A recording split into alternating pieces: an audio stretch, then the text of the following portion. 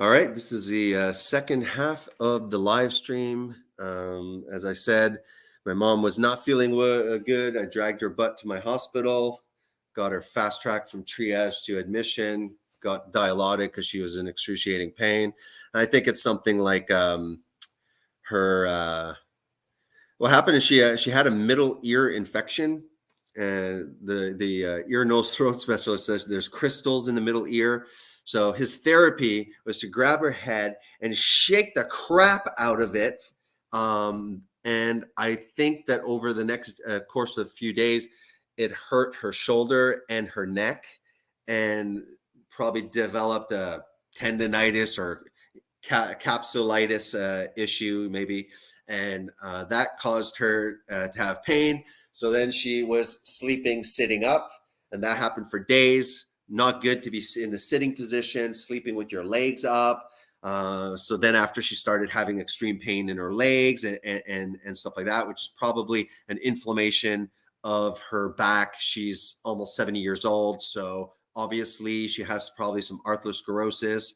Those little cushions between the vertebrae are nice and squishy bumpers. So everyone in the family is quite upset that she's getting transferred downtown from my hospital. I'm not too worried. I'm like, well, it's much better being in excruciating pain, going to the hospital, and then freaking realizing, well, at least I got something. It's more disturbing if you're in that situation. You can't hardly move or do anything, and they're like, no, everything's fine. So I had to cut the feed short, deal with this family matter. Please send some positive vibes or a nice prayer that she can find a little bit of rest and comfort, and that the people taking care of her are going to take good care of her. We know the health system is far from perfect. All right. So JD was supposed to come on. I just spoke to him on the phone. He was like, did I miss the live? I'm like, indeed you did. We got 3 people watching. I'd appreciate it if you just give a nice hello in the comments, especially if you're new. We're talking about Jeffrey Phillips and Garland Farms, JD from Garland Farms, 2 channels.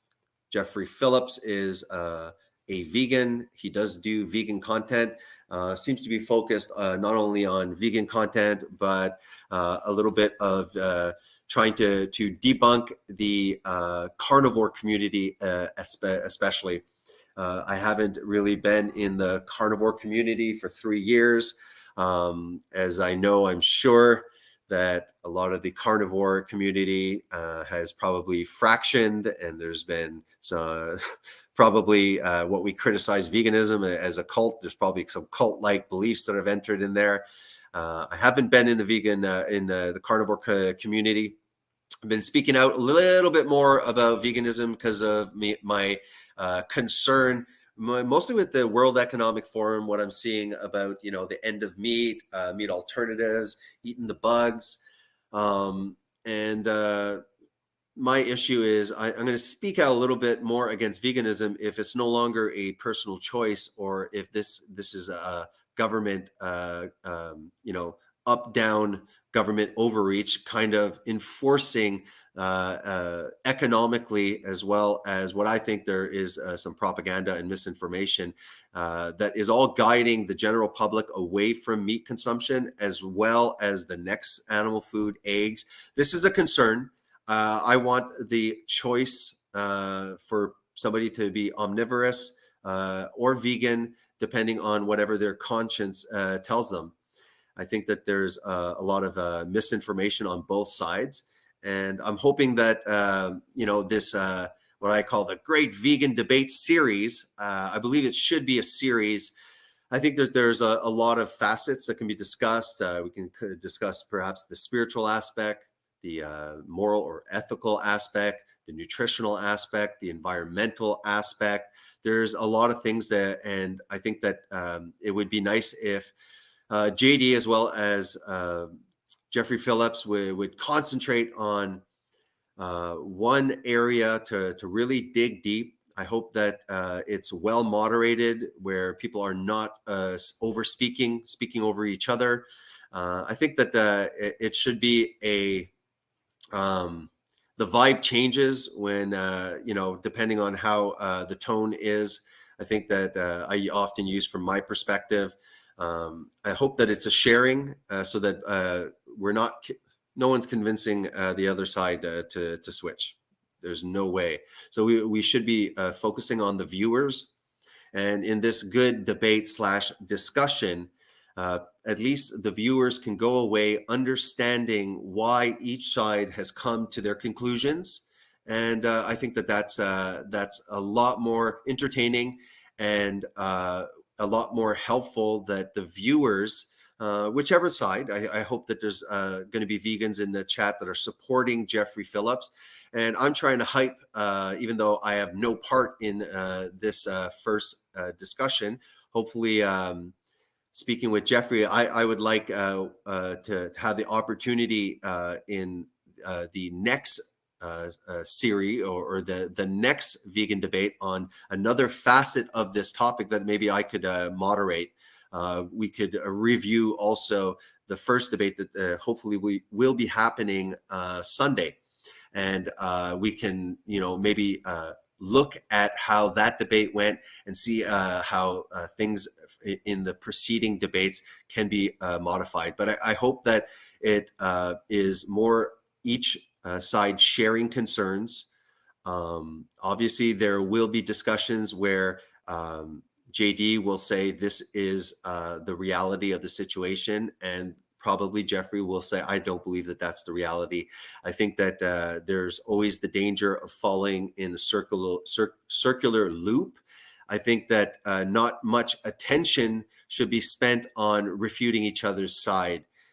It'd be wonderful if the panel, the platform being used, has the capabilities of each side when it's their turn to be able to share and present. I believe that with StreamYards, we do have the capacity. Let's say I'm the host. I obviously can, when the damn thing works, I can 100%, just give me a second here. I can 100%, when it works, share while I'm speaking. Let's say if I was speaking in the debate, I'd have all of these panels lifted up, so that when I would speak, it at least would give some form of citation, like, look, this is where I'm getting it from. For example, when I was talking with Jeffrey Phillips briefly, and I'm like, well, the American Journal of Clinical Nutrition. Now, this doesn't seem to be an epidemiological study, so it's not really speaking about associations. It's really concentrating on the bioavailability, or the conversion rate of beta carotene into a usable retinol form, whether it's a concern or not, the absorption rate. I think this is a nice little study. And if I was debating, as I was expressing, this topic, I'd at least be able to have this popped up. Now, the opposing opponents are free, as you know, to say, well, I don't think that's a valid study. I hope that they don't revolve around trying to debunk or to downplay each other's studies. I hope to God that there's no high amount of epidemiological studies. Those really are not conclusive. They're not showing anything about causation. Me and Jeffrey, I even mentioned about the healthy user bias. There's not many, gold standard studies where they grab 100 people and they lock them up in a facility, and they have another 100. They're doing a vegan diet. Let's say for this one, they're doing a carnivore diet for the other, and they look at the results over a span of 15 years, long term, making sure that the other group, let's say the meat eaters, are not eating all sorts of junk and processed food, making sure also on the vegan side that they're just not eating a very unhealthy Oreo vegan diet, so that it's very structured over a large group, over a large time.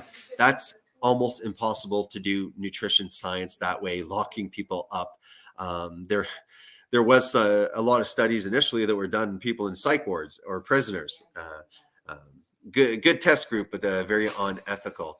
So I'm very excited. I'm looking forward to the debate, and I'm hoping JD will pop up again. It'd be nice to maybe go through just the nutritional aspect with JD. I just got off the phone with him, but it doesn't seem like he's on in the studio at the moment.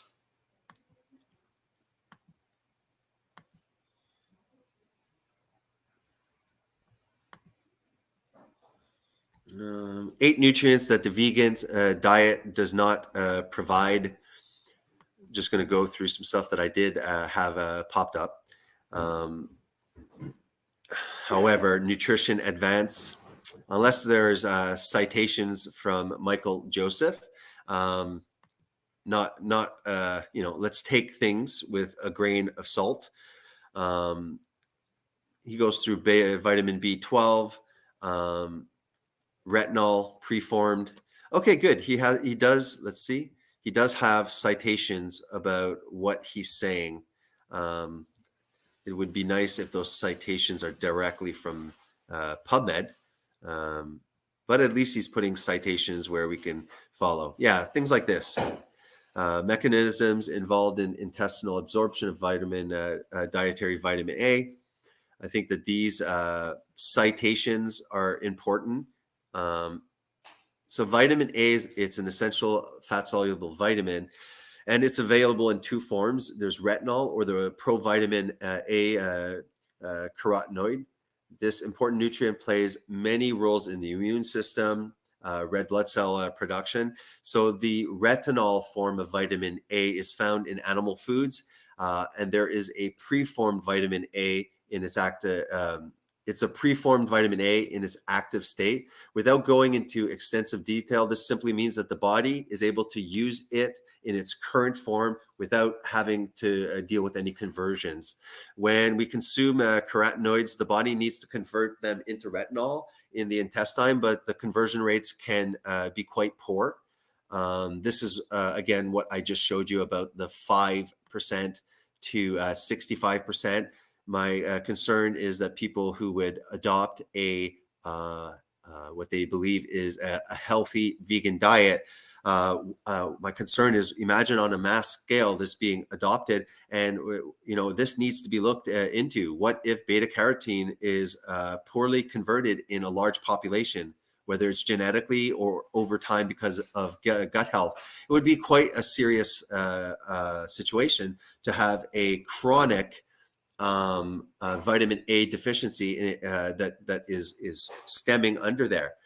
Is this true? I don't know, but it is something that should be discussed, because the whole ethical question revolves around really being honest and coming to the conclusion, if we are able to achieve every nutrient at a level that allows us to thrive.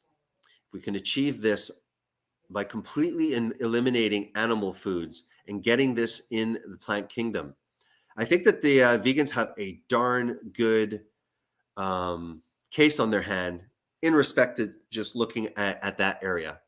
I think that the omnivores, as well as the keto, as well as basically the meat eaters, if you want to call that, I think that they have a valid concern, and I don't see this being taken very seriously.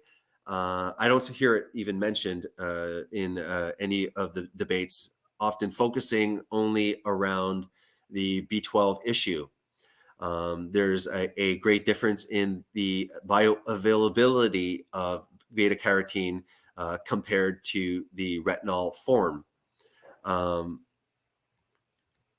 So this gentleman at least puts citations. You also, like I said, we have vitamin D. Yes, it is true that vitamin D can be obtained through the sun. However, that varies greatly when looking through large geographical locations. Obviously, the equator, a lot more via vitamin D production. African Americans that do not live in the areas where there's plentiful sun. Canadians that have the winter months.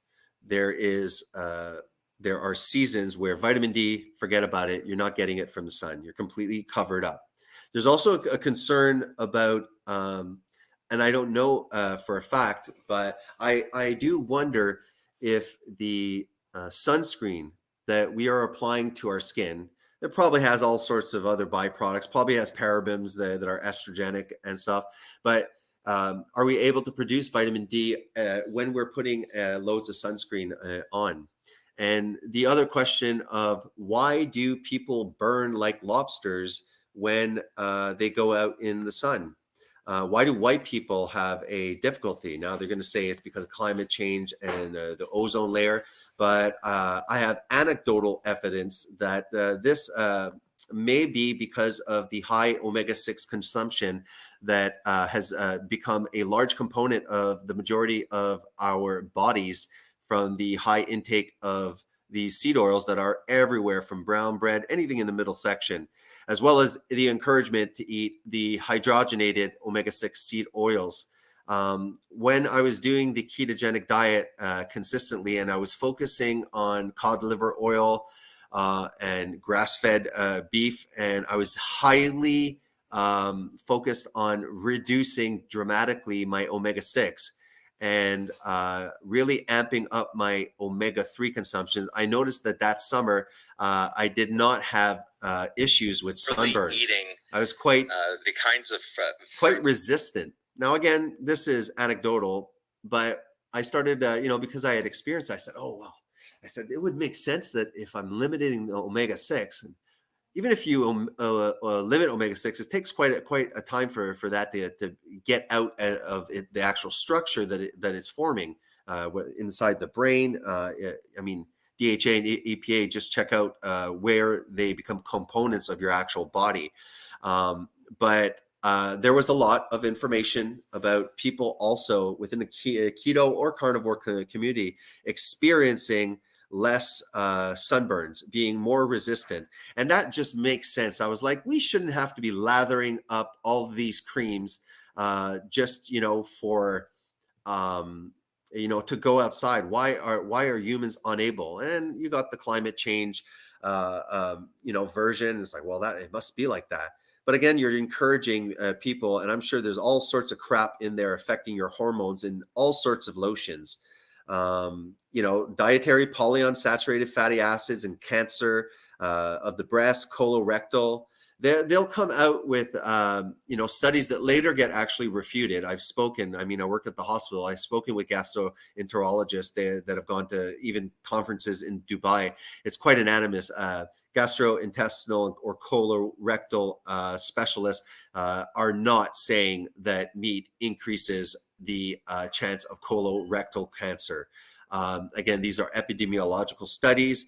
And again, just like we've seen over the last 3 years, that there is, there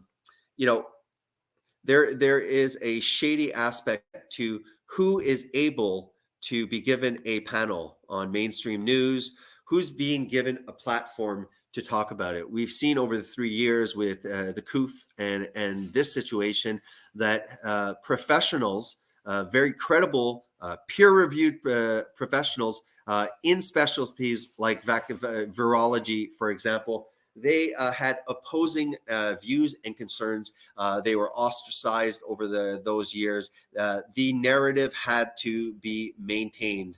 And I believe that, when you're looking specifically at health science, there is a lot of science to justify anything. For example, why didn't, the media and social media, as well as newspaper and these articles that you see on Google, why didn't they come up with this study about polyunsaturated fatty acids causing cancers and colorectal surgery? Why didn't they choose that one? Isn't that really also science? Well, you know what? There's something called scientism, and there are obviously industries that support beef and industries that support subsidized grain products. I'm not denying that, but I do trust JD, as well as I have really been researching into what they are doing to the farmers on both sides, but more heavily on the side of animal agriculture. These protein packers, these middlemen that the farmers have to deal with to bring the food to market, they want the monopoly. There's not going to be a traditional farmer, livestock association, and then there's going to be the protein and alternative meat industry. No way. There will be a protein corporation, and that protein corporation will decide the supply and demand, how much of the animal food is entering. The scarcity that they're going to create from the animal food is what will make the choice, will again indirectly remove the choice of what kind of diet people can eat. Economically, the meat, and then the shortages on the shelves of meat products, the subsidized grain, soy, and meat, making the protein from plants and alternative proteins a lot more affordable. I think that Jeffrey isn't too convinced about us eating the bugs. I think that it is going to be pushed. I think that it should be taken way more serious than it has currently been taken. Where the hell are you, JD? It'd be nice to talk for an hour or so, because my wife just arrived. Maybe it would help if I put a link, right? Damn it. Sorry about that, JD. Here is the link. Sorry about that, bud. As you know, it helps to look at the chat. No essential others you can get from supplements. Well, exactly, Moist Vegan. The point is that isn't there something wrong if we're trying to adopt a future global diet? If we're making the claims that this is the diet that we should move forward globally on, and to say that it's okay. Yes, there's no vitamin D3, there's no vitamin K2, beta carotenes poorly converted, the omega ALA plant fats poorly converted. You can get some, but not in a very high amount. But we can just take the B12 supplement, the vitamin A, we can supplement that. If people are having a hard time with the non-heme iron, we can deal with that with supplementation. Who is going to be producing the supplements? Are we going to be growing those supplements in the backyard? Or in a way, is veganism going to, through the supplementation, because of the lack of some nutrients that just don't exist in the plant kingdom, is that really going in a good direction? Are we not becoming dependent on corporations down the line to assure that we can get those supplementations? I think that these are legitimate concerns. African Americans, due to the pigmentation of their skin, are actually very less efficient in converting vitamin D from the sun. So you can imagine African Americans that have moved away from the equator and that are up here in Canada, that are actually not good at converting the vitamin D from the sun, converting it because of the pigmentation of their skin. What about those poor converters of vitamin A? What about the fact that K1 is only found in plants, but K1's coagulation?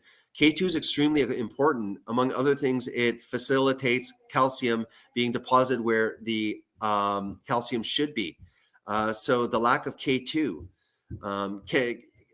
it's very hard to say that this is a whole food diet that can be completely sufficient if there's literally a lack, or there's a poor bioavailability, or the fact that to get a vegan diet with a wide variety, a wide array of all of these mangoes and cashews and these versions of milk from almond milk. These are highly processed. These are GMO'd. Are we not concerned about what the hell are they putting on these plants? What about the Roundup? Are they going to be spraying stuff? I have evidence of spermicidal corn. These corns can really be manipulated even to the point of GMO'd food that decreases sperm count, fertility. There's even a way of using certain subsidized grains that are modified as vaccines. It's getting quite scary. And I think that both all of the community, vegan community included, should be concerned and should be very skeptical of who will be supplying us those vegan food.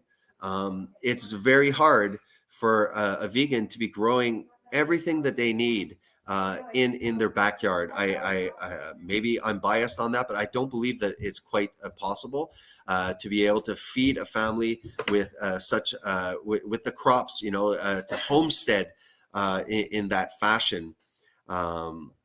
So when you say non-essential and other you can get from supplements. Maria says, wishing your mom great recovery. Thanks a lot. Moist Vegan says it's not true. No, it's not true. I'm not sure what they're referring to. Meat increases all-cause mortality. So Moist Vegan, do you acknowledge that this claim is created from epidemiological studies that do not have taken into account, for example, user bias? People have been touted in media and everything, pushed hard that a vegan diet is healthy for the heart, correct? So a lot of people will go, me included, for 2 years onto a vegan diet because they are health conscious. So you're comparing the non-animal food eaters to the animal food eaters using wide statistics, understanding that that the study has to bear the burden on the meat eater side, that they are also eating probably a standard American diet. They're not taking into account drug use. They're not taking into account a wide variety. Are they consuming seed oils in this group? There's a wide variety. So to say that, meat increases all-cause mortality, you're talking about associations, increased risk, and link. It'd be very interesting to discuss what that actually means, link, risk, because saying that the general population will believe that, oh, well, yeah, Moist Vegan just quoted a good study, and meat, in all fashions will kill you. And I don't think that that is very accurate to make these statements that you're talking as if this is a fact, that if you eat meat, you will die earlier. I'm on the fence with supplements. You should be. Again, if you're trying to get the vitamin A that you may be deficient on a vegan diet, pay attention, because you're actually going to supplement again with beta carotene. So it might not, necessarily help.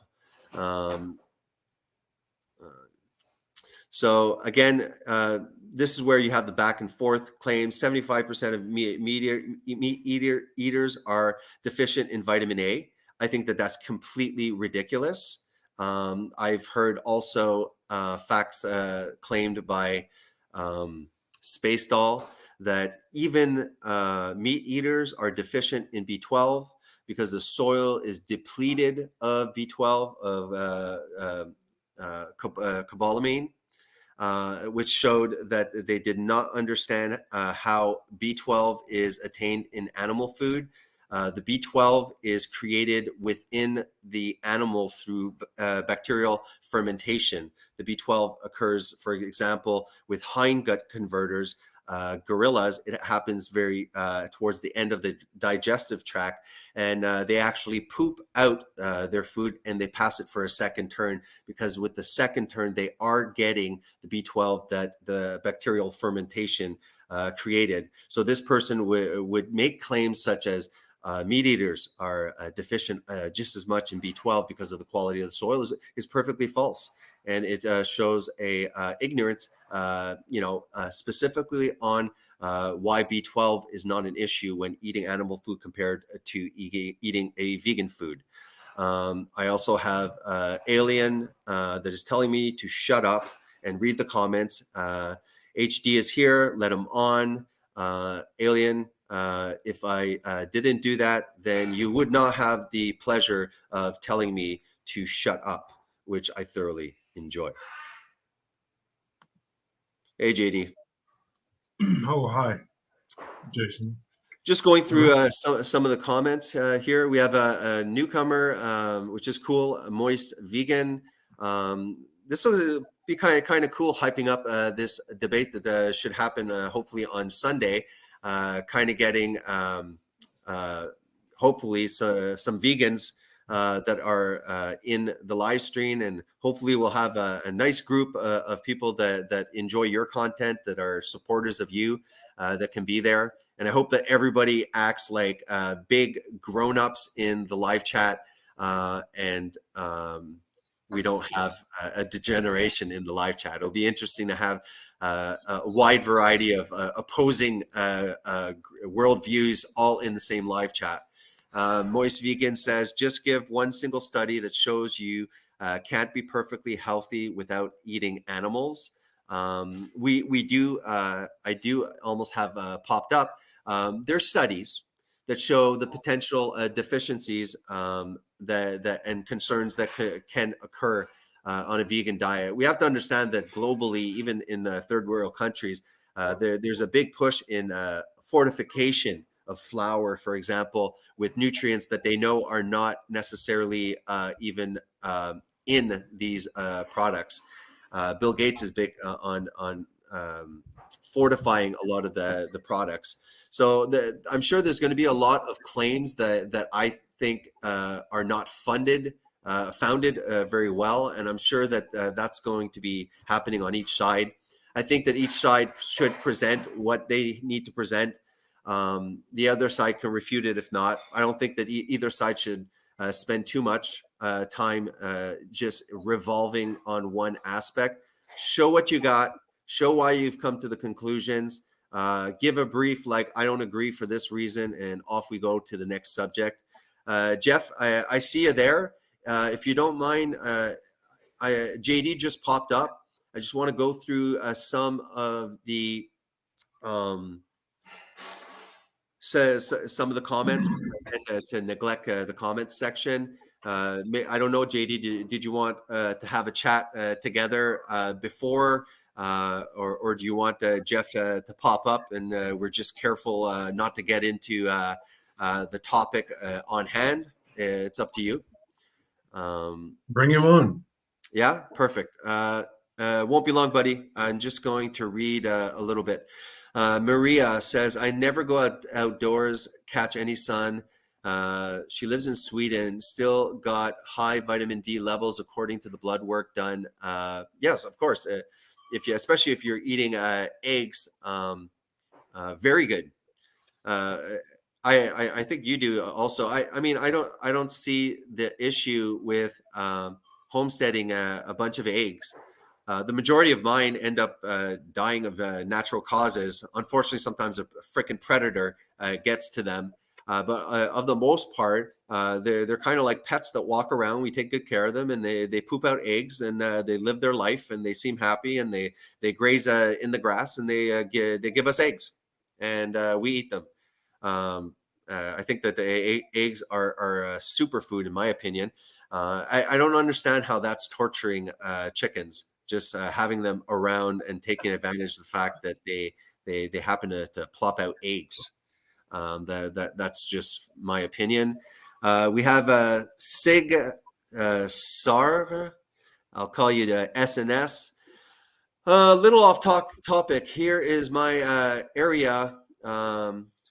FL. There's been trucks inside busy shopping centers selling off name like Omaha steak and chicken packages.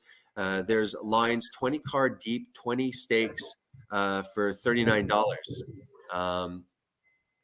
Moist Vegan makes a claim, haha, what a loony. Protein is in all plants. Yeah, there are some plants that have protein, not denying that you can't get protein, but there are some essential amino acids that are a little bit less dominant in them. I think that maybe JD might have a little bit more information about the necessary bioavailability of some protein. Is it just as easy to get, the protein into your body to be used? Is it as efficient with animal protein as plant? Not sure. I seem to see a lot of what I eat in a day or vegan people. And this might not be true, but supplementing a great deal with powder. I'm not saying meat eaters or omnivorous people don't supplement with whey protein. Moist Vegan says no need to supplement ALLL. Okay, so I guess Moist Vegan just is like, no, there's no issue in conversion. Every human is an efficient conversion of beta carotene. Hey, Jeff, like I said, we'll let you on shortly. K2, best spice is from a plant. I'm not sure about the truth of K2. I'm not sure what you're talking about as a spice. I'm pretty sure natto, which is a fermentation of soy, is really the only what we would consider a vegan option for K2. Somebody can challenge me on that. I think that it's definitely a big issue, the K2. Need my omegas. Again, before we go on, I don't know if I already popped up the omega issue, the concern. I'll stop talking in a minute, JD. Which study is it? We popped it up previously also. Should be, yeah, this one here, PubMed. So the concern, can adults adequately convert alpha linoleic acid, which is the omega-3 in plants, to the active form of EPA? Not going to use that big word. It's basically EPA and DHA. Now, when we consume animal food and all varieties, there is a ratio of omega-6 to 3. JD makes the important note about the fact that this grain-fed animals, these animals that are eating these subsidized grains, can have also a ratio of omega-6 that's way too high, that can actually, even if you're avoiding the seed oils, are truly not optimal and maybe can put us into a similar inflammatory state. But that being said, this is where I'm coming from. If somebody is stating to me that, you're unethical because you could be vegan and not harm animals and you just need to take a few supplements, I am making the challenge and saying, look, I've read these studies and I'm concerned about it. You guys as vegans have been honest enough to discuss about B12. Well, what is this research? Is it just one study? Why is this not a valid concern? And again, I will highlight let's actually read it a little bit more. I usually just revolve around here. This is a diet including 2 to 3 portions of fatty fish per week, which corresponds to the intake of 1.25 grams of EPA and DHA per day, has been officially recommended as the basis of epidemiological findings showing a beneficial role of these omega-3 polyunsaturated fatty acids in the prevention of cardiovascular and inflammatory diseases. But the parent fatty acid, the plant one, ALA, found in vegetable oils such as flaxseed or rapeseed, is used by the human organism partly as a source of energy, partly as a precursor of metabolites, but the degree of conversion appears to be unreliable and restricted. most specifically, most studies in humans have sought that whereas a certain, though restricted, conversion of high doses of ALA, we're talking about high doses, to EPA occurs, conversion of DHA is severely restricted. The use of ALA, labeled with radioisotopes, suggested that with a background diet of high saturated fat, again, it's very rare that a vegan will be going on a high saturated fat diet, even if it's tons of mangoes and coconut oil. That's not really. They tend to be on a very low saturated fat diet. I may be wrong. I'm not a vegan. Conversion to long chain metabolites is approximately 6% for APA and 3.8 for DHA. Wow. Okay, that ALA is only being converted 6% to DHA and 3.8. That's a large loss, in my opinion. With a diet rich in polyunsaturated omega-6 fatty acid, conversion is further reduced. So like JD said, now if your ratios of omega-6 are 20-1, we're going to talk about a further restriction of EPA and DHA. The restricted conversion of DHA and APA can be critical since evidence has been increasing that this long chain metabolite has a autonomous function in the brain, the retina, on sperm, where it is mostly prominent fatty acids. I can continue, if you guys wish to do it. So I think that these are fair concerns. If I'm going to be convinced of a plant-based diet, turning away from all of the animal food, I am challenging and saying, well, you know what? I have concerns. Before you call me unethical, I want to make sure that the mass population that would adopt this to create the vegan utopia, is there a reality that could this be a problem? We are focusing on long-term effects of cardiovascular, but what about cholesterol levels? That there's an increased mortality in low cholesterol in elderly people. There's a lot of factors. So I'm going to shut up now. And JD, anything to say before I let Jeffrey Phillips on there? And I'll kind of allow you two to maybe get to know each other and step back a little bit. Hey, I've got a tab open somewhere that's playing music. I'm gonna have to find. So okay, I'm just going to continue answering.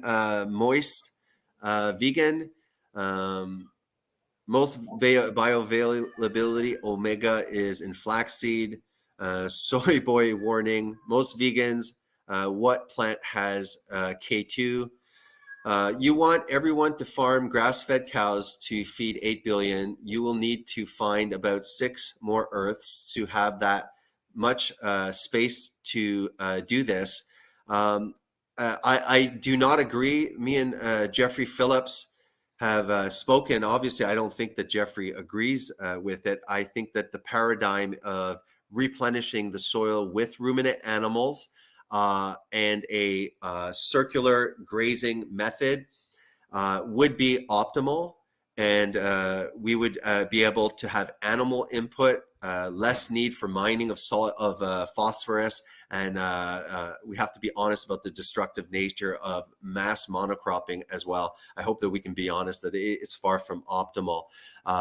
There has been people that have looked at the calculations and said, look, there is area that is not able to be used for agriculture. We can take advantage of animal agriculture in those areas, and there's vice versa. These are the things that are stated that they may be opinion, and I'll share my opinion. Maybe I'm wrong, but I'm not buying that. I do not believe that 8 billion people cannot be fed with beef if we change to a mass grazing paradigm.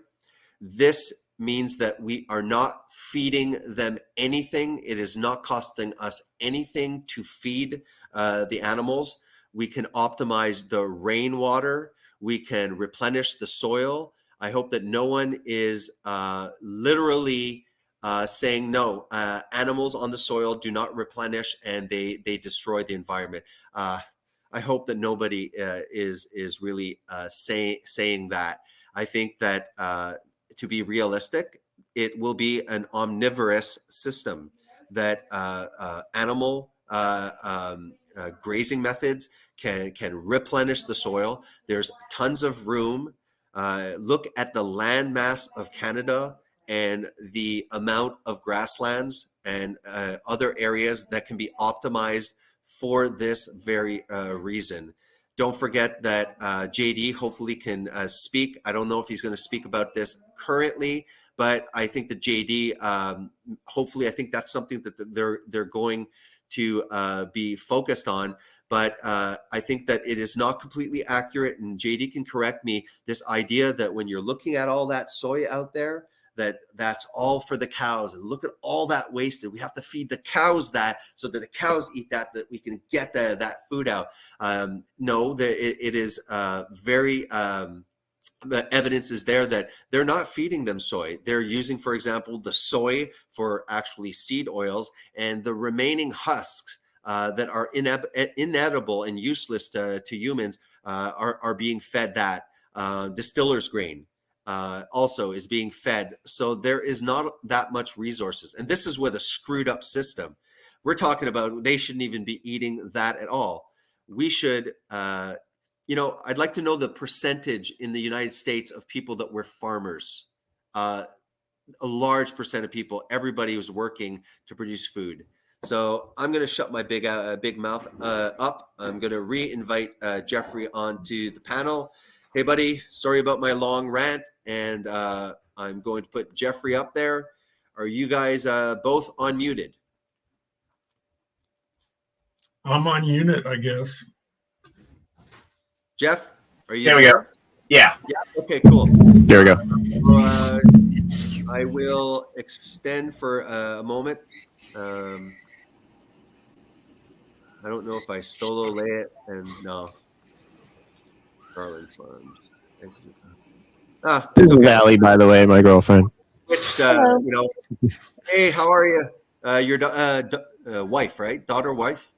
Girlfriend. Daughter. Hey, two options. the vegan diet, it's making you look youthful. So, no, she's my girlfriend. 20-ish? Your daughter? No, she's not my daughter.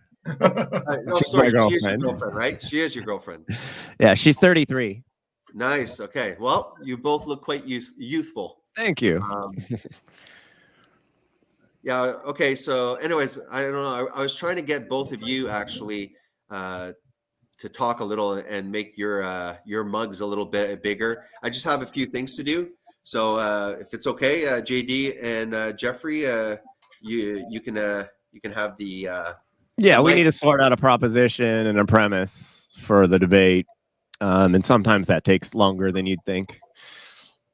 JD, we actually someone tagged you, I believe, like last year on my page, and we actually had a conversation because I remember looking at your YouTube. But I remember someone was tagging you several times, but we had a run-in with each other at one point. I believe it was like last year or something. But anyway, so I actually I contacted a YouTube channel called The Crucible. They're a YouTube channel that holds moderates and hosts debates. They have I think 15 or 20,000 followers. I asked them if they were interested in hosting our debate, and they said yes. If you're interested in that, they're all carnists, so you would have the carnist bias with the moderator. I don't need that. I don't need the bias. I'm just saying, some people, it wouldn't be a vegan moderator, is what I'm saying. If it's Zetetic Warrior, okay. No, you might have just. None of my business, so it has nothing to do with me. But it'd be nice if you go see the archived video of his character. it was pretty disgusting. The guy was just screaming and ranting and swearing and calling my wife a whore because I'm Christian. Yeah, he calls her a whore too. He was, yeah, well, that wasn't cool. So I think a moderator needs to also have proper character, and that's just my opinion. But when he came on and he's like, you know what, your wife, she might be kneeling at church, but she might not be praying, and that was disgusting. I think he's been reaccepted into the kind of awakened community, but man, that's none of my business. That's between JD. But that guy is disgusting in my book. Didn't you say he was at your wedding? Yeah, I was being facetious. Oh, okay. Yeah, because when you gave the name, I'm like, oh, Zetetic Warrior. No, me and him are on great terms. You might have just missed what I said. I actually contacted a YouTube channel that holds debates. They're a large channel. It would be nice if there would be actually somebody that doesn't. It's a professional moderator. Yeah. Somebody. None of my business. I kind of in my head too. Like, I'm kind of like, oh, great. Here I am like pushing this to get a lot of people going. And it's actually going to benefit Zetetic Warriors channel. Yeah, that's going to occur too. No, I don't really think he. I don't really care. But me and Zetetic I don't think Warrior, he knows the rules of debate. I don't think he knows enough to moderate. Yeah, if it does happen with Zetetic Warrior, like you said, there. I'm hoping it's a series of possible debates with you guys. Debates are always a series unless someone. I would like to get involved and maybe also have an opportunity to moderate between you guys, so that I am a little bit involved. JD's like one of my best friends here online, so we kind of tag team together, and it'd be cool. Like find one of the debates. I would like to have the honor of being one of the moderators. Find somebody else to rotate around. So that's my 2 cents on Zetetic. I feel a lot better. I vented. Thank you for. I'll charge you for the emotional therapy, and let you guys talk. Well, if it makes you feel any better, I made him cry the other day. Really? Yeah. Definitely made him cry and rage quit on a panel he was on. I'm liking you more and more, my friend. I picked him apart pretty well. He didn't like it at all. Yeah. High five. Yeah. High five. Do you want to just come in? No. All right. I'm too shy. Hi. There you go. Hey, Z. This is my whore of a wife. Yeah. This is my. I'm keeping my eye on her. I'm keeping my eye on her. Nice to meet you. So yeah. Anyway, JD. So we gotta nail down the exact premise of what we're going to be talking about. You told me you wanted to. What was your premise that you offered me in the comments? The premise that I offered was that you were arguing that crop agriculture kills fewer animals than animal agriculture. That was what the original argument was between me and Freedom Grower. We don't necessarily have to do exactly that. We can do, does a meat-based diet cause more harm than a vegan diet, period? Or plant-based, meat-based versus plant-based harm across the board. I think you also mentioned something about soy. I don't know, like we can definitely add that as an additional debate we can have the specific soy thing. But I would like to do plant-based versus animal-based harm, period. What do just as a viewer, I think that because that's a huge topic, especially when you're going to get into the health. Oh shit, there's the epidemiological studies. That's going to be why don't you make it in 2 parts? There's a lot to focus on vegan compared to meat, but on a environmental. Just focus because that just there's tons, and then break it the next section into which one causes more harm to health.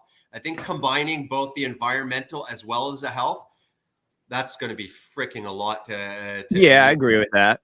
So why we don't we do do it general. which one is more destructive, environmental first, then get the health one. As a viewer, I think it would be more interesting. Yeah. Okay. That's just my 2 cents again. Yeah. So the premise would be plant-based diet versus meat-based diet harm on the environment is what you're saying? Harm on the environment? Yeah. What does more harm to the environment, meat-based or plant-based? JD, what do you think?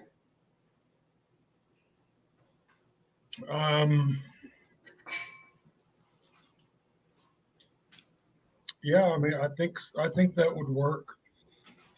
And you want to do in the US or in the whole world combined? World. World? Yeah. Okay. Yeah, world. Yeah. So the premise will be plant-based versus animal-based. What does more harm environmentally in the world today or in the future?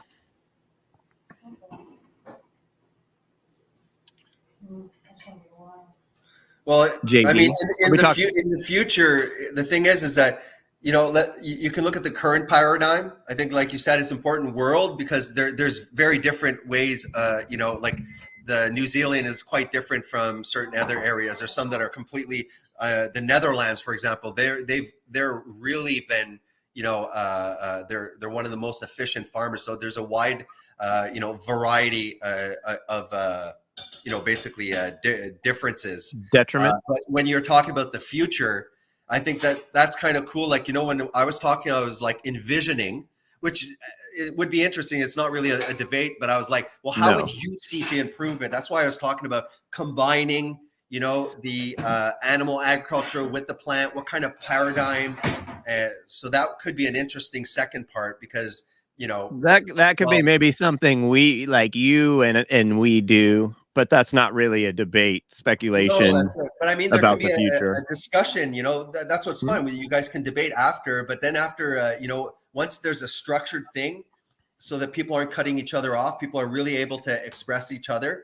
Then at the end, a good chat, you know, a good chat could be about like, well, what do you envision? Because we have to acknowledge, but both systems are horrible at the moment. Plant agriculture is totally industrialized. It can be a lot better. And then it would be the question, should we just completely shut down animal agriculture or climate, you know, environmentally, could there be some benefit of animal agriculture being combined? And you guys can talk about that. Okay. So, but in the debate, it would be the harm of plant-based versus animal-based in the world, either today, in the past, or in the future. And the future would clearly be speculation. Yeah, probably just present then at the moment, you know, because again, you know, like let's say, how it was. I'll start with I would start with the damn nutrition physical degeneration. You'll say, well, that's not, you know, so going back to where none of us were, then it's going to be like, I don't accept this material or not. So stay with the present. It's appealing to tradition. Yeah. So environmental harm between if we went completely vegan. So what's monocrop, what's livestock, environmental, don't get into ethicals, don't get it into health. Completely digest, completely dismantle both of those sides. And then after the next one will be health. Wait, but you just said if we went completely vegan, that would be in the future. So it would be if it's present, but it's considering which one's doing more harm now. Yeah, no, you're correct. So keep currently veganism stuff, whatever. Not if it switched. If we switched overnight, you guys are kind of focusing really on the environmental. You know, yeah. I mean, or leaving the moral and all that stuff for the next time. Yeah. So that it's a bunch of series. Okay. because to be honest, I hate vegan and nutrition debates. I've watched so many, and I find that, like, especially, I don't know if you remember vegan gains and stuff like that. They were really not interesting. It was just he's autistic and he's a robot. Like, dude's a machine, so he gets really repetitious because he has like a certain tick that makes him that way. I know. He would rather eat after a while. I get it. His argument has only changed slightly over the last 10 years. His argument now is pretty hard to defend against because it's like an autistic's, it's like a very extreme, he believes he believes, which I kind of agree with him, but he agrees that any rights violations should be stopped by higher sentient beings, regardless of what they are, just simply on rights violations, which it's an interesting argument. But Richard has, he's got some he's a strange dude. There are other people that have better arguments than Richard, but yeah, Richard turns into, he just repeats the same stuff that he stands by, and that's one way of doing things, but it's not very entertaining for the viewer. Because the health one, there's going to be way more studies on that second part. I think prior it would be to look at the studies. Let's please, if it's an epidemiological study, please acknowledge that this doesn't prove causation. For the viewers, coming up, like, oh, this epidemiological study shows increased all-cause mortality. It's like, okay, but please let the viewers know that is an epidemiological study with associations, and there's many factors in it. It's also meta studies too. That's the highest caliber of information that we have. So I think it's a good idea. Simply because it's epidemiologically, a study doesn't mean you can completely throw it to the wayside, because there is good information in there. So, and that's why it's good to do the environmental maybe before, because the health will be way more heavy duty. And I agree. I think probably you made the thing. The other people should see the studies that will be presented. I think that's smart. Yeah. Okay, I'm gonna let you guys talk again for like cool. 30 seconds, and then I'll come and disrupt. All right. Cool. So the premise is so basically what we'll be debating right now, is it more detrimental to the environment for the plant-based diet or the animal-based diet? And then we'll do a second discussion on soy products, specifically soybean crops, which is your expertise. We can do that along with that. Cool.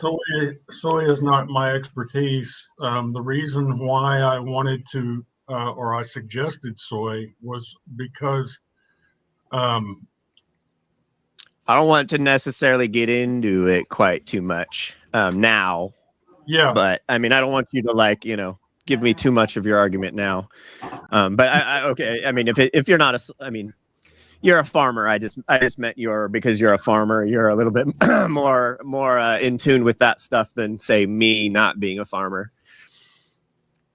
Well, you must know something about farming if you're going to argue that crop farming does the least amount of damage.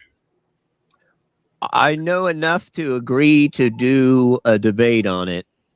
I don't know. I'm not a person who decides to do debates. I don't know anything about ahead of time. I do have experience raising animals. I do. I explained that to Jason earlier, but not on like an huge level. But I had a couple goats, and I've had chickens, and if you've raised kids, you've raised animals. Yeah, and I have kids. It's all pretty similar. I'm good at growing plants too, and I get all that stuff. But the soy is a good topic because a lot of people talk about soy, and a lot of people It'll be educational, I'm sure, to hear both sides of it. And you were willing to do it on this show called the Crucible on YouTube? Yeah, With a professional moderator, not Z. sure.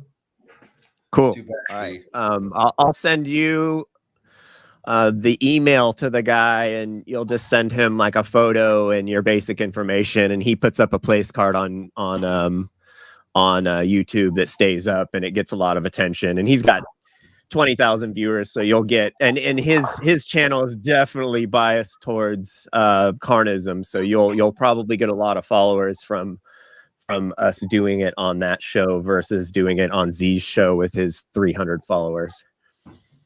And we don't have to deal with listening to him. JD, you're not like a carnivore advocate. You're an omnivorous advocate. Like you just eat a normal. Yeah. I understand that. I usually go after carnivores because they're a little bit lower hanging fruit, if you know what I mean. Like when I do carnivore and stuff like that, I'm really kind of using it as just understanding, like, you know, the biochemistry a little bit behind it. Let's say I had 25 pounds, you know, to lose on my gut. So what I did when I lost 13 pounds 6 months ago was I went for very lean steaks just for a 30-day period. So understanding that you can't just live on lean protein, that's not something that's sustainable. But by restricting the carbohydrates, and on top of it for a short time, because I had the fat on me, even going lean and calorie restricting, high protein, understanding what I'm doing, it helped eliminate the fat a lot higher. And then after using the carbohydrates to find that money spot where you're able to give that glycogen reservoir as much as it can without spilling over. So even my son, you know, I tell him, like, no, you know, concentrate on what you're built of. So here's my bias, you know, animal food, but don't go like this strict keto or anything like that, because you want to replenish. So I tell him, eat carbohydrates after you weight train. And had you ever seen the fasting and a human growth hormone scale that they showed? Like a typical person that eats regular meals, they get a growth hormone spike early when they in their sleep cycle and early in the AM.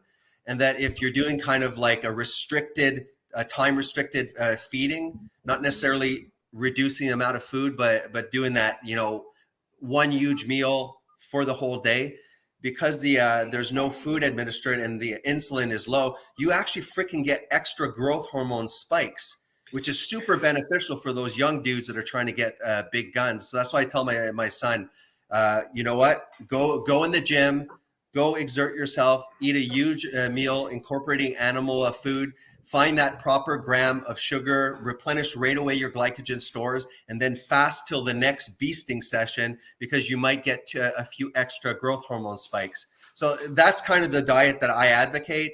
I'm not carnivore. I don't believe that staying in ketosis is some magical nirvana, but I think that understanding what the hell's happening and that ketosis is not a poison, and that humans, you know, would have went through periods where they needed to look for the food. They entered ketosis, they popped out of it. I think that that's like kind of my reasonable reason for doing, well, what I call like animal-based low carb.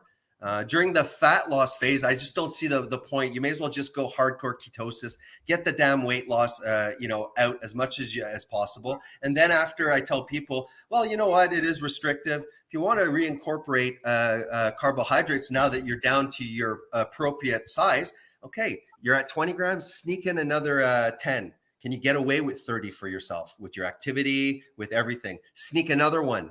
Some people can get to 100, 120 grams. Still stay lean.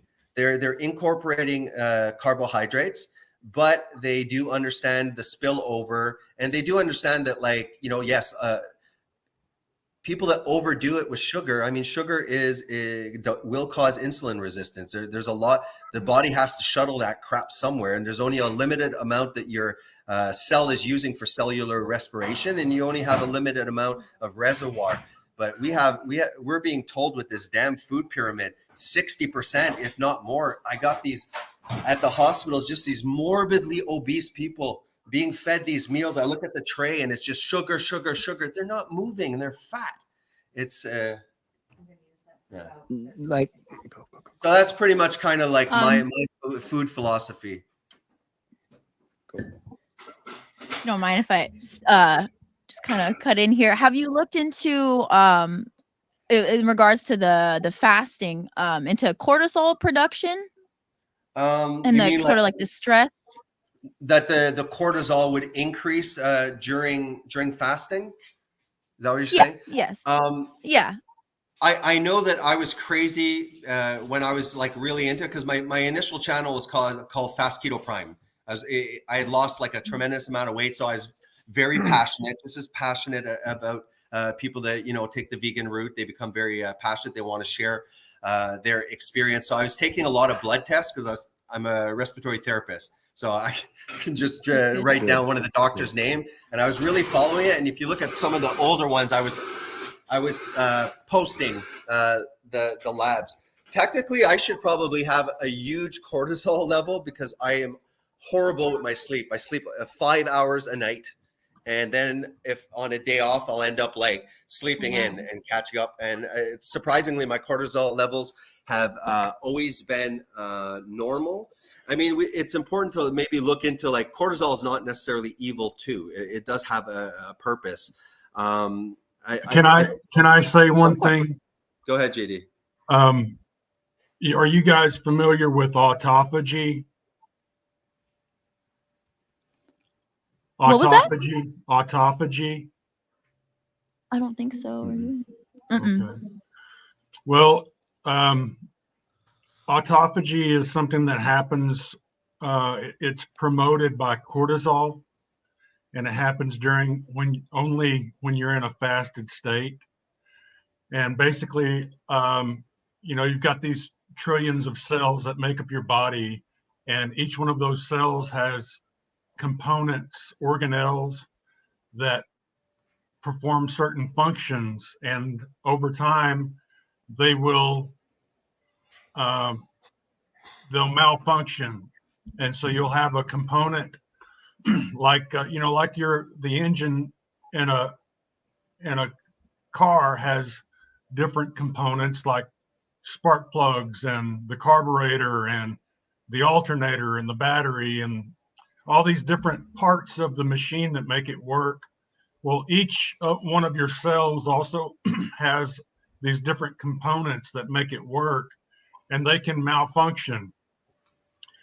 But the way that the body replaces those faulty components is by just adding another one, but it doesn't take the old one off unless you go through autophagy. Mm-hmm.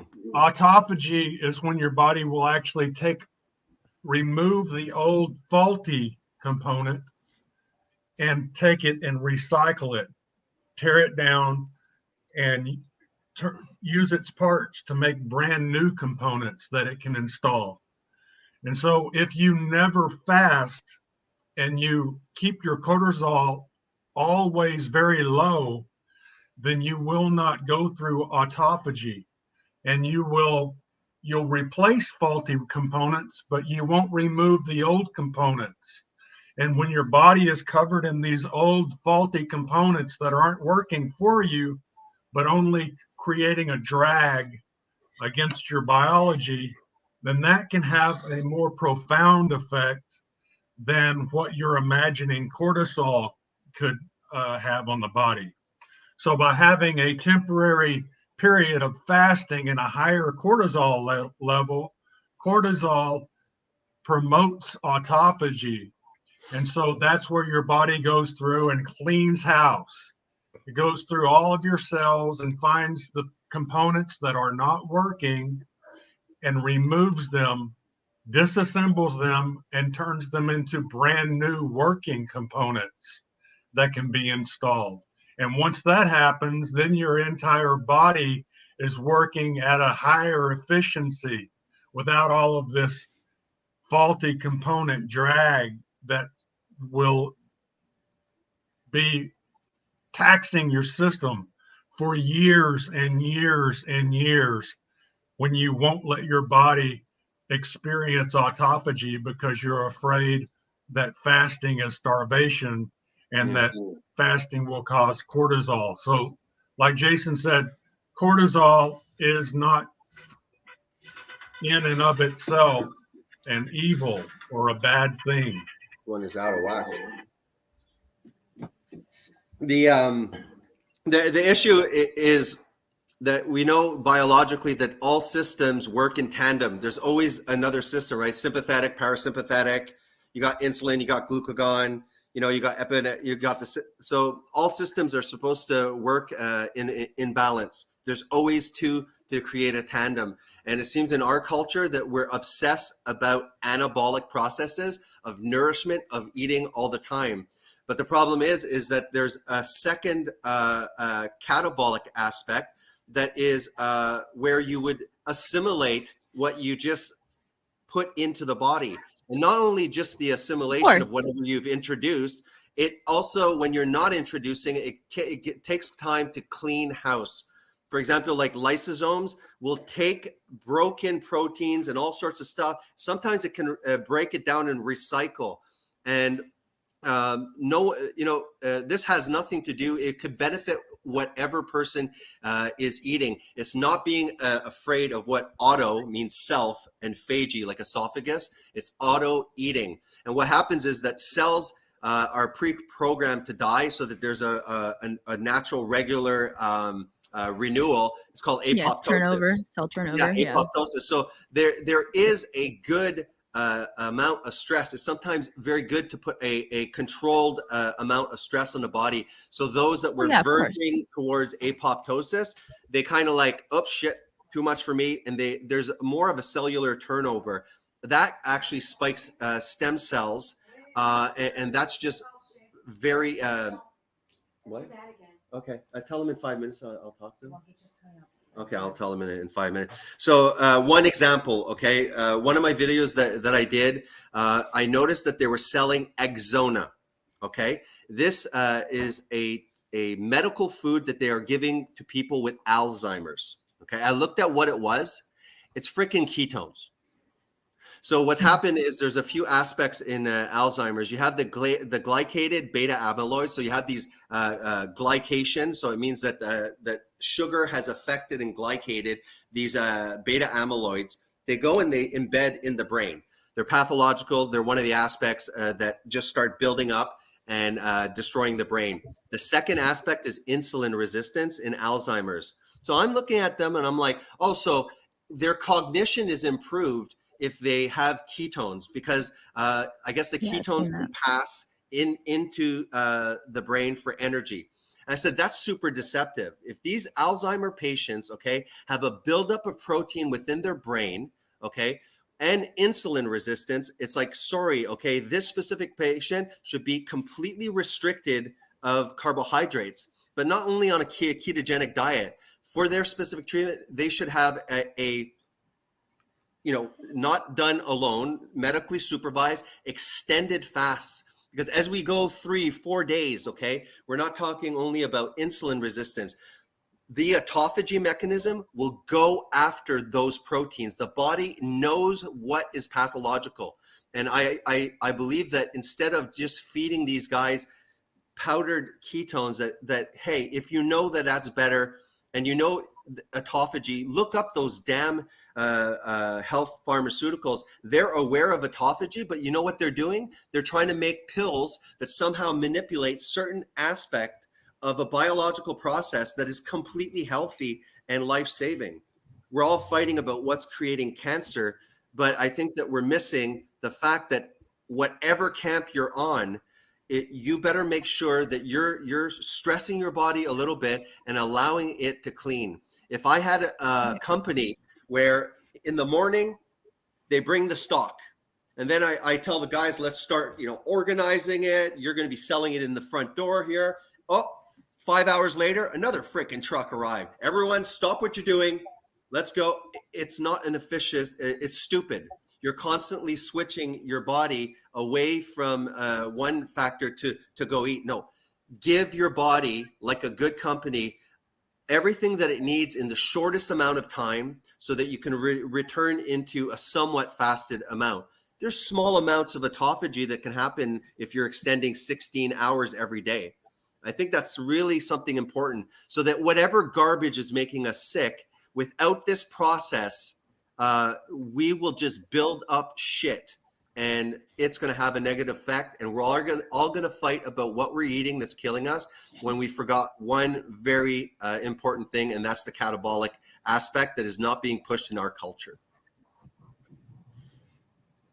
Yeah, it's similar to, just going back to the point you made about inducing that stress on our body. That's a good stress. It's kind of like the idea behind exercise, right? That is a stress upon the body, but we see all these benefits from it. Exactly. There's an adaptation.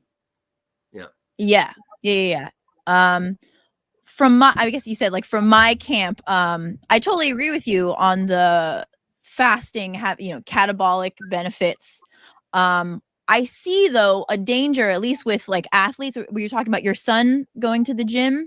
I believe it was your son. Forgive me, I forget. But yeah. Yeah, my son.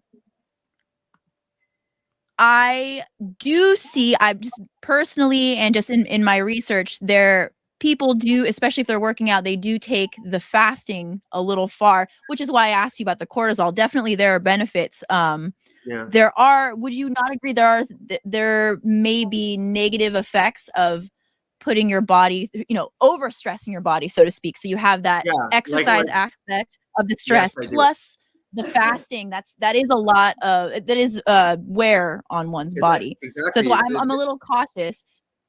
I think that in that aspect of advocating the fasting. Take it to an extreme. I think that it's a bell curve with like anything else. There's a benefit. There's a benefit. Now you start stretching it out. It's not much benefit, and then there's harm that occur.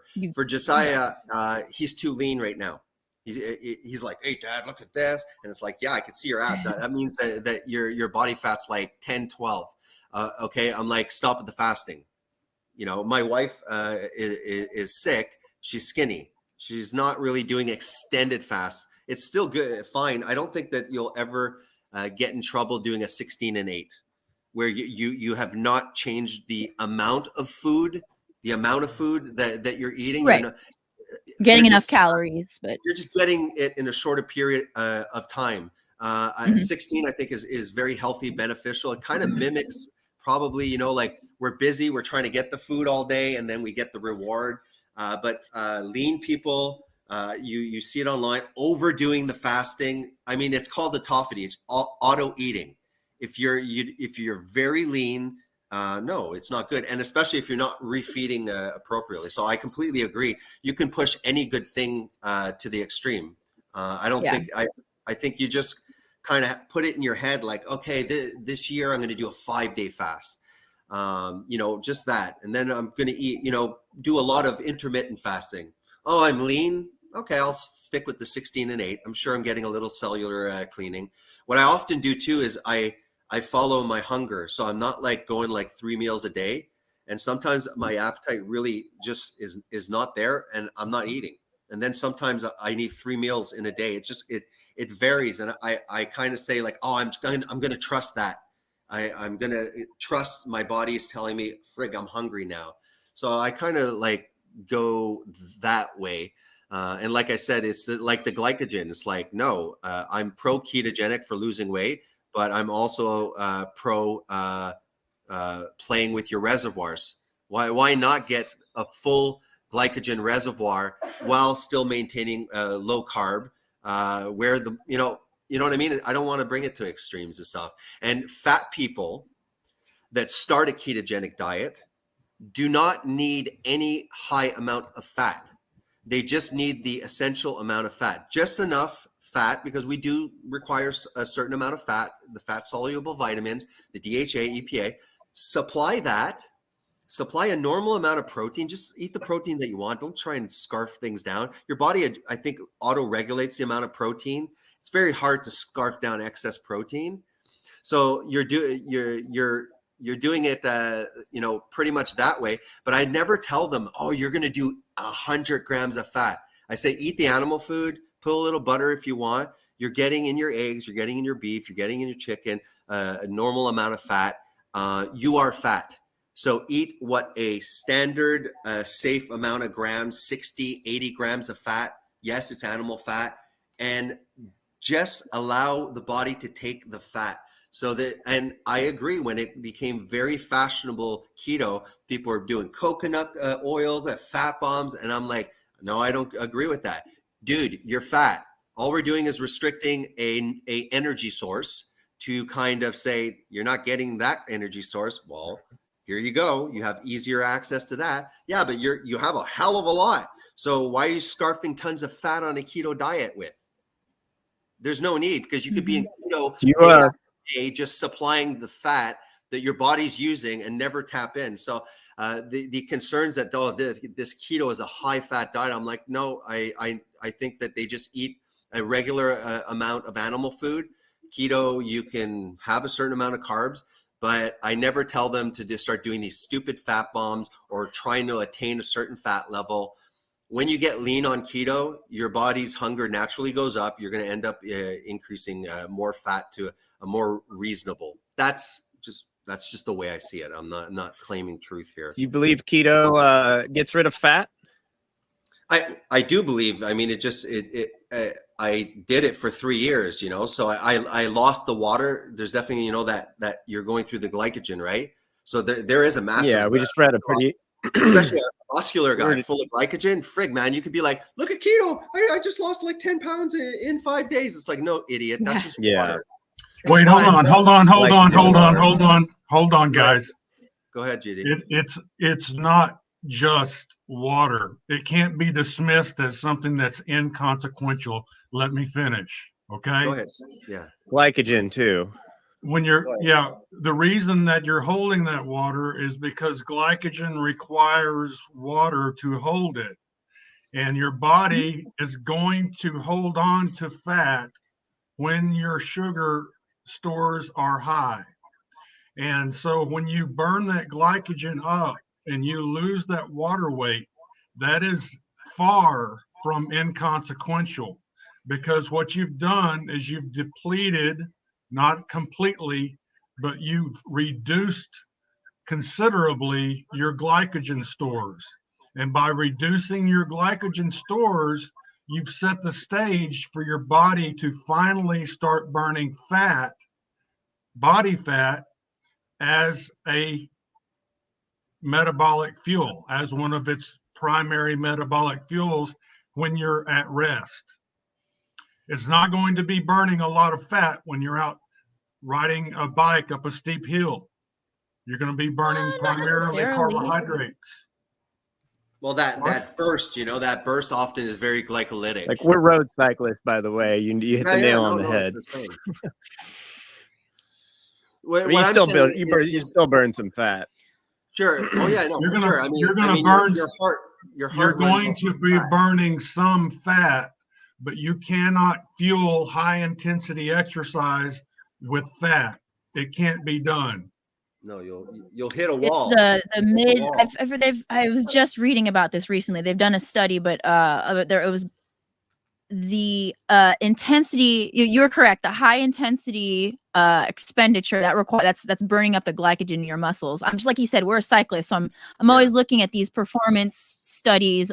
They have found it's a certain level of exertion. So with running and cycling, there's different zones, right? So you do a test, you see what your exertion level is, and then based on that exertion level, you can kind of categorize them into different zones. So like zone 1, zone 2. So they found that the lower intensity, zone 1 to I believe zone 3, you're in that mode of burning fat, not burning up all your glycogen, but the fat is being burned with the fuel of carbs, basically, of the sugar in your muscles. So it's not so black and white. Like I see all camps sort of, the keto camp and let's say like the high carb camp. Both kind of get it wrong, at least when it comes to exercise and again hormones. That really dictates what our body does and where it gets its calories from, whether it's taking it from the glycogen in our muscles or the fat in our body. So I think it's not quite as black and white as everybody tries to make it out to be, as far as like when we're burning the fat. If there's carbs or sugar in our body at all, we're not going to burn. I don't see that being correct. I like for me the thing is that I brought up the water was exactly that. It's like you have your glycogen stores. If you start not producing, not ingesting any carbohydrates, you're going to naturally eventually over the next 48 hours so deplete that glycogen store. You're going to be able to maintain, even if you're not consuming glucose. Gluconeogenesis can still produce, the amount to have a stable blood sugar.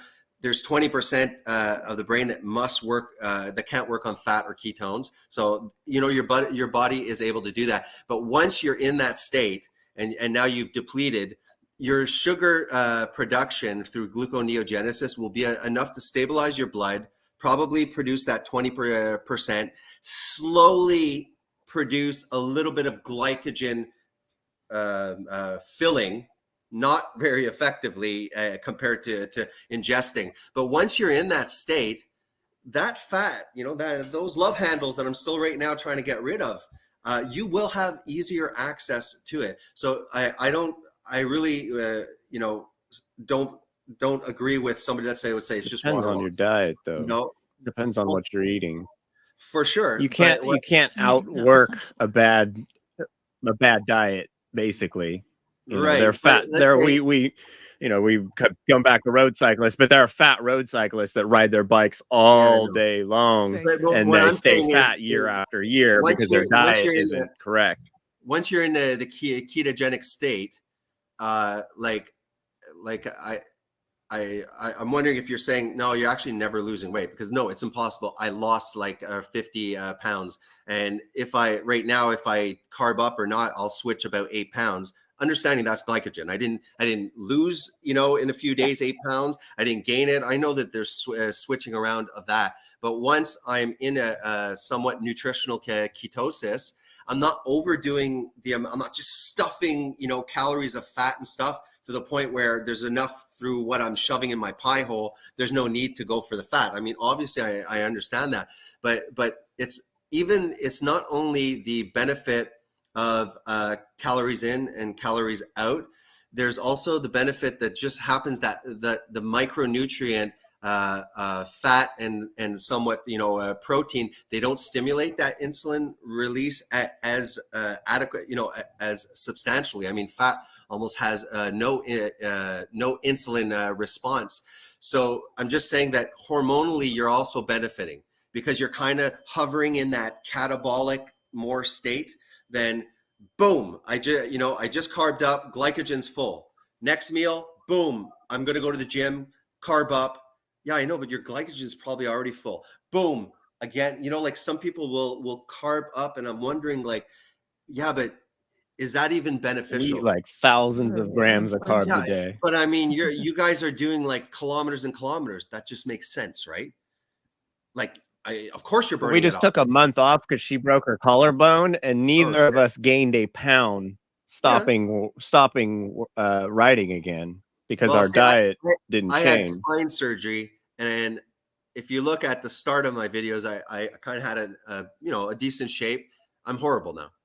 I haven't done any exercise in about 3 years. I try and lift mild things. I had spinal stenosis and stuff like that. Really high up, and it pinched a nerve. I had to get a vertebrae out. So every time I'm even trying to just grab weights to just do it, it starts to get that it's not an excuse. Buy a bike, man. I could be running. I'm just saying, I became very lethargic. My wife is off for pain, and we used to do all of that together, and I've kind of lost my partner, and I feel bad at her not able to, because she's off. So we kind of slacked off, but I'm still able to really lose weight as a very sedentary person. I'm not fit. So I do acknowledge the difference between weight, you Yeah. could be very lean, not obese, freaking out of shape. That's where I am now. But I'm like, well, I'm not doing anything fitness. I want to get back into that. But I know a lot of people that are my parents, for example, my mom, lost 40 pounds and my dad 56 pounds, doing very carnivorous, it's just for simple. And they lost weight. My mom reversed her insulin resistance. And my dad was able to go off a lot of medication and stuff like that. Well, fuck, that's way better. Like, What were they doing before? hey, they've always been trying to. What were they doing before? Well, it was usually just a normal amount of meat, but like more carbohydrates and stuff like that. But they're super sedentary also. So, adding, something good, if you had the brown bread and then after you eat a lot of starches and then you add, it's like these people do not need like 200 grams even. They're very sedentary. They got a lot of fat. They're not moving a lot. So it's like, again, the public should be taught the biochemistry and say, oh, you know what, that food pyramid, 60% carb, maybe not that a priority. Nobody's going by the food pyramid, though. I hope so. Like they did a study, like 95% of Americans aren't doing the food pyramid. No, exactly. But for me, it's like, you know what? My parents were really fat. They had hypertension. They had, insulin resistance. And you know what? Let's look at diabetes and all that and see the cancer rates and the heart attack rates. That's way more. So you know what? Assuming the meat's going to kill them, I've gotten them, I think, from an area where they're extremely high risk to a lower risk using this. Don't tell me that my mom hovering with some insulin resistance, my dad like hypertension, they're big and fat. And I've managed to say, you know what? It's not working. You've tried the Weight Washer and stuff like that. Look, Mom, just try this. Let's get that damn weight down. And I did that. And to me, I'm like, I'm not worried. Even if I would say the fact is, yes, meat could increase it. It's relative. I help them to fucking get. They're at least better than how they were before. Yeah, So I'm just gonna grab something. I'll let you guys talk. Say something, guys. Yeah, it's super important with all of this. I like what he said. Getting your blood work done. I mean, we can talk about this, till we're blue in the face, carnivore versus vegan or whatever, but blood tests, objective testing, I think is important for everyone to be doing, and not enough people who are talking about health and diet are out there taking those tests and putting it out there and kind of, walking the walk, so to speak. But well, I see hearing that the blood tests tests. The blood tests can be a kind of a double-edged sword when you look at certain nutrients, like for instance B12. B12 is actually a family of chemical compounds called the cobalamines, and if you go get a blood test at a physician is going to give you a serum blood test and might tell you that, yeah, you've got plenty of B12 in your blood, but what he hasn't done, and he hasn't gone in to figure out what type of cobalamine was setting off the test, because it very well could have been the type of B12 that is like the kind that bacteria produce. Lower quality. Yeah, well, not only lower quality, but there's only one type of cobalamine that is bioactive in human beings, and that's methylcobalamin.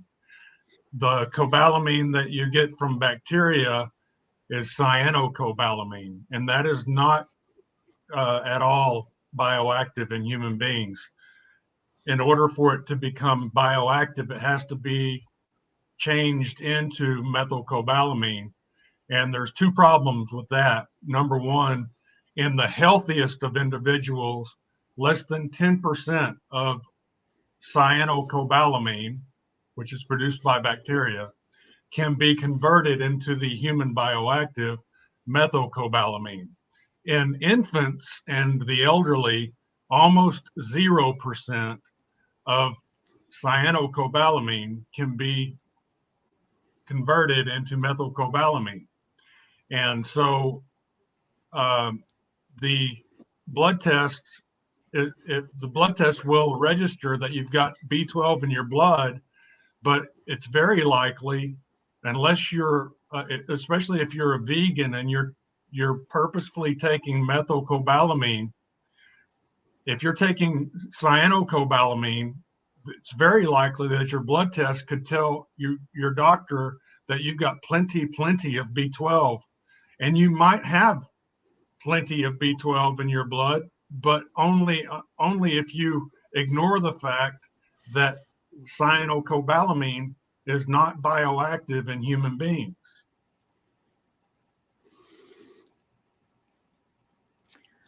Now, I would have to look more into it. I mean,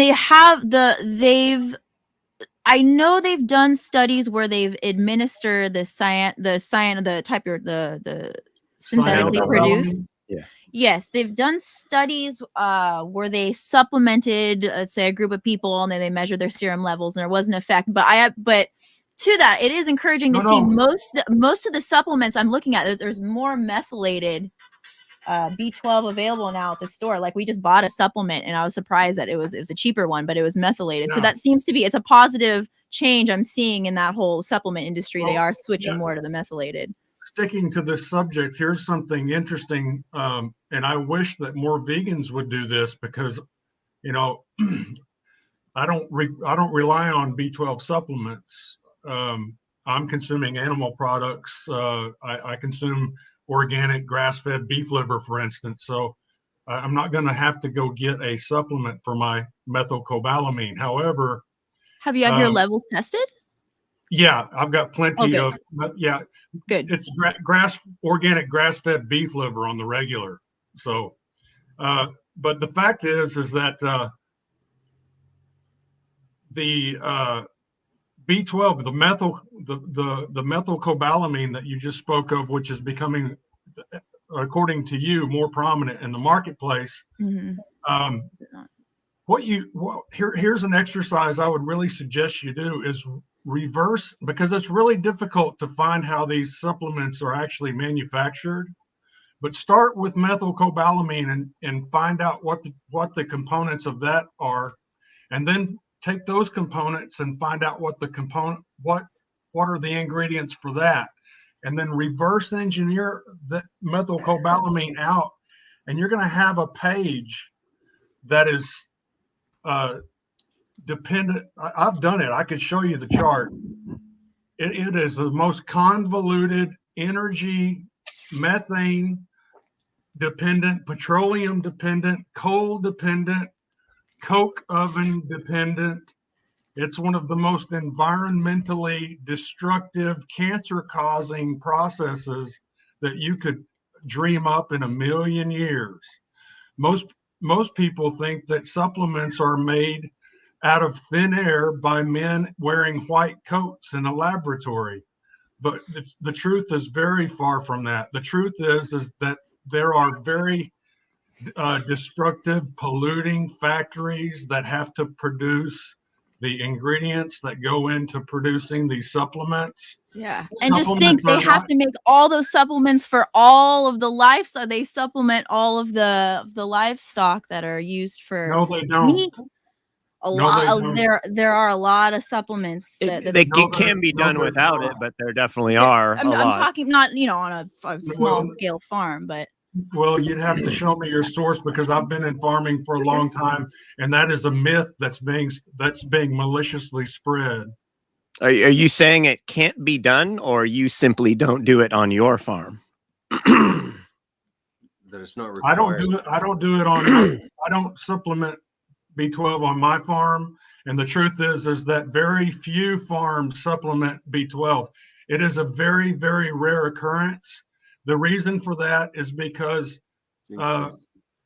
ruminants have bacteria in their rumen. That's what the rumen does, is it grows bacteria. And a lot of those bacteria are cyanobacteria. And so they actually produce cyanocobalamin.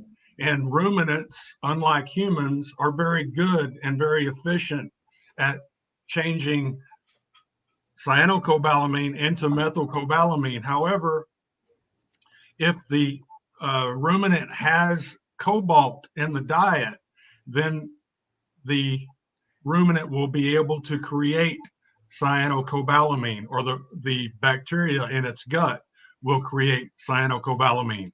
So Yes, the 'cause only time that actual B12 is administered is it's still a rare occurrence, but it does happen.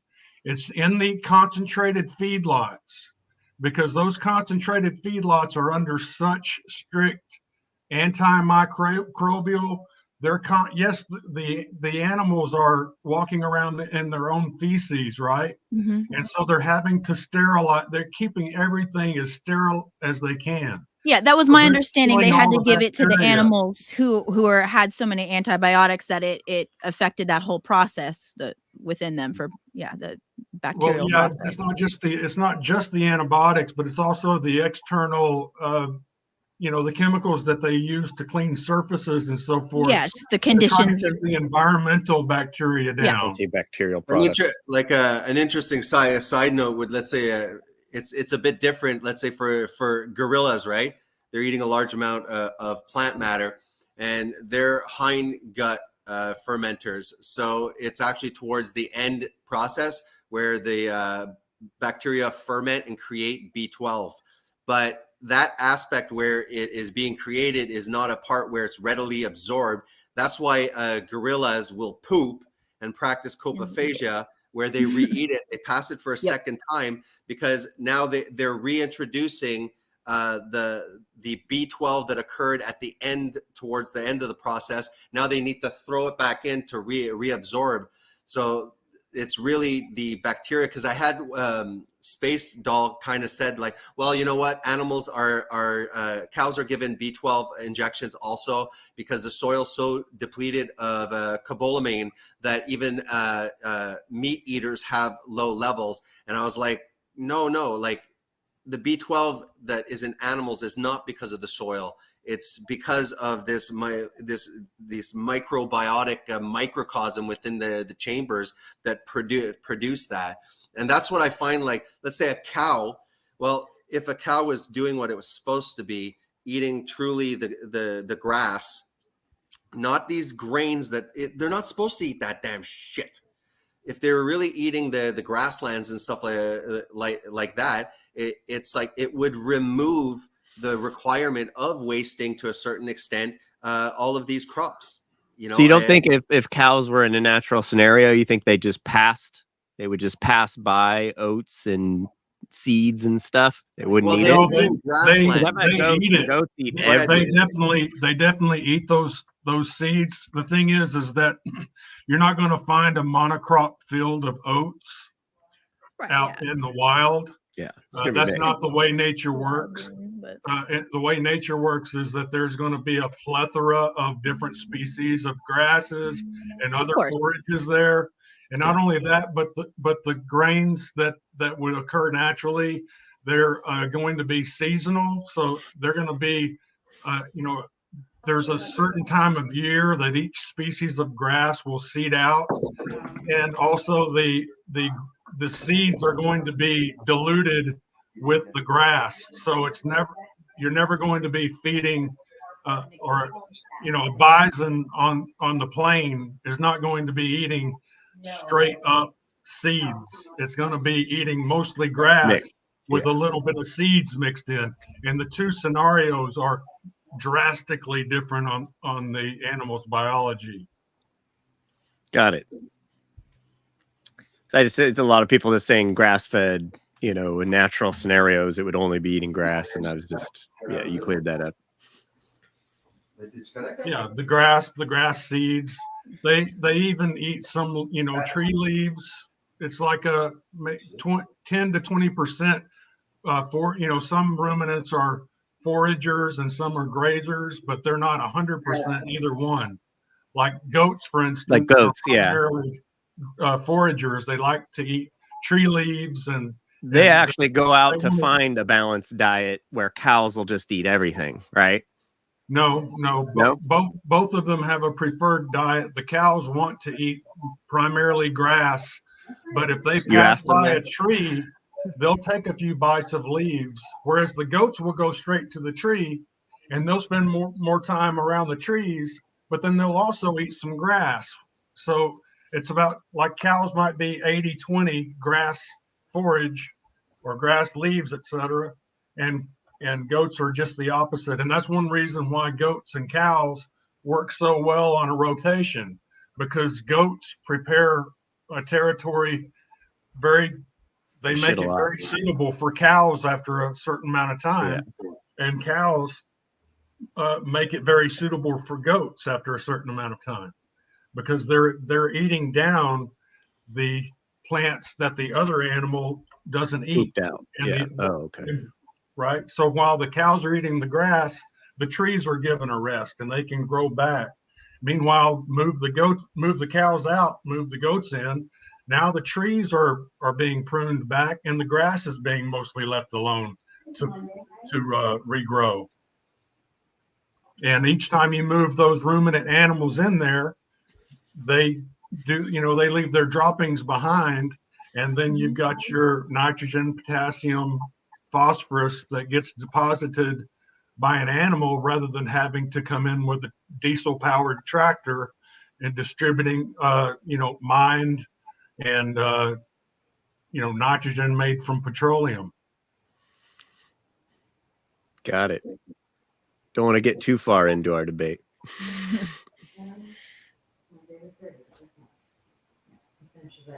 So,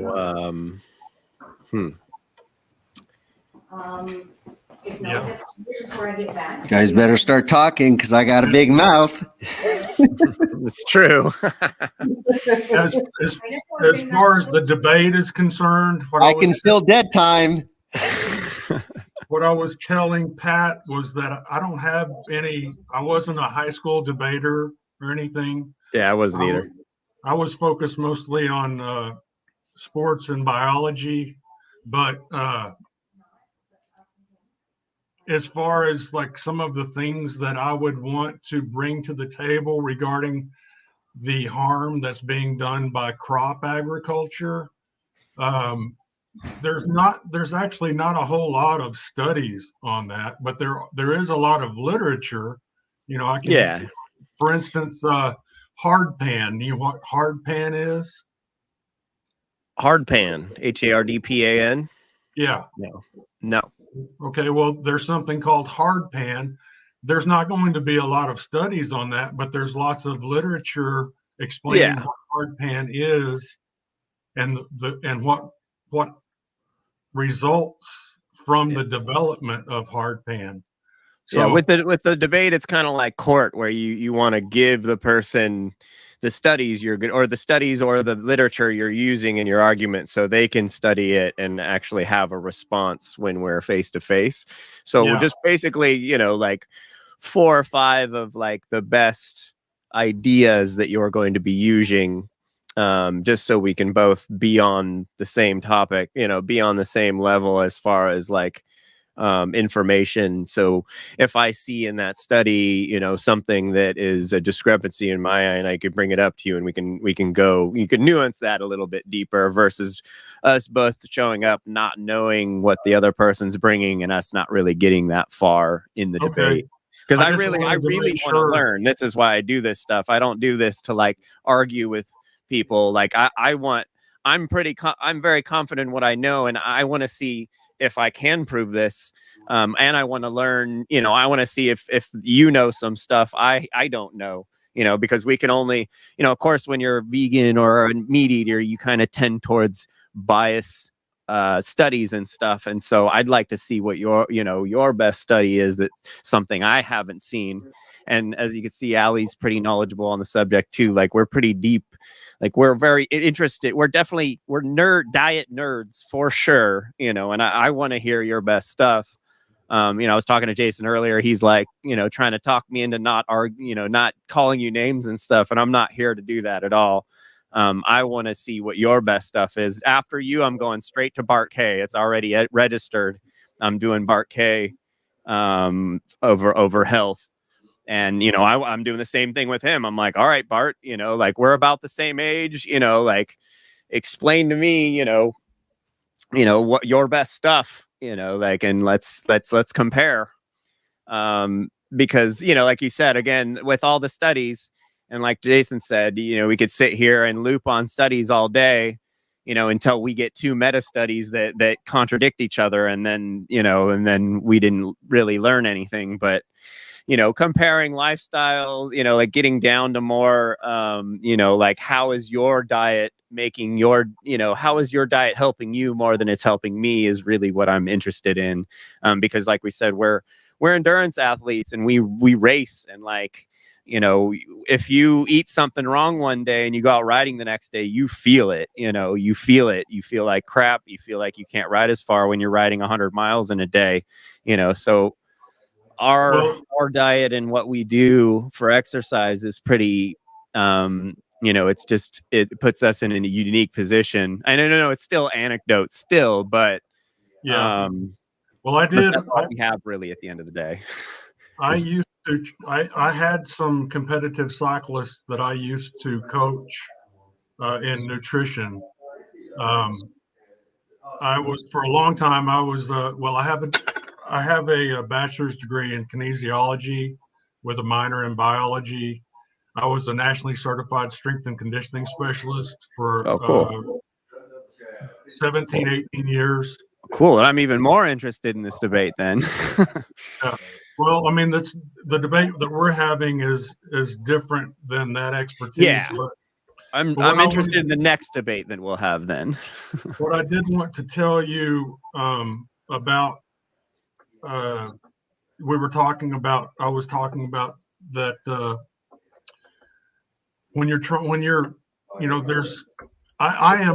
I am not on board with the keto diet. So there's a lot of things that you and I are on the same page about. Yeah. You're banned. One of the problems with the keto diet is one of them is that if you're on a keto diet, one of the reasons why it's easier to burn fat is because your insulin levels are muted. And there are nutrients that have a hard time being shuffled into the cell without the help of an insulin spike or an insulin bump, a pronounced insulin bump, because insulin triggers things like glucose and other micronutrients to be shuffled into the cell. And so I think that going for long, prolonged periods in like a zero carbohydrate scenario can lead to micronutrient deficiencies. The other problem with ketosis for athletes is that what we were talking about earlier is that if you're burning fat as your primary fuel, and you've been using a ketogenic diet to over time make your body a fat adapted organism, and you're burning primarily fat, well, you might feel fine if you're just sitting there. You might even feel fine if you go for a walk. You might even feel fine if you turn that into a brisk walk. But the moment you turn that into a quick jog or a run or something that's got intense effort, then you're going to hit that wall. And the reason that you hit that wall is because of the nature of the fuel. Sugar actually has an oxygen atom that is in the sugar molecule itself. So when we burn sugar as fuel during exercise, then the oxygen that you're breathing into your lungs only has to supplement the oxygen that's already in the sugar. Ooh. Right. Now, fat, on the other hand, does not have an oxygen atom in the fat molecule. So not only that, but the metabolism of fat requires considerably more oxygen than does the metabolism of sugar. And so not only are you having to rely 100% of the oxygen from what you can get into your lungs, but it's much more oxygen is required to burn fat than is required to burn sugar. And that's where that wall comes from for those people who are on a ketogenic diet, who are doing anything more than the most low intensity activities. JD, don't forget, I'm fine with strict ketosis, like I said, as a tool to like let's get this over with kind of thing. As you know, I'm not against benefiting from I carbohydrates. didn't say you were, but I didn't say you were. I was just explaining. I'm setting I it was up. just explaining to Jeffrey. Yeah, no, what I mean is I'm setting it up because I just wanted to post this, obviously a study, but I thought it was interesting because look, I'm not an elite athlete. Me and Michelle, though, we were like, active with hiking, used to run like 5-7 kilometers a day, trying to beat my record, with one of those stupid apps that you're running with and stuff like that. This one was kind of interesting. Did I share it? Because like I said, I don't think that being in constant ketosis is natural. I think humans were a lot of times in ketosis, but popping in and out of it and overall keeping, a lowish insulin level. But see, there's this study that I had checked. Now, again, like I said, it's a study. Take it with a grain of salt. Ketogenic diet does not affect strength performance in elite gym. Okay, stop. Yeah, go ahead. Stop. I just wanted to show it. I'm not trying to say. Stop. Please stop.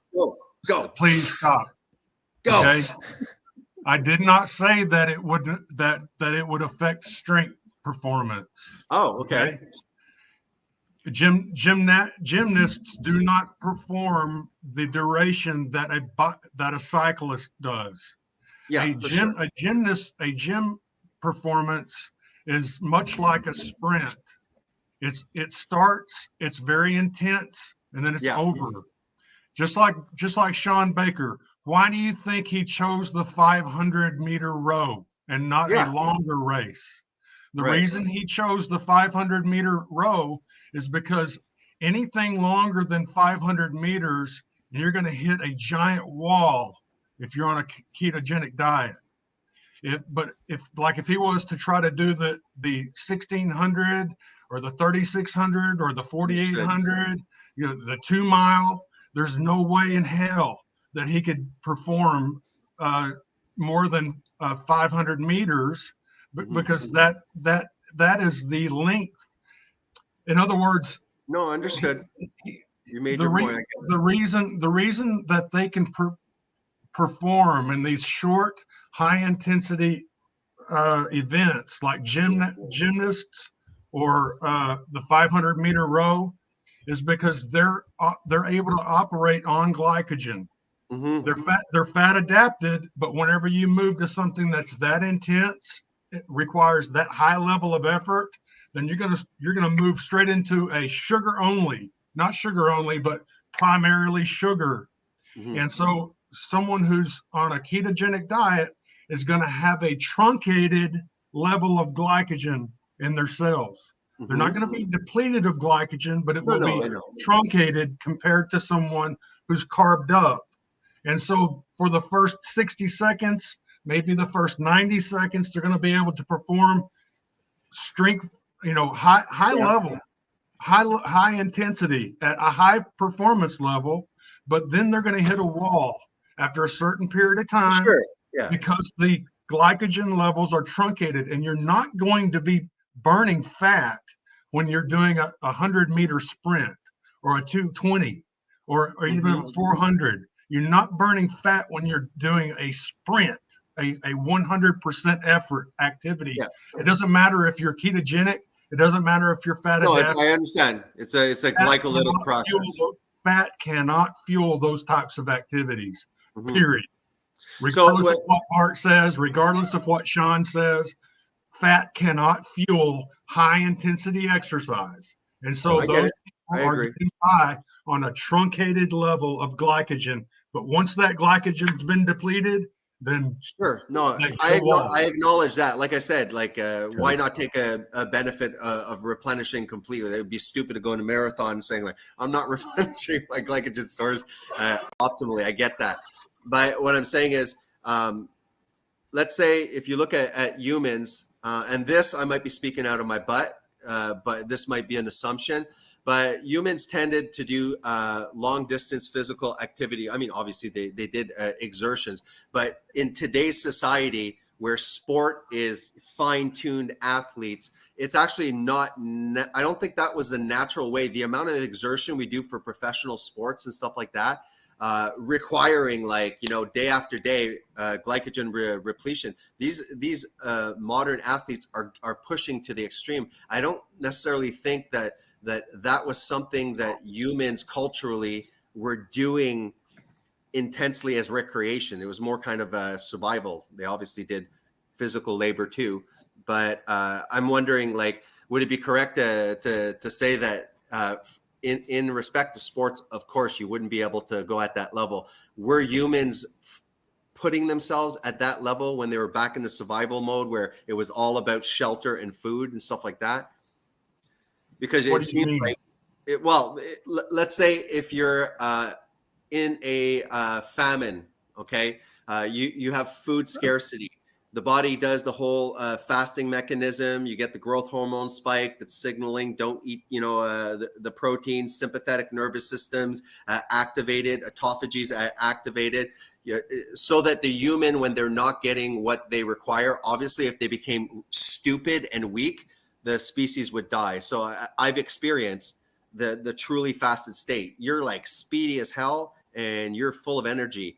And it just makes sense that the human would go down that passageway. Now, these people are still able to exert, not an athletic level of professional athletic, but they are still able to exert a pretty long distance physical exertion while still staying sharp somewhat and having the physical ability to catch that next things during scarcity. No? If the intensity of the exercise is low enough, then yes, they can do a prolonged effort.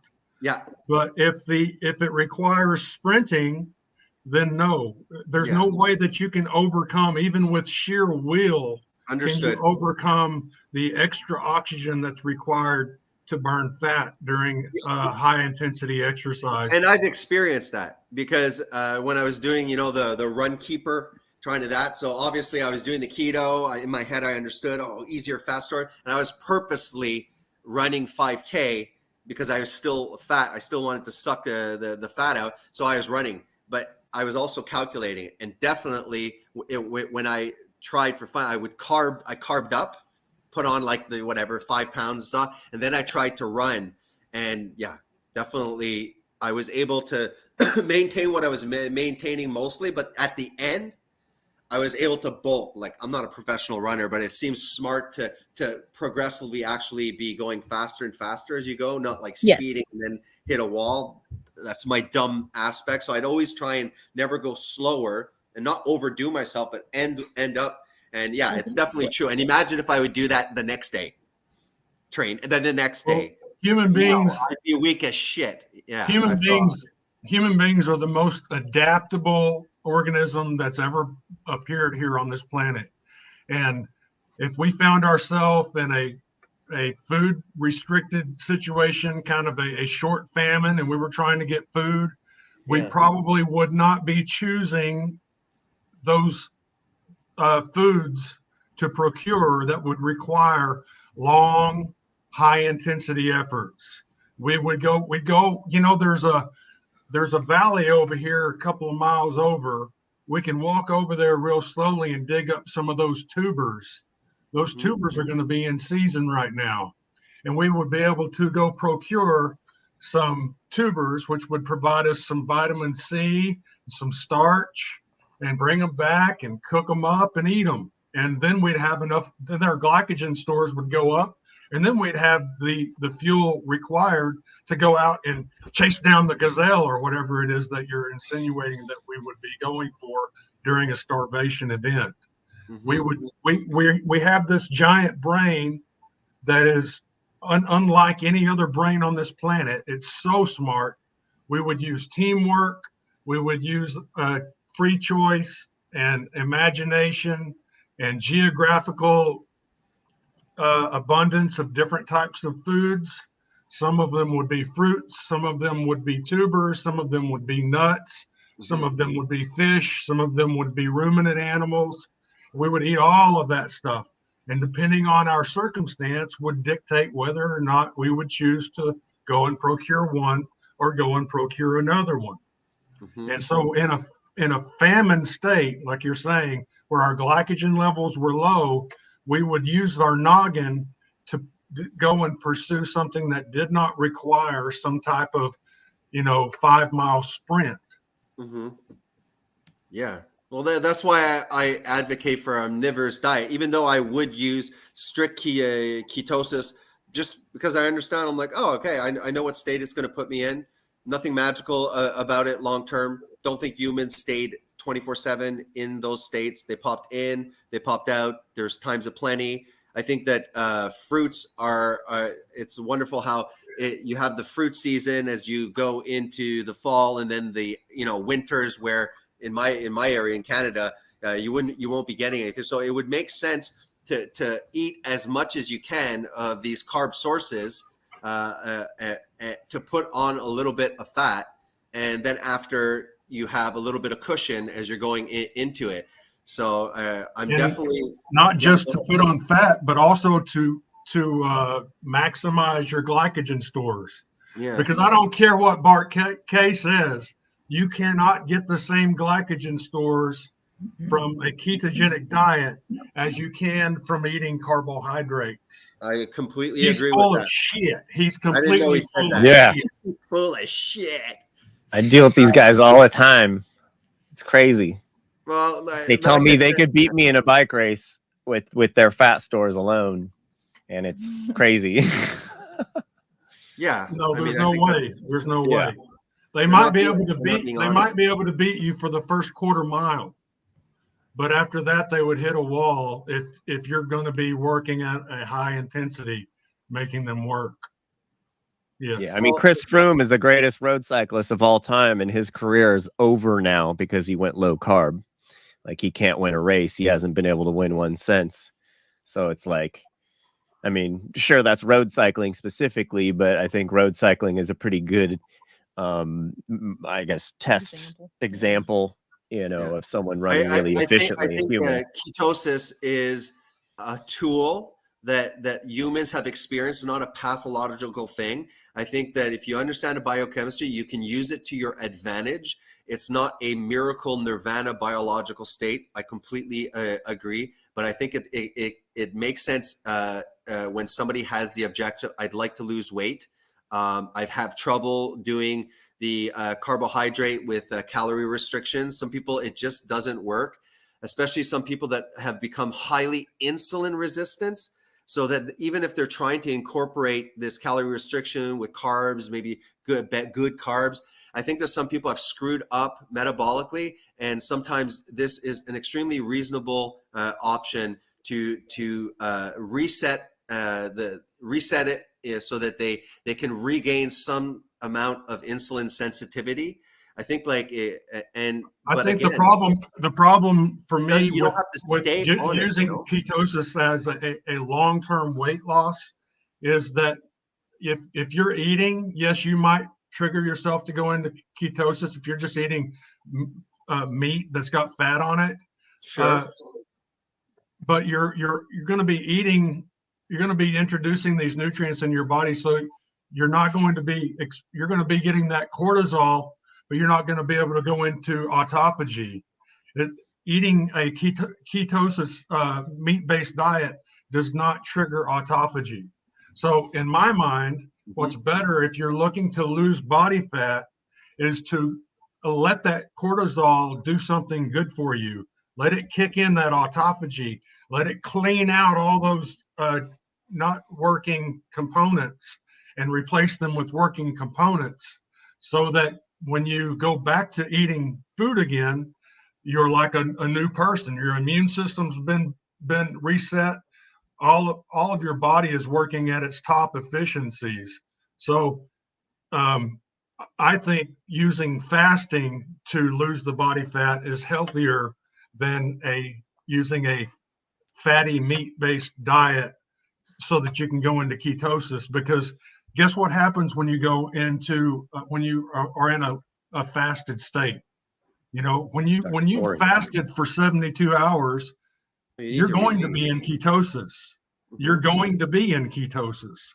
You're just not going to be triggering the ketosis by giving it so much fat that your body's forced to go into ketosis, so that has something to do with all this dietary fat.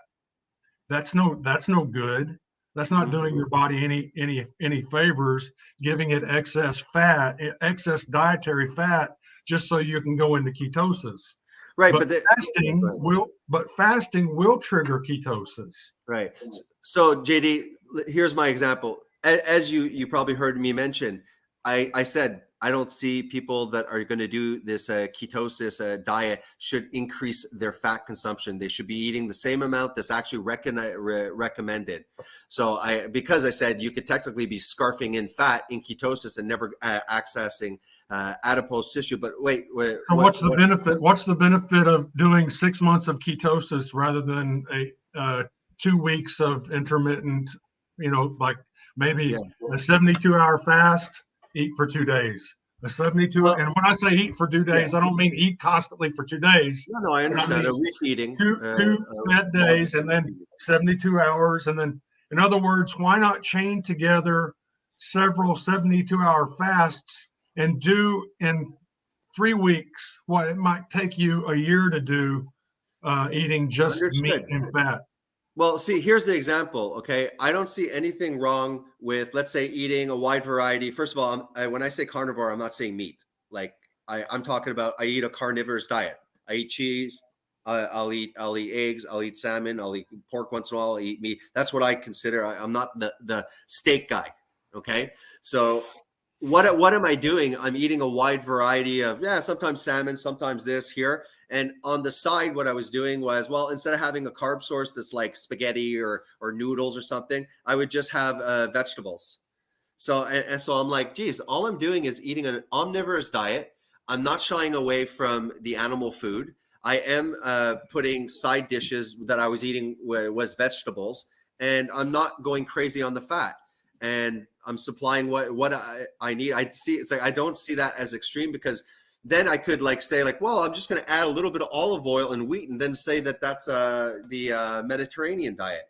So that's why I backed away from the keto community, because I didn't agree. I returned back to a animal-based nutrition, where a large amount of my nutrition is animal food. I eat when I'm hungry. I don't tell people to add extra fat.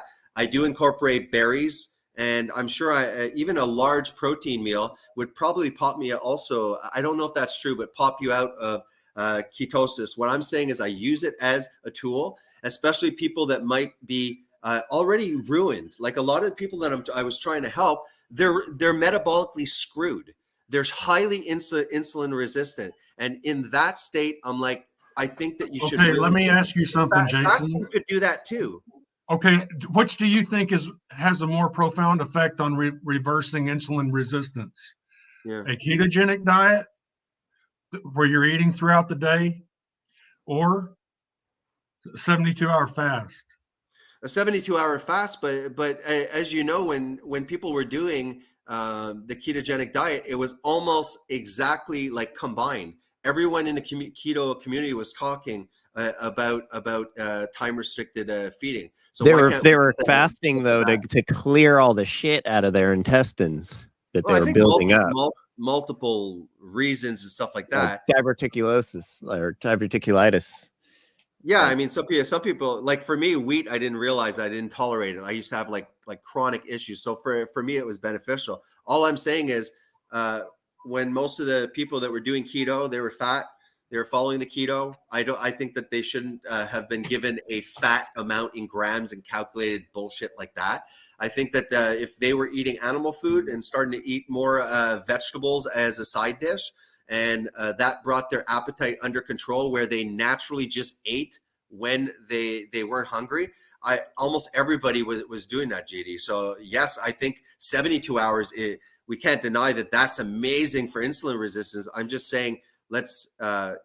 A lot of people during their weight loss journey for that year were strict keto, and they were also adding that. And there's almonds and stuff like that you can eat. You're not necessarily eating straight protein, and stuff like that. And I don't know. For me, it was very useful. I did the year. I slacked off. I'm not depressed that I put on some of the weight, because I know why. I was overdoing it. I knew that I was eating some sugar when I was sedentary, and I ate some sugar before. I got a little bit fatter, and I see no problem that I'm like, okay, well, you know what? I'm going to start limiting my carbohydrates. I'm going to allow easier access to my fat storage, and my appetite's now lower. So most of the time I'm not bothered by cravings. I eat in the evening. I don't know. I feel like I'm getting the best of both worlds. And I never claim that like I said, ketosis is some, like, you're on a ketogenic diet, you must maintain ketosis, the deeper ketosis. I don't advocate for that either. No, I don't. I'm not telling you that ketosis is bad or magical. I do think that there's something wrong with prolonged keto diet where you go for 12 months with your insulin level. It's dangerous.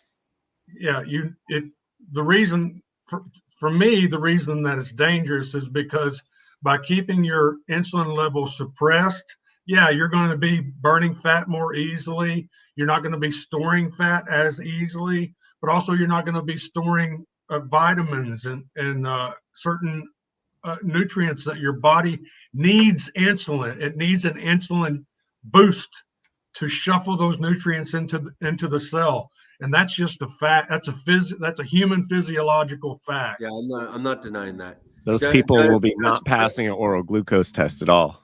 Yeah.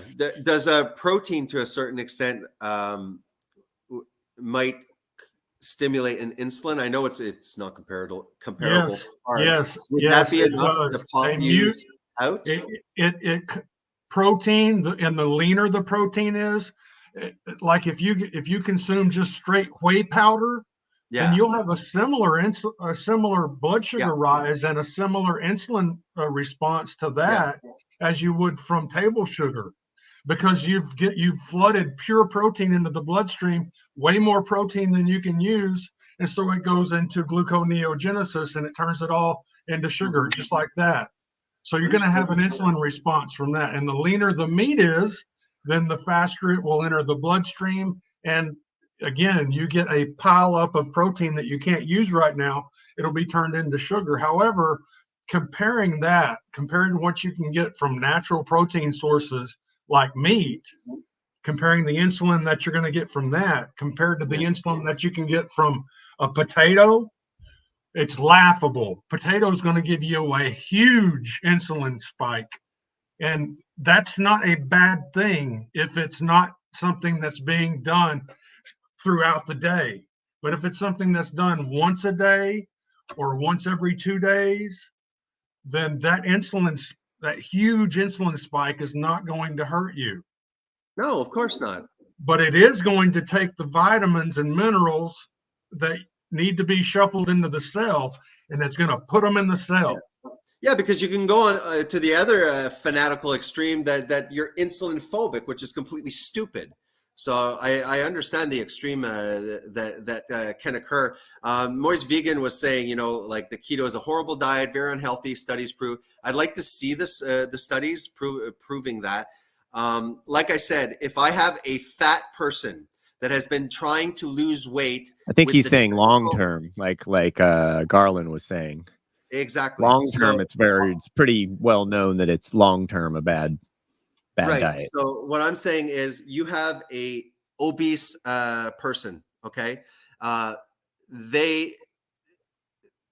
they're insulin resistant. They have all sorts of metabolic disorder and stuff like that. They've tried the calorie decrease. The problem also is that there is also, I forget, there's ghrelin, and then there's another hunger hormone. You could have that resistance also. So you're asking these people that are metabolically deranged, okay, getting all sorts of unbalanced hunger signals, okay, extremely insulin resistant. They look at carbs and their freaking insulin is spiking. These are the people that I wanted to help. And my priority was to get these fat people thin in the shortest amount of time. There was no need to waste time. So if I look at the long-term effects of a ketogenic diet, just for moist and stuff, saying like every study says it's horrible, I haven't looked at the possible flaws in the study, but it says the present study shows the beneficial effects. I think when they're talking about long-term, talking about a year. Beneficial effects of a long-term ketogenic diet is significantly reduced the body weight and body mass index of the patients. Furthermore, it decreased the levels of triglycerides, LDL cholesterol, and blood glucose, and increased the level of HDL cholesterol. Administering a ketogenic diet for a relatively longer period of time, not for life, did not produce any significant side effects in the patients. Therefore, the present study confirms that it is safe to use a ketogenic diet for a longer period of time. So what I'm saying is, I think that we're reducing the effect, the risk factors, by saying we're going to use the ketogenic diet for this obese patient as a tool. They've tried to lose weight. It doesn't work. We're going to induce ketosis. We're going to go through the fat burning. And then after, I've also mentioned that once you achieve your ideal body weight that you're happy with, and you have this 20-gram obsession with the carbohydrates, I don't see any problem reintroducing carbohydrates slowly. Try 10 grams. Oh, you're getting away with 30, 40, 50. And then after that person was able to lose weight, remove themselves from insulin resistance and obesity in a way that is, because it is a medical emergency. And then after you tell this person, because now they understand this is why you're getting fat, understand the reservoir, okay, so that you can reintroduce carbohydrates, good carbohydrates, fruits, vegetables, slowly. Don't overdo it. Don't go off the diet. And if once they start introducing, especially sedentary people, 40, 50, 60 grams, they're popping in and out of ketosis. They're getting the insulin benefit. They don't need to return to 300. And that's pretty much what I was pushing. I've returned to strict ketosis because I just want to lose the weight as fast as possible. I feel empowered that I understand a bit of the biochemistry that's going on. I'm not completely freaking lost. And that's what I advocate to patients. I do actually. I was getting in trouble at the hospital. I was telling these fat people, there's one patient in the ICU. He's trached. He's been going in and out of the ICU. We get him off the vent. He goes on the floor. The fat guy goes into respiratory arrest. He's sick. He's lying down. The CO2 is going up. Intubate the guy. The guy is just his muscles are wasting away. So now I just look and there's this fat blob, okay, that has weakened muscles because he's been ventilated. So his diaphragm is weak as crap. He's atrophied his muscles, but they kept on providing this constant high carb Ensure drips, you know, those bags and stuff in this poor guy, which is a constant infusion, zero ability to get a catabolic aspect. Then I look at these fat people. What are we getting? We're getting freaking margarine. We're getting all of these seed oils. And I told one of them, I said, this guy is going to die.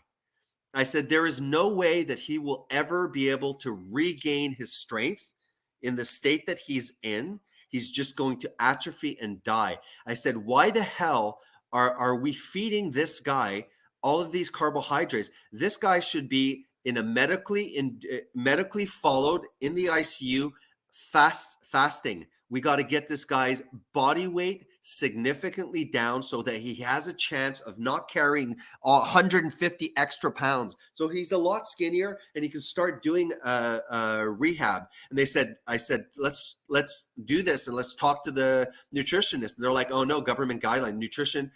I said, well, can we at least do the freaking 500 calorie deficit? Nope. They said, no, we're not allowed to do that. They measure the metabolic rate of whatever that person is, and they feed 24/7 on an infusion that it's very hard for me to see. They have all of these carbs on, like I said, seed oils. It's going to be margarine, skimping on everything. And then these people are sick, so they're all on prednisone, which is a glucocorticosteroid. All those steroid anti-inflammatory jacks up their freaking sugar. And then after they put insulin. So these people are loaded up on anti-inflammatory prednisone, getting fructose. It is a bloody disaster. Okay, let me say something. Go ahead, GD. I just Talk looked up. about the hormone effect that you were talking about, a family member, the amount of glucose while he was infected with bacteria. Real That's a quick, great I'm story. sorry, you guys, but I got to get out of here. Okay. Garland, do you have your email on your YouTube? I'll give it to you in the comments. Okay, cool. What about the private? You Or the private give chat it right to- here. You give it to me. Yeah, because we only see the Okay. private, so you won't post it to everybody. I'll shoot you an email to the guy at the Crucible, and he'll let you know what he needs from you. And did you want to do it Sunday, or do you want to do it some other time? Sunday, we can shoot for Sunday. That's probably the best day. Okay. All right. Obviously, Cool. the evening, right? Because I do work. Yeah, evening's great. My brain works better at night. Well, cool, guys. Good talk. Yeah, that man. was, I really enjoy it. It's like super relaxing, and this is the kind of stuff that I wish people on either side can really, and eventually start talking about common issues, because I'm sure culturally there's other issues that we might be on the same page. Sure. You know? Well, cool, guys. I will see you guys Sunday. Talk to you soon. See ya. See you, buddy. Bye, Jeffrey. Thanks. See ya. Nice guy. Yeah. Yeah. I'm yeah, that was very, very pleasant and not exhausting at all. Hey man, I think that this is going to be a great debate, because to be honest, I hate vegan debates. It often doesn't go anywhere. It's just circular things, and people start going after like characters and stuff like that, over speaking. Did you No, let me until finish what I was just yeah, gonna go tell ahead. you Go ahead, something. JD. Yeah. If you look up the average gymnast performance for individual performances, it ranges between 75 and 90 seconds. Between 75 and 90 seconds. Keep on talking. I have to answer the phone. Keep on going there, JD. Oui, Dad. Oui. It says for professional and international scoring, the individual performance is 75 to 90 seconds, and the group performances can range from 2 minutes and 15 seconds to 2 minutes and 30 seconds. In fact, the women's floor routines, for instance, cannot exceed 90 seconds.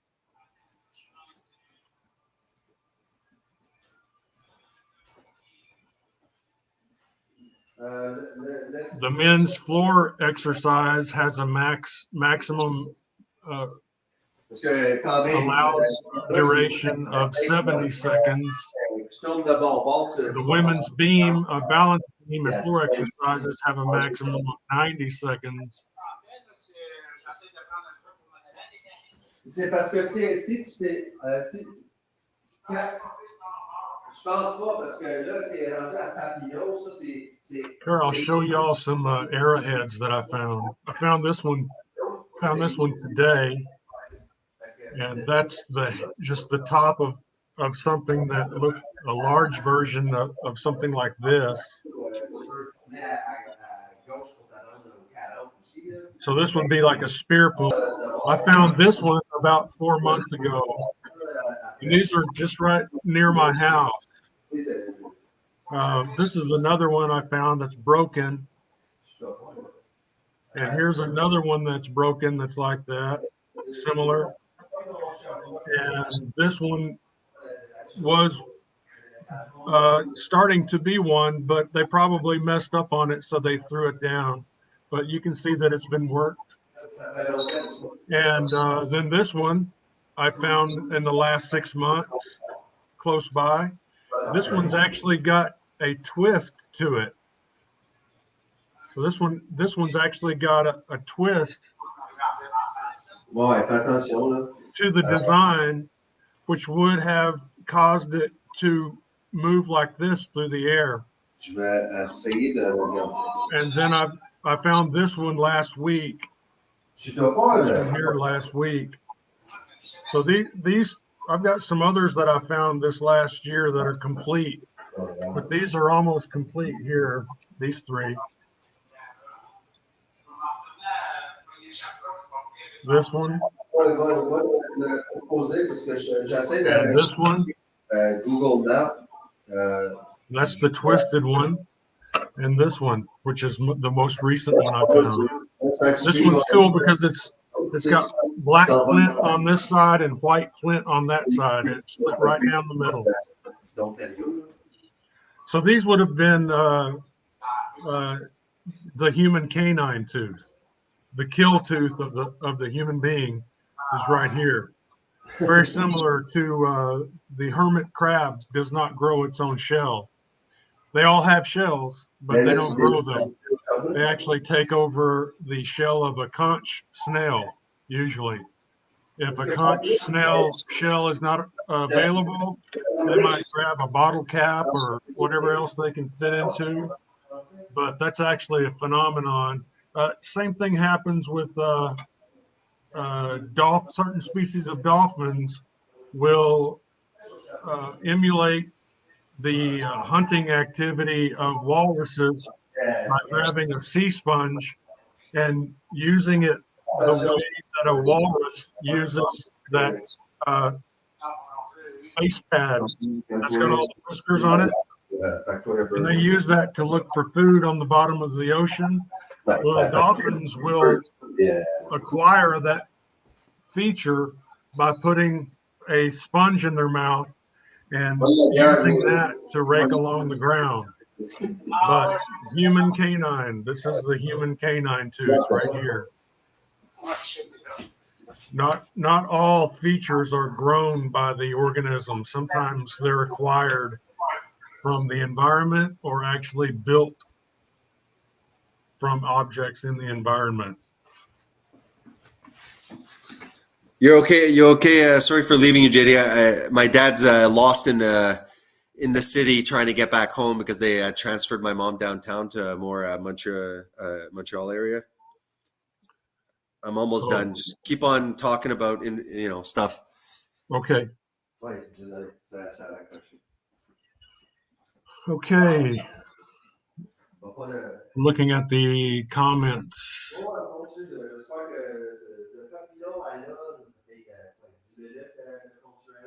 Let's see, go back to Moist Vegan. High carb, low fat is the best way to lose fat and improve insulin resistance. That's absolutely false. Moist Vegan seed oils are health promoting, but high in calories. They're high in calories, but they're inflammatory. So that's absolutely false. They also do not have the effective omega-3s. They have ALA, which is not bioactive in human beings. Race Lover says it's me calling him to give him the what for. I'll be right back. He's getting lippy. Alien Drone Services is back. Chris Knob, MD, obesity and diabetes. Is the sugar, carbs, vegetable oils, or all three? I'll look that up. Oh, cool. You're going through questions? I'm just looking at the comments or comments. Cool. I was showing them the I found this today. and this was the top of a spearhead, it would have looked something like this, Sure. but much larger. And I found this one probably 4 months ago, and Nice. I found this one within the last 6 months. I found this one just last week. This is in your area, like on your land, or? Yeah, this is within 100 yards of my house. Geez, These that's are kind of cool. laying around. Yeah. Here's another one that I found. It's broken. It would have, it's the bottom half of something like this. And here's another one that's broken. It's the bottom half of something like this. And here's one that was in the process of being made, but it broke in a way that it wouldn't work anymore. So they just threw it on the ground. It's not finished. Wow, that's pretty cool. But go ahead. Well, you know what? I was wondering. Let's just rush through some of the questions or comments and stuff like that, because we do have some new people. Let's rush through that, but let me get my point. Sure. Yeah. No. Go ahead. Okay. Go until you need there. Sorry about that. All I wanted to do, and this is directed at you, Jason. So yeah, I need you to listen. I will. Promise. I'm learning how to do that. I was looking up the duration of gymnast performances. Sure. And they have actually maximum durations on the beam, the high beam, the floor, for men and women. For men, it's 70 seconds. For women, it's 90 seconds. Okay. So that's actually the third time that you and I have talked about this issue, about the me saying that long duration, high intensity physical performances cannot be done on using fat as fuel. And that was the third time that you've shown me as a rebuttal that gymnast study. But that gymnast study has those activities have a 90-second. Yeah. So a minute and a half is actually within that window of time that you can do. Right. So basically, you're not allowed anymore to show me that gymnast study.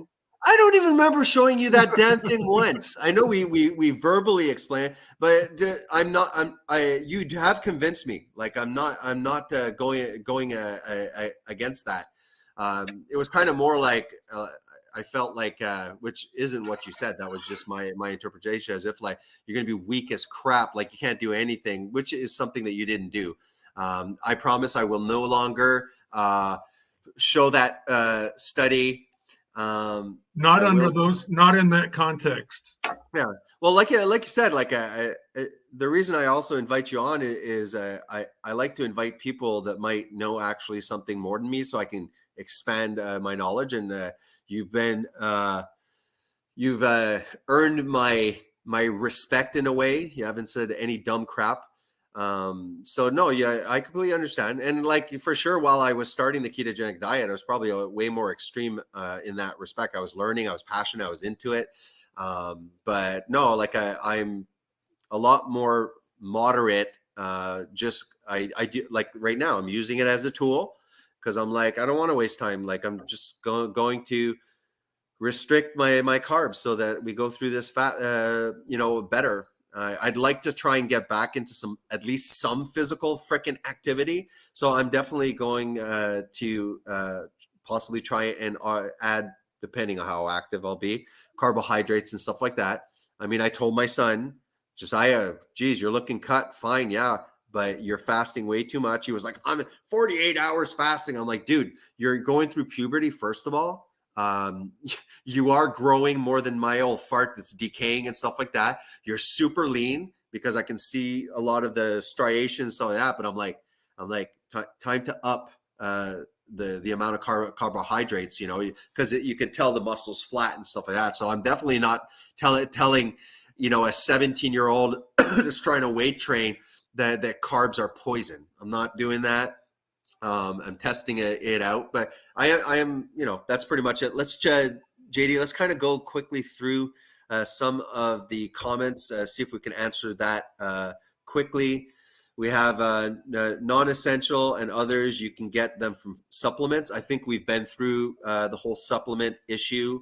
The fact that you're saying that you'd be fine with supplement in a way is an acknowledgement that there's deficiencies.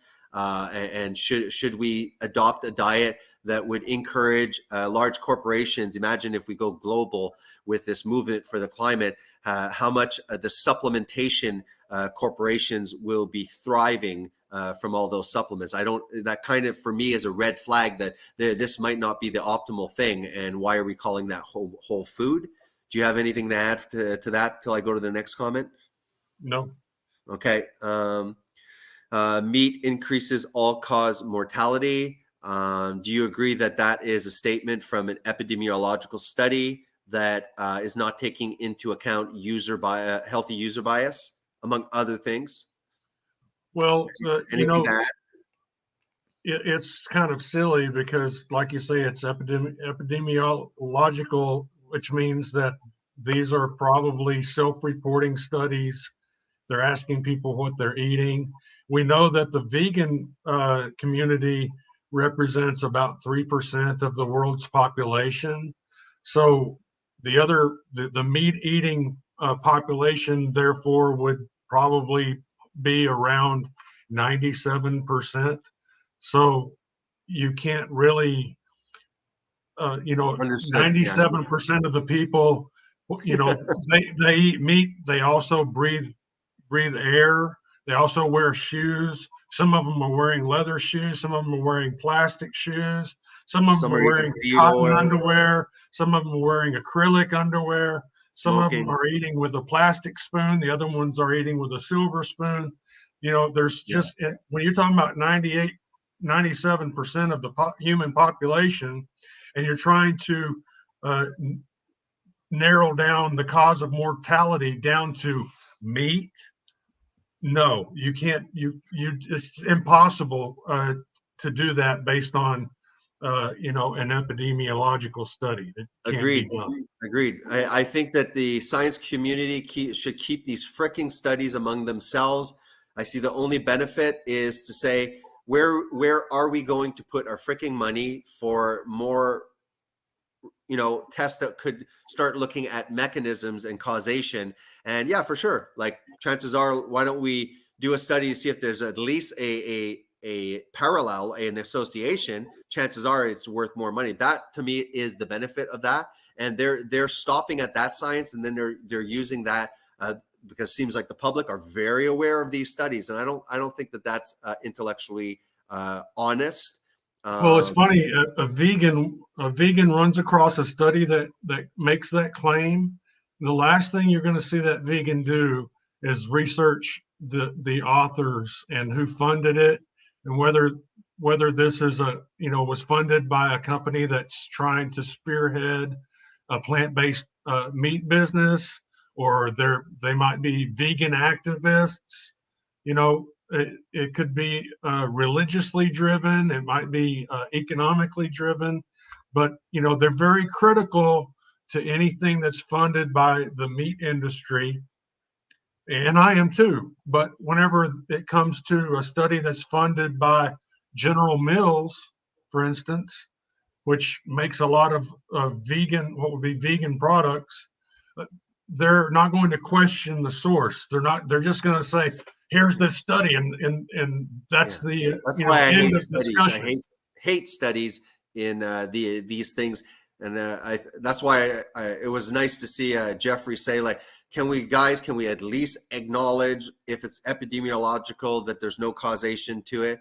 Because I mean, like, I was hearing, with I think it focused more processed meat about the colorectal cancer. and that it's like that got into the mainstream. You're Googling, the Google scroll, it's there. People are kind of talking about red meat. And then I talk, a year down the road, and I'm talking to gastroenterologists, and they're like, no, they're like, I've gone to, and we've come that there's no evidence to that. Again, it was an epidemiological study. They're like, we don't believe that. We don't suggest that. 75% of meat eaters, Moist Vegan says, are deficient in vitamin A. No, I don't think that that's true. Like, do you want to say anything on that? That's not true. And vitamin D as well.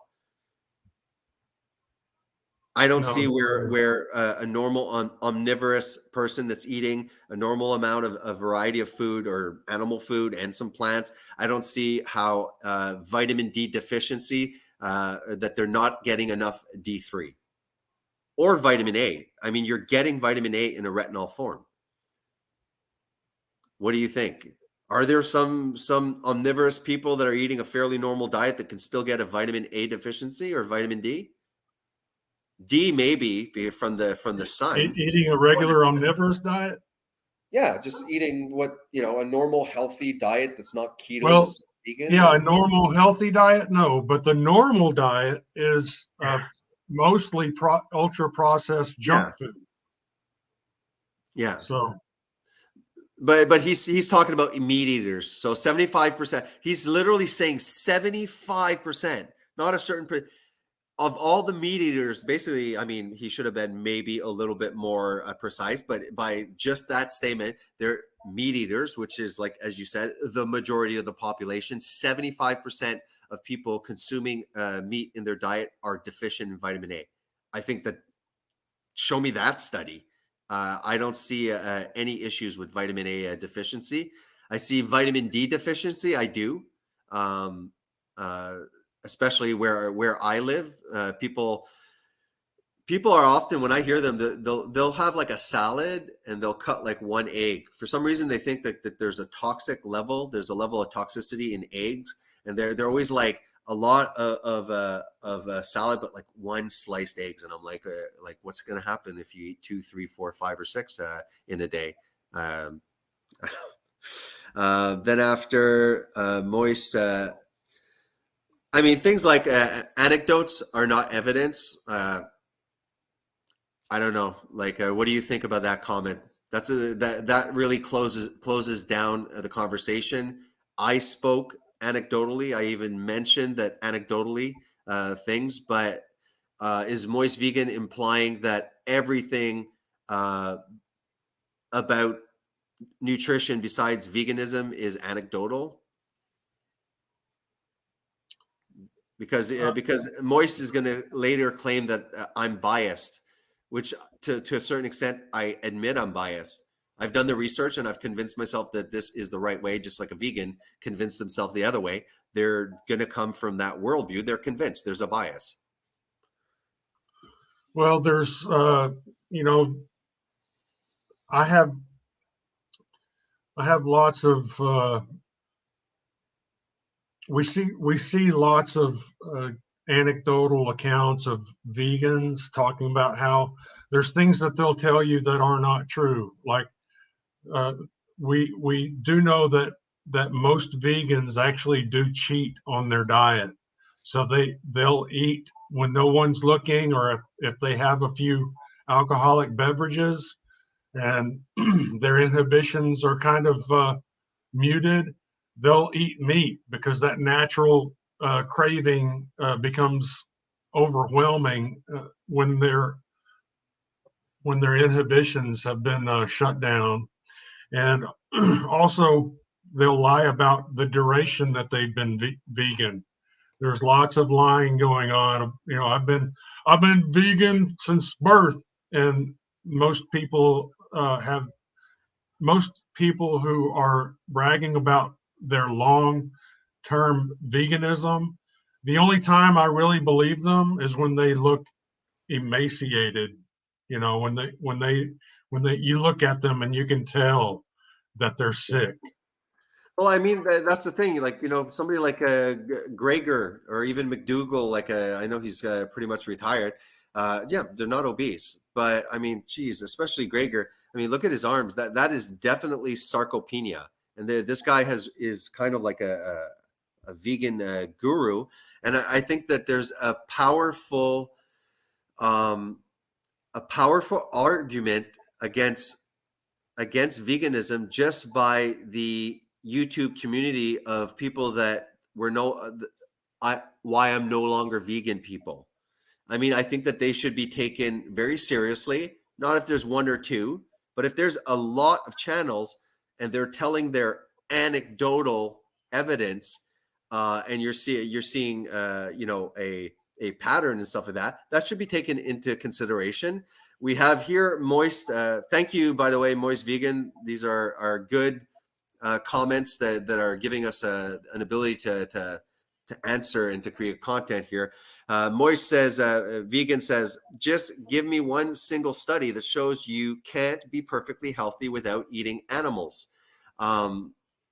Like, I think that a lot of the studies that we're talking about, the poor conversion of vitamin A, the poor conversion of the omega plant fats, there are studies, aren't there? Let me try and pop them up about, I know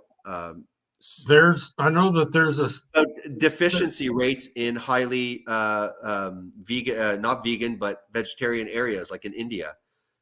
You have anything to say about that or something to pop up? let me see if I can. There's a study where I think it was in UK where they had determined that 50% of the women in the UK cannot convert beta carotene. Okay. And so trying to get vitamin A from carrots or supplementing beta carotene, Yeah. it would not be a possibility for 50% of UK women. And I'm assuming that that's probably going to be a global statistic, if you were to look. Let me see. Yeah, here it is. Says almost half of UK women could be suffering from a lack of vitamin A due to a previously undiscovered genetic variation. The team led by George Leitz has shown that almost 50% of women have a genetic variation, which reduces their ability to produce sufficient amounts of vitamin A from beta carotene. Yeah.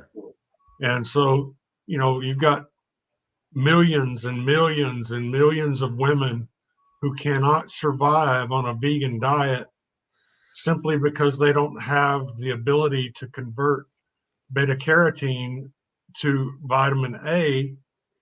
And the problem with the vegans when you confront them with this kind of information is they say, well, that's just a supplement issue. We can supplement the vitamin A. Yeah. That's not a problem. But how many of them have gone to vitamin A and really, really figured out how is supplemented vitamin A manufactured? And then when they do, they find out that it isn't made in a laboratory with people walking around with white, a white robe on. Yeah. It's made in a factory that's got these giant smokestacks, and they're bringing in coal and natural gas, and there's fire, and it's a very energy intensive, a very petroleum reliant process to manufacture these supplements. And there's a problem with the vegan community in that they are not looking at these supplements as anything other than some magical pill that appears out of nowhere and doesn't cause any problem itself. These supplements, the manufacture of these supplements is a problem. It's very destructive. It's very polluting. The chemicals that are being put off by the coke ovens, for instance, are causing entire towns to come down with cancer. So the supplement industry is not something to be taken lightly and to be so frivolously mentioned as a solution when no vegan that I've ever come across cares enough to bother themselves with going and looking at each one of these required supplements on their diet and figure out just exactly how these chemicals are being manufactured and what problems, what environmental and health problems just the manufacture of their required supplements And is causing. it's a dangerous precedent because let's say, okay, look, the climate, it's pushed by the climate. We should all go vegan. Okay.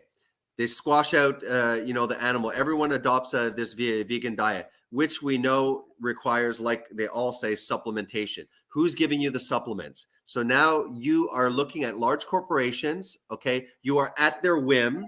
Supply chain issues. They can create scarcity of all sorts of things, and then you're not getting the appropriate nutrition.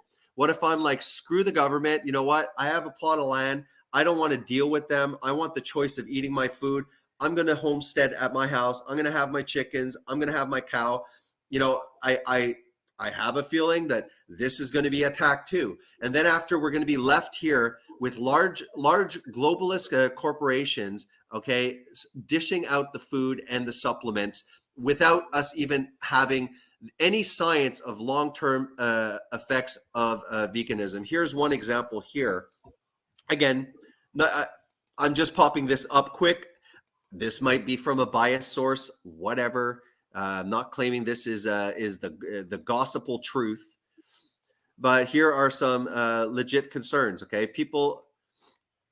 plant-based diets are best, or are they? Okay, here's my appeal to authority. Harvard, like my vegan co-worker that's always like, there's a very good study from Harvard. I'm like, yeah, Harvard. Okay, they're not corrupt at this point anymore.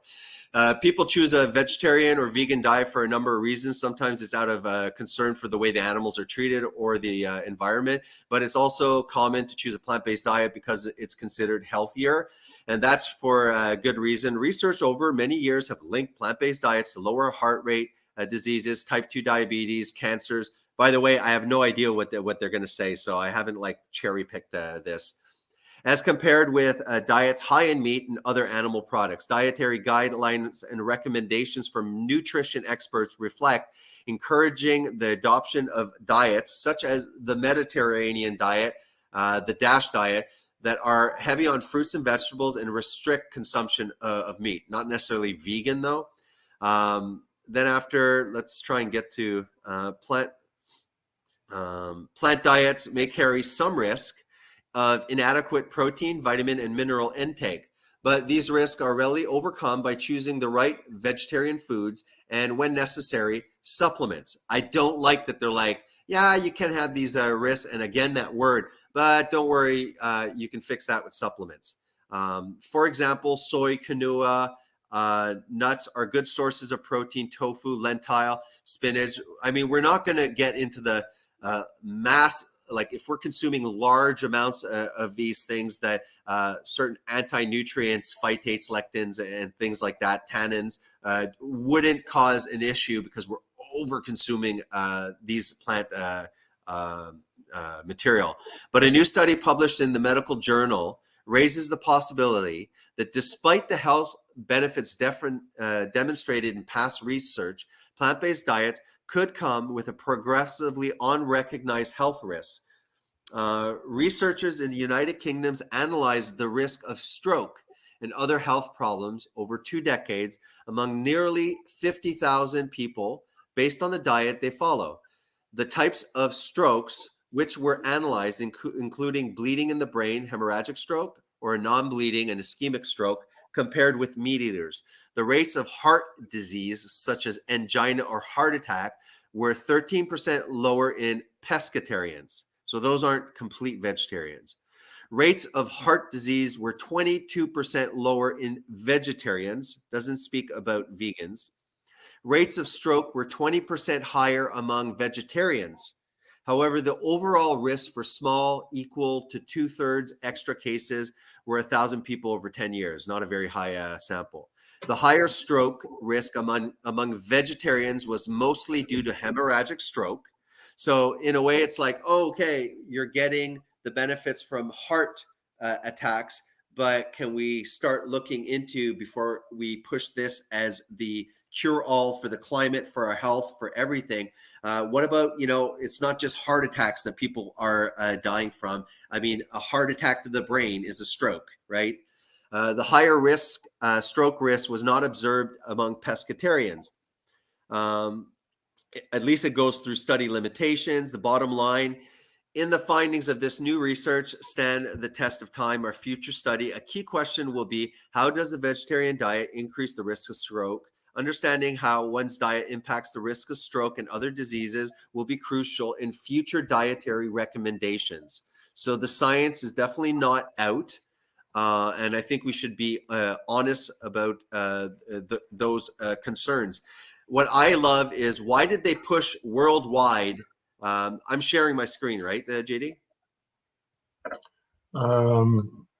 Yeah. Okay, thank goodness. Like, this is one that I like to show, and because I think it's a well done study and it's very relevant. Now, why the hell are all the people that I know that are not scientists aware that meat's going to rot your butthole? That's because of an epidemiological study. Why are common lay people talking about that? That was pushed by the media. That was on the Google feeds. That gave the impression to the population, and they're quite aware of that would be interpreted as avoid meat. It causes, okay, meat causes butt cancer. Meanwhile, why don't they push things like this that I think vegans, as well as omnivores or any other extreme carnivores, would acknowledge? Omega-6 vegetable oils, not as an association. This study is literally talking about the mechanism, okay, how this drives coronary heart disease, talking about the oxidized LDL hypothesis. And they have evidence that the LDL are not there to kill you, but because of a toxic oxidized environment with free radicals that destroy not only the vessel linings and other areas, but also will increase the oxidative risk of your LDL, which, yes, then would become pathological. But that oxidation is also going in and damaging the mitochondria. Yeah, it's inflammatory. I mean, in the hospital, anytime I'm delivering greater than 50% oxygen, so in the atmosphere we have 21% oxygen, and obviously when you're intubated or even on other non-invasive methods or high flow oxygen, we can give up to 100%. But we are always aware that when we start hitting the 50% threshold, like any medication, because oxygen delivery in the hospital should be seen as a medication, our body, just like it's able to metabolize a certain extent of any drug, Tylenol, well, you go beyond eventually, it cannot metabolize that amount, and then you get toxicity. Oxygen is the exact same amount. Our body is a biological machine that uses oxygen for cellular respiration and energy. Therefore, the body also has antioxidant pathways that are quite capable of oxidizing the normal amount of radicals that are left from actually using the oxygen. But when we deliver oxygen 50% and above, it starts actually producing too many radicals, and those start build up. Those cause DNA damage. It's poison. It'll wreck your body on multiple levels. We call it oxygen toxicity, and just oxygen toxicity is a vicious loop that we see in the intensive care unit, where we're literally going to lead that patient into multi-organ failure from the oxidative stress flying through systemically.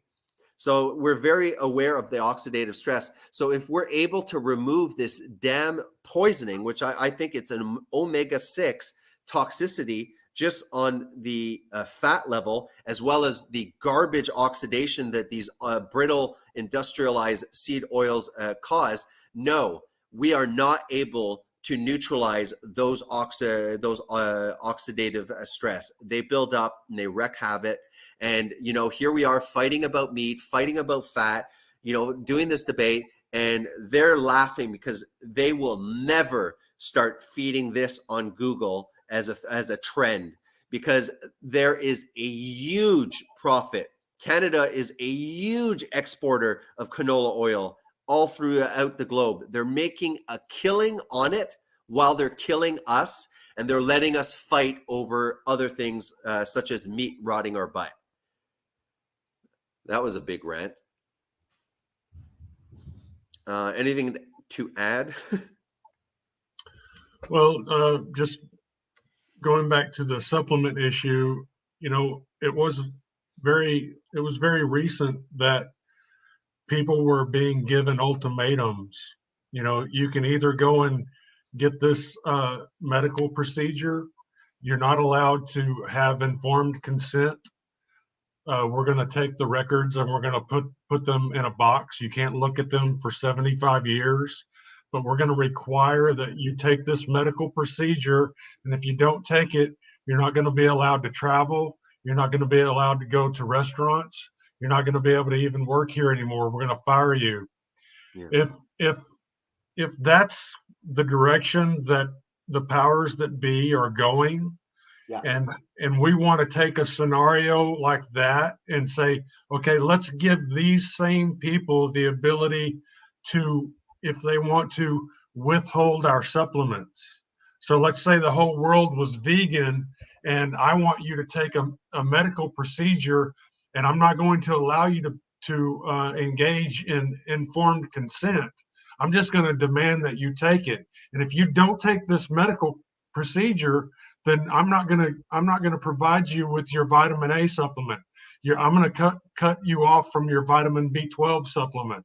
If you don't do, let's say if you don't vote the way that I want you to vote, I'll cut your B12 supplement by 90%. We cannot put corporations, for instance, like Pfizer. Pfizer has paid the largest criminal fine in the history of the human race. Look it up. There's tons of lawsuits that are hush hush. Yeah, go ahead. Look it up. Pfizer had to pay a criminal fine for their criminal behavior promoting a harmful drug, and these are the types of companies that we now that vegans want us to put our entire lives on the line with trusting them. Like, can I pop that this just one of the studies up, JD, about what you're talking about? Sure. Yeah, like these guys are criminals. They don't care. They'll make billions, and then after they'll pay millions in fines. They're not shut down because they're considered essential drug companies, right? Sorry, Yeah, we're not seeing it. No, I'm gonna pop it up. I'm share screening though. I got so many. Yeah, I think so. Yeah, we're shoved over to the side. Here, just give me a second. None of the pictures are showing up? No. Okay, just give me a second. I'm going to start like erasing all of this extra shit there. Sorry for swearing. Because I did draw up the lawsuit. Okay, let me hide it. Stop sharing. Because sometimes I have so many tabs, it's just not going to do it. So let me try and present it. And here we are. We have the happy, healthy medicine. Okay, no, it's doing at this point. Okay. But can I just read it, JD? Here's one example. Pfizer agreed to pay $430 million in 2004 to settle criminal charges that it had bribed doctors to prescribe its epilepsy drug Neurontin, which is gabapentin, for indications for which it was not approved. In 2011, a jury found Pfizer committing racketeering fraud in its marketing of this drug. Here's another one. I'm just reading headline. Pfizer fined $2.3 billion for illegal marketing in off-label drug use. Let me see. Gideon. Gideon is, I recognize it. It's an antipsychotic. You know, so yeah, you know, these guys are some shady people. The fact that they were able to pass this happy, healthy medicine in an emergency act where all governments agreed that no matter what kind of effect happens on the population, they cannot be, they are not liable. Like that's where we are right now. Yeah. That's like Jeffrey Dahmer getting a babysitting job and having the parents sign a release saying, anything happens to your kids, I'm not Yeah. responsible.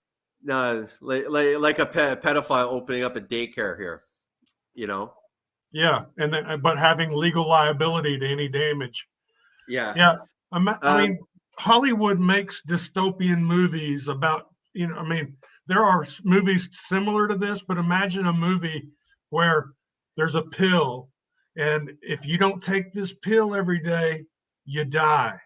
And there's a corporation that distributes the pill, and they find out that some people are being given a placebo, and that's why they're dying.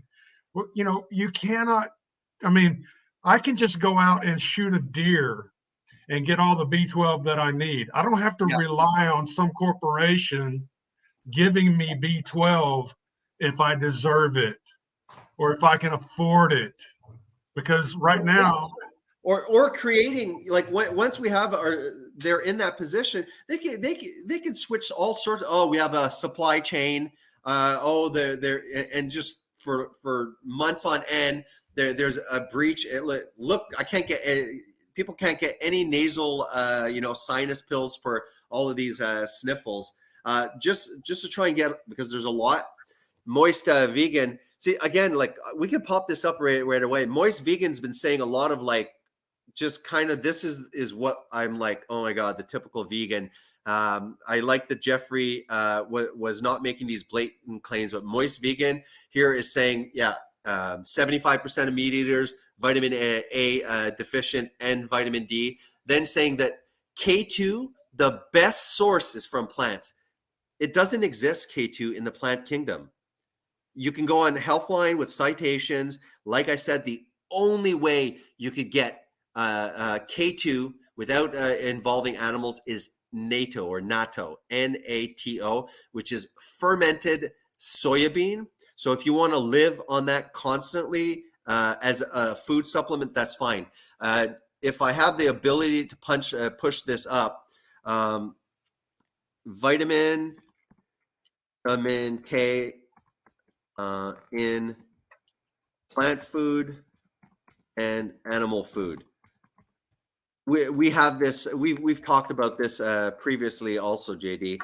I'm gonna put. I like Healthline because it has at least somewhat evidence based. Like, you can at least see the citations.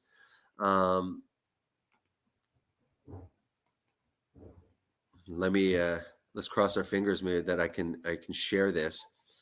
But I think any informed person on the vegan side can be honest and say, like, oh yeah, like, I mean, this shouldn't be a long conversation. Vitamin K1 versus K2, what's the difference? Can you see the screen? yes. JD? Okay, all right. I didn't look at this, but I'm hoping that it's going to differences between K1 and K2.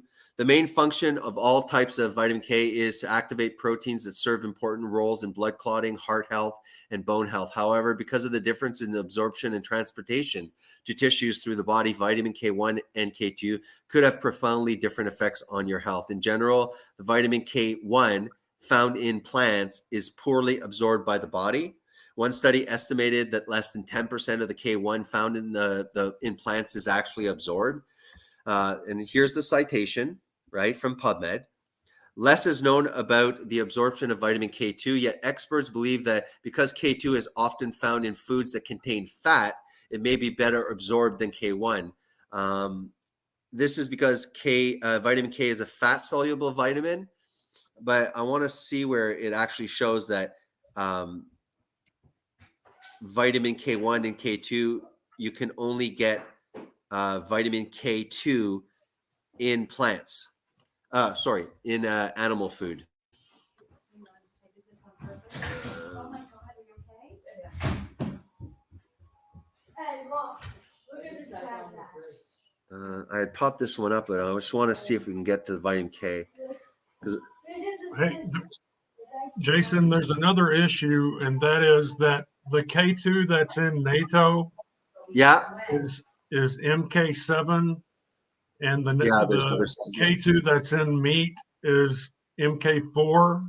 Sure. Okay. They're not going to be the same. Good point. Would like your thing. Where the hell's the vitamin K2? Chase, Pardon? Josiah is asking you a question. What's up, Jay? Ask you a question? Well, you said that. Oh, yeah. What's up, man? Freaking burnt myself at work. Shoot. On the stove? No, on the oil. Oil the splash. oil. No, it's. I was changing the fryers and Yeah. the pot stuck to my arm. I had to. All right. Sucked. My son burned himself with oil. You burned yourself with seed oil. With lard, actually. Oh, they use lard? They use lard and done I'm impressed. They use Sometimes. lard. Okay. Sometimes. This time it was. Most people have never heard talk about me jumping and cherry picking locations there. Damn it! I just want to show at least that there is. cream job. It's found only. Oh, here. K1 found in plants like leafy greens. K2 found in animal foods, fermented foods. Okay, stop. Here. Yeah, there's Here? a very important point that I need to make at this Go ahead. juncture. Okay, Do you want me to keep this popped up? Or are you showing me something in here, or take it out? leave it popped up. What you just said was that K2 was found in meat and certain fermented foods like NATO. Okay. Yeah. Now, remember that NATO contains MK7 and meat contains MK4. Those are the two different types of K2. You see it here, like you just said, it's down here on the screen. Continue. So, okay, yes. Yeah, I see here. All right. Now let me finish, please. Sorry. Let me find what I had open here. Okay. MK4 and MK7 are both here. I'll give you the link to this. JD, do you have like on the bottom where it says present, you know, where it says mute, stop cam setting? Like, don't you have a present screen, a little plus? Yeah. Okay, just do me a favor. Try and present that screen, because I am able to share what my visitor wants to pop up. I'd like to see if I can pop that up for you just that way, because it might be important.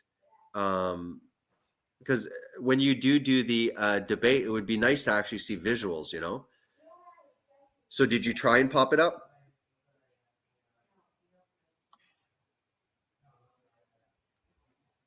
Yeah, I'm trying. And press share? Because I think it might show up in my studio unless I need to adjust a setting. Don't forget what you had to say, because obviously I just cut you off again. If not, just send me the link like you said.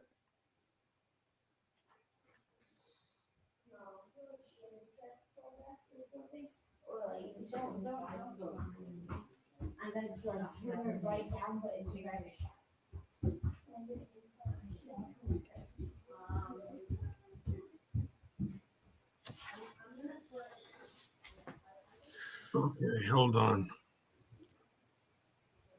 Just while you're trying, I'm just going to continue blabbing and answering maybe a few of the questions, just so there's no dead time. And it was Moist Vegan says that the K2 is the best source. No, that is just factually incorrect. We've showed this multiple times. Also, the bioavailability, Moist, most bioavailable omega is in flax seeds. Again, we did show those studies that say no, the conversion is very poor. 3%, 1.8%. That's what a high saturated diet. I can show you the share screen while Josiah, while JD is preparing that. So, I mean, if we're going to have a conversation, we're going to need to have at least an honest conversation, and not just say, no, I'm just going to say that. Look, if you're going to tell me that the best absorption for omega-3 is not through animal food, it's through, let's say, these flaxseed, it's the best. Well, look, this study is not an epidemiological study, and it is stating, okay, that the conversion into long chain metabolites like the actual EPA and DHA is 6%, 3.8. If you're consuming too many omega-6, it's further reduced. So again, thank you. I'm responding to your comments, but you are dead wrong on that. And I'm popping up the information. Do you got what you need, JD? I think so. Did you Okay. try and screen share it?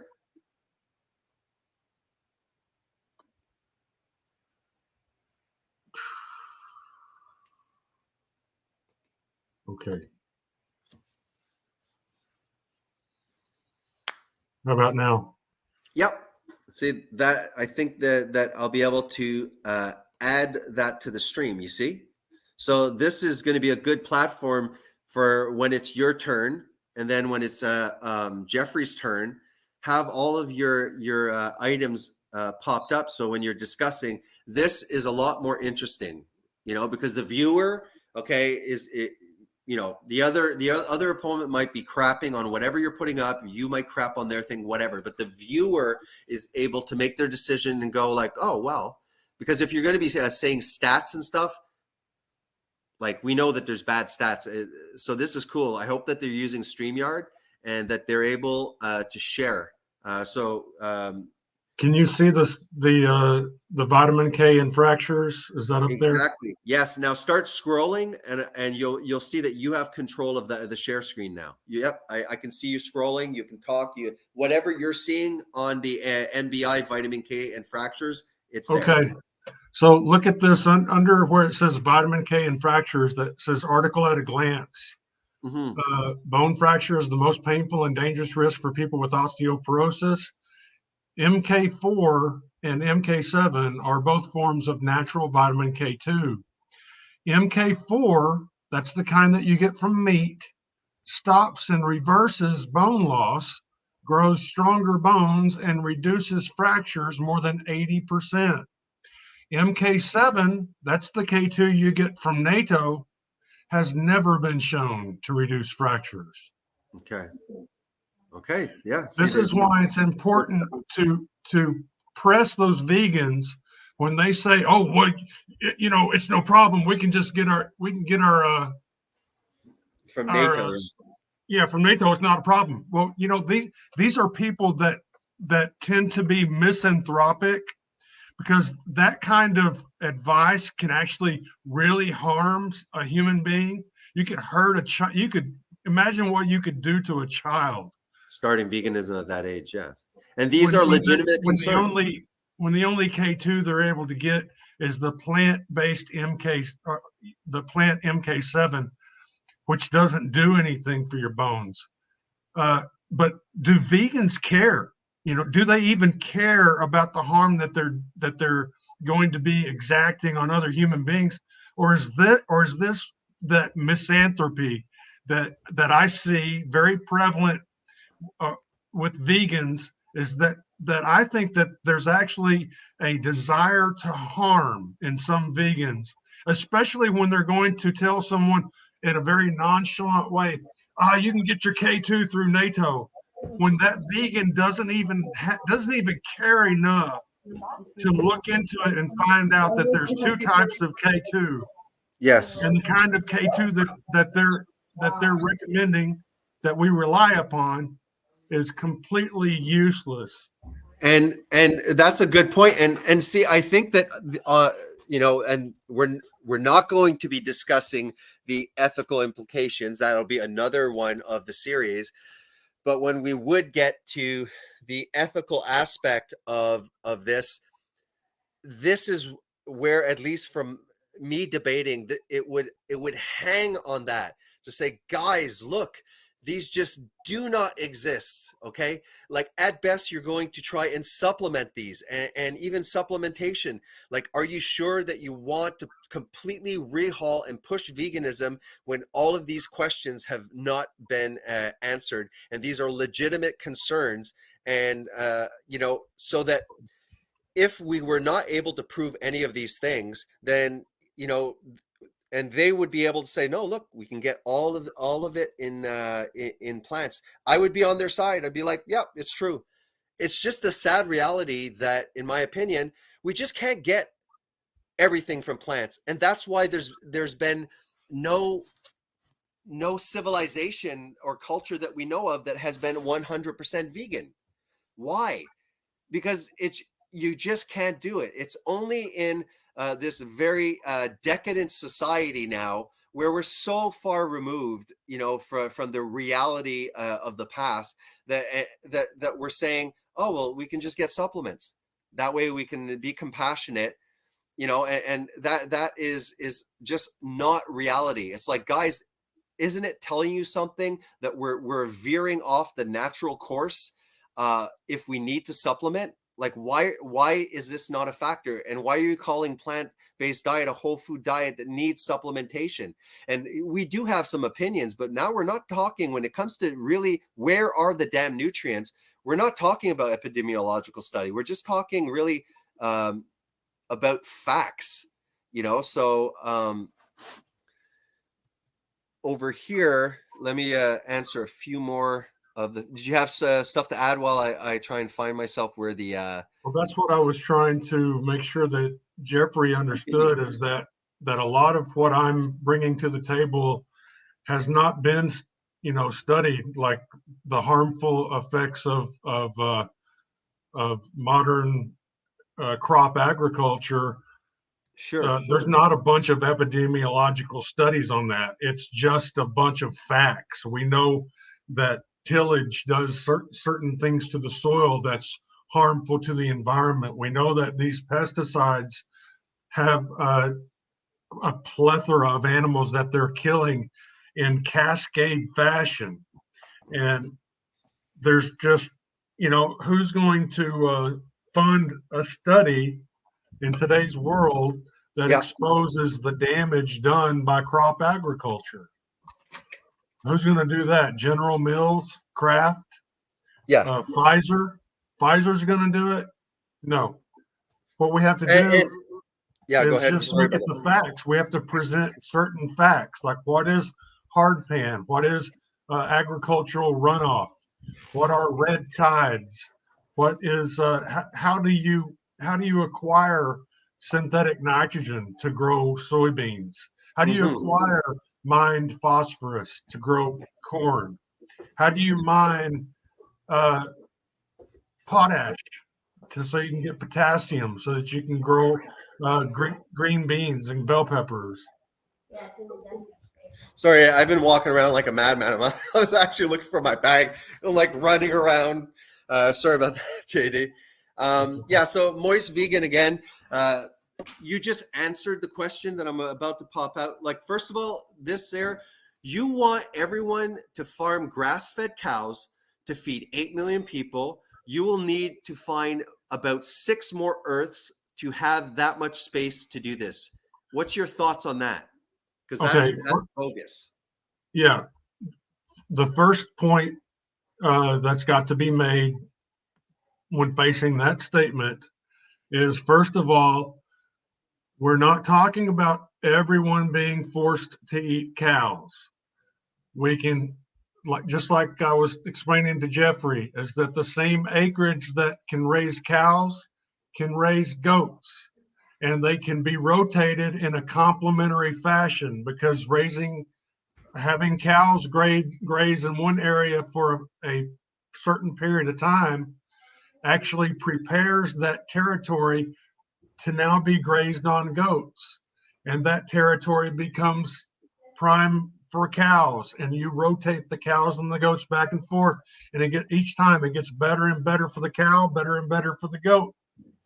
And so there's cows, there's goats, there's sheep, there's rabbits, there's barbadoe, there's fish, there's dove, pigeon, or quail, ducks.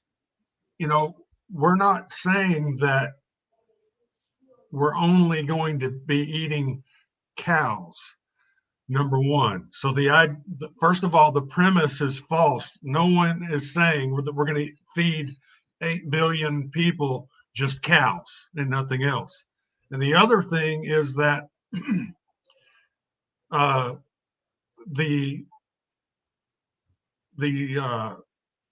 studies that have calculated how much land is required to raise grass-fed cows were done with farmers that are not the best examples of what can be done using regenerative rotational grazing systems.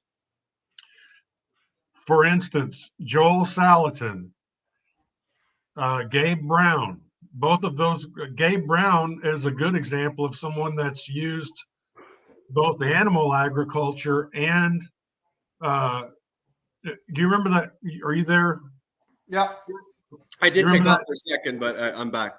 I sent you that email covering Gabe Brown, showing what he had done with his soil. Joel Salatin, he's now he's over 400 cow days per acre, which means that each little acre can support one cow for more than 400 days. And so that type of production density, you're not going to find in the studies that are supporting the statement that you would need 6 more Earths to produce enough food for us to eat. Exactly. And, false. And the fact that we're arguing against veganism, at least for me, I'm not arguing that we would only be eating animal foods. I think that we should be eating potatoes and rice when it can be grown humanely and cleanly.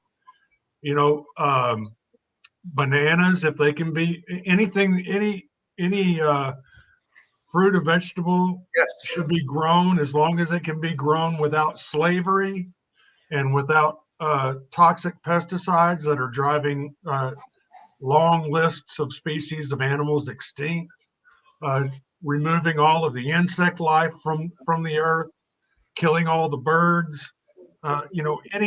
Any fruit or vegetable that can be grown regeneratively should be grown. So that question is kind of it's great. Sorry, continue, JG. I just wanted to remember. Josiah had like a longer hair. Show him. It's like that question was an attack on a straw man. Yeah. Was that Noah? That was Josiah. It's funny because Josiah kind of had just long hair up to here. It kind of curled. Okay. He just got it all cut off. Yeah. So Josiah shaved it completely off, and then Noah trimmed it, and now Noah has kind of Josiah's old haircut. And they've always said like, "Oh my God, your boys, are they twins?" I'm like, I do not see it. Sometimes they're like, are they twins? I'm like, they don't even look at all alike. But sometimes it's hard maybe for the parents to see the errors, and stuff like that. I don't find they look like God, good Lord, I'm way better looking than those guys. Here's Matt. I think we answered the same thing. He's Moist is still talking about K2. You can get it from all these things. Again, JD just mentioned about the MK4, MK7. So that's a little bit debunked also. Thank goodness for Moist, because it's good talking piece. Now we have a race lever. He says there are potential deficiencies for any style of eating, so that's a washout. Well, I think that there's many deficiencies in the way the majority of people eating a standard American diet that's incorporating like meat. Like, yes, but we're talking about eating a healthy not a diet that is omnivorous with a certain amount of animal foods and a variety of certain plants. So I doubt that you're going to have a deficiency. What do you have to say about that, JD? Just this specific comment, because we're going to have. The comment being potential deficiencies for any style of eating, that's a washout. That's How not. about this? I mean, if that were true, then none of us would be here. The entire human race would have gone extinct a long time ago, because supplementation is a very modern thing. It's not Yep. something that's been around. And so to say that all kinds of eating will leave a human being deficient Yeah, it's not is true. just on its face, it's a blatant lie. And Yeah. it's just more of this misanthropy. This is someone that's trying to in my opinion, this is someone that's trying to muddy the waters so that people will do things like rely on the MK7 version of K2 from NATO, and it won't do anything for them. They'll go out and break a bone, and then the vegan's sitting there, basically laughing because they tricked this person into an eating disorder. It's pure stupidity, and I think that it's probably not even bordering, it's probably deep in malice, because these constant straw men's. They continue to build these straw men and then beat them down, and it all is either about ego, or it's about a cult mentality, or it's malice, because we know that there is a link between misanthropy and veganism. So this is why I highly urge.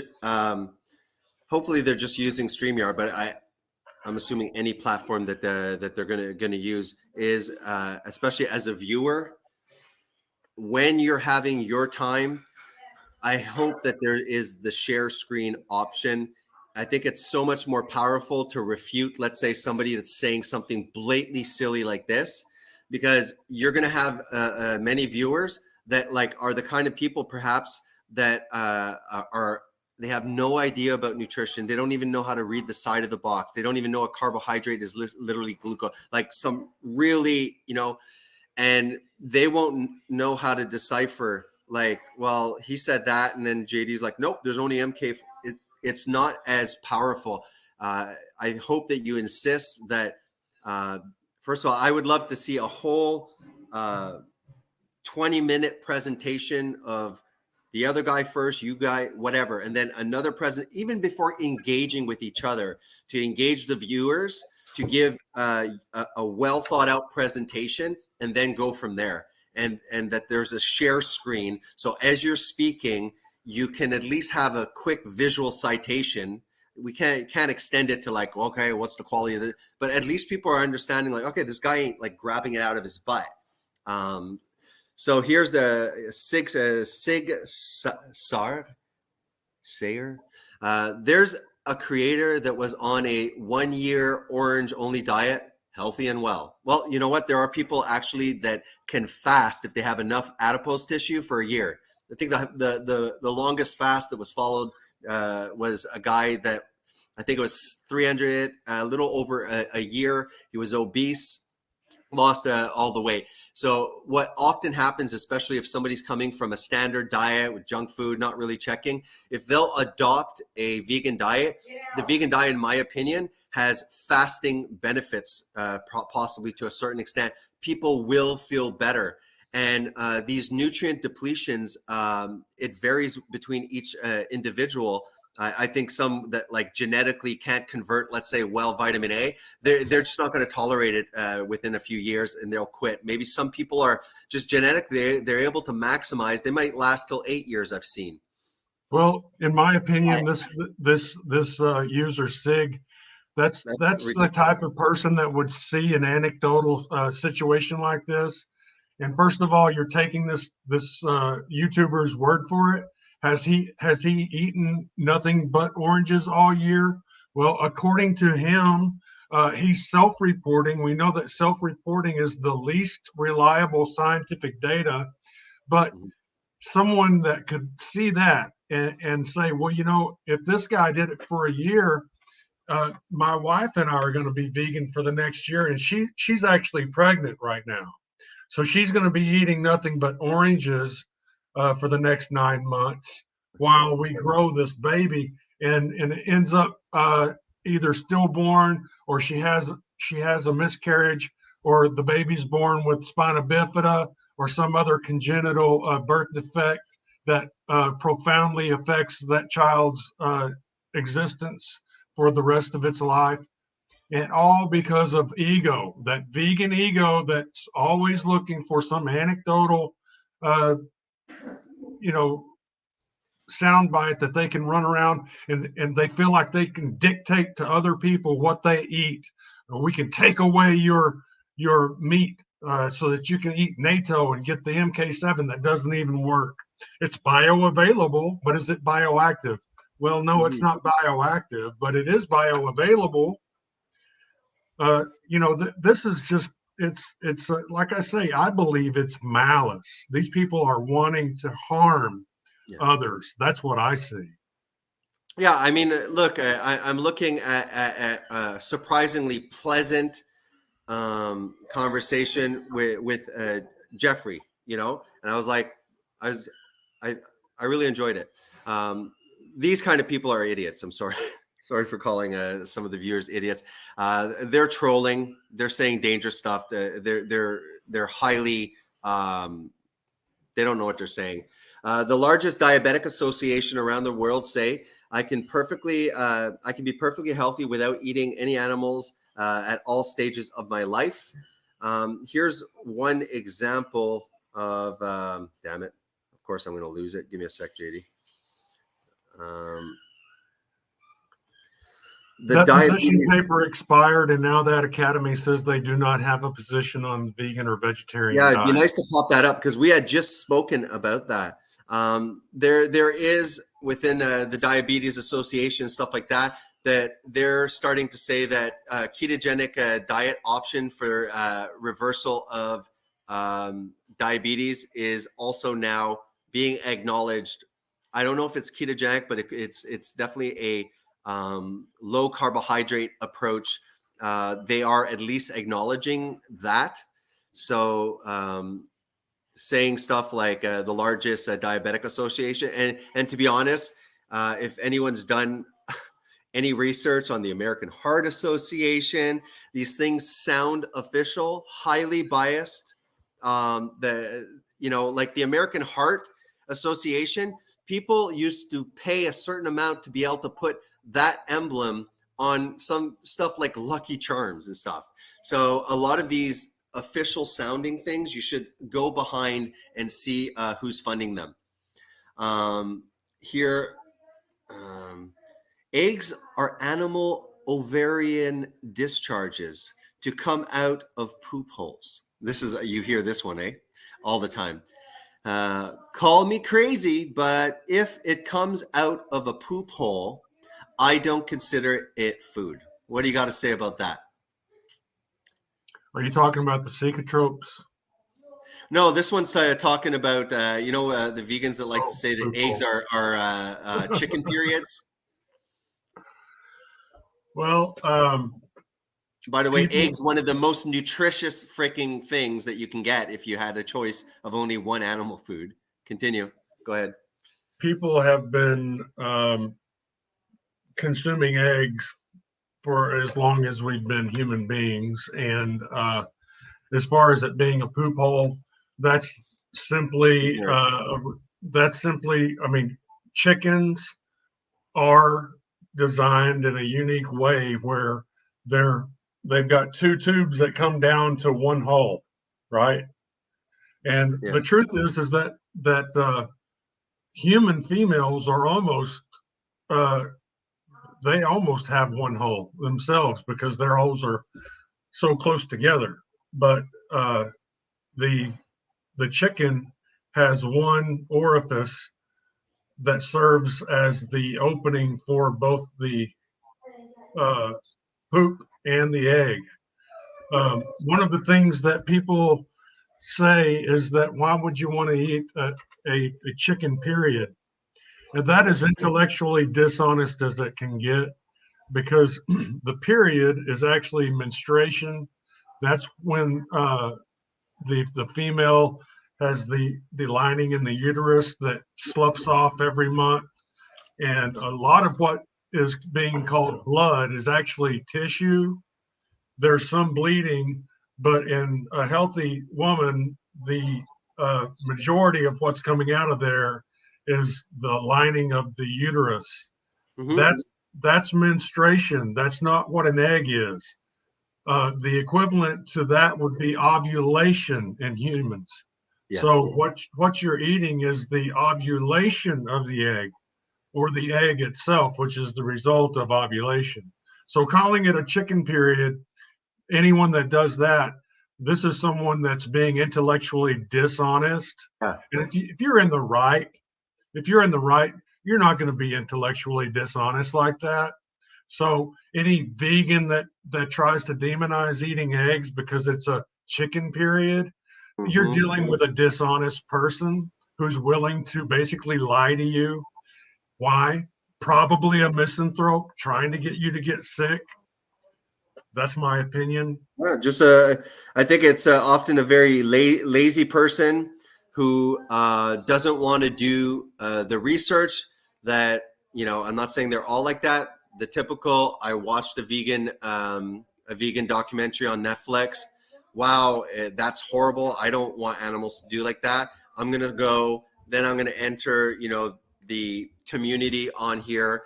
I'm going to trust everything because I've hear it being repeated so much, and I take it for face value, and off you go with misinformation about it. Don't change it. Don't change it yet. I want to address that.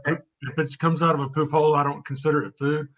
Race livers probably referred to gorillas before as, what do you mean you don't eat plants? Look at this gorilla. He eats plants, and look how big and strong. You think you can't be healthy and muscular on a plant-only diet? Look at this gorilla.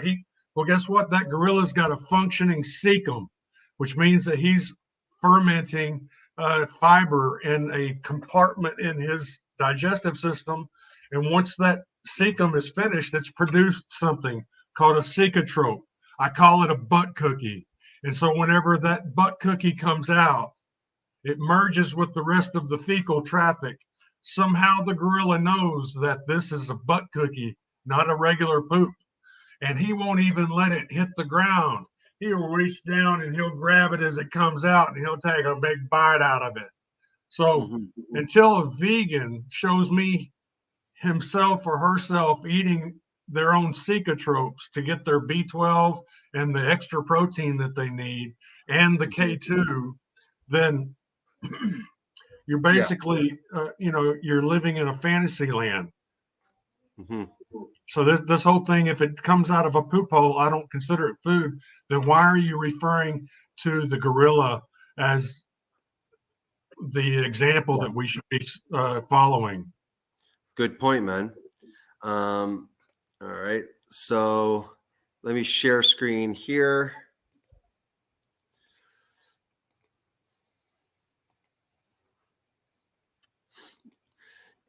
You can look at Diabetes Canada, the recommendations that they're now using. Individuals with diabetes should be supported to choose healthy eating patterns that are consistent with the individual's value, goals, preferences. Healthy, low or very low carbohydrate diet can be considered as one healthy eating pattern for individuals living with type 1 and type 2 diabetes for weight loss, improved glycemic control, and or a reduce in the need of anti-hyperglycemic therapies. Individuals should consult with their healthcare providers to define goals. Healthcare providers can support people with diabetes who wish to follow a low carbohydrate diet by recommending enhanced blood glucose monitoring, adjusting medications that may cause hypoglycemia, which is good. It means you're reversing it. Anyways, it's just to kind of show like, no, don't throw me that a vegan diet can reverse diabetes, which if you're just going full of plants, you probably will. There is science that says that this is a viable option. I already showed you the long-term, meaning about a year for obese patient, totally legit option to get yourself back in shape. I just chose this randomly, but I've also in previous videos, you can see this one, JD. I didn't forget the share screen.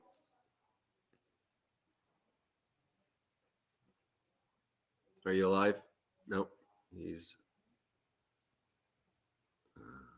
okay. I think you guys do see it. Let me know if you see the whole egg. So look at the amount of micronutrients that you are obtaining through eggs. Look at the amount of essential vitamins that you are getting. You're getting some vitamin A, various B complexes. Okay, vitamin D in the form of D3, vitamin E, vitamin K, 6, 3. You're getting choline. All right, this is an egg, and we're saying that we should remove this staple that is literally. Show me one vegetable or fruit that has this array of nutrients. Look at the daily values. To be honest, the daily values, I don't necessarily, I have some criticism of that. The daily values are values so that you do not become deficient in certain vitamins. It doesn't also, it also does not mean that these levels are optimal. We know that, with nutrition and physical degeneration, he was analyzing the nutrient content of these foods, and I forget how many fold more dense the nutrients were of the food compared to now. JD, are you gone? All right, I'll continue with some of the comments.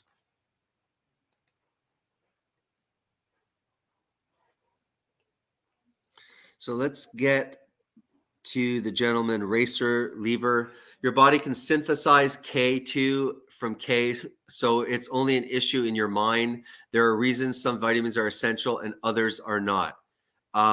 No, we can synthesize at best a inefficient amount of K2. We cannot supply all of our vitamin K2, and as we say, the subgroup within K2, MK4, MK7, and I think there's actually more that are present that are still being researched. So, in my opinion, Race Lever, I do not believe that it's an issue only within my mind.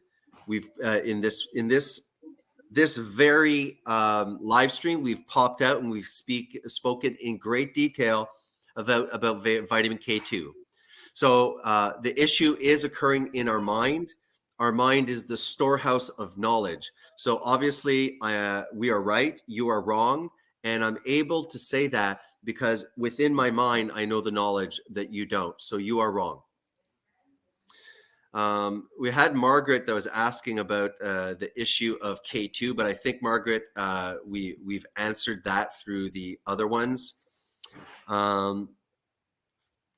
Okay. Again, there's no need to eat eggs, and they're high cholesterol too. Again, you're showing that you are ignorant of the fact that all of the cells in your body produce cholesterol.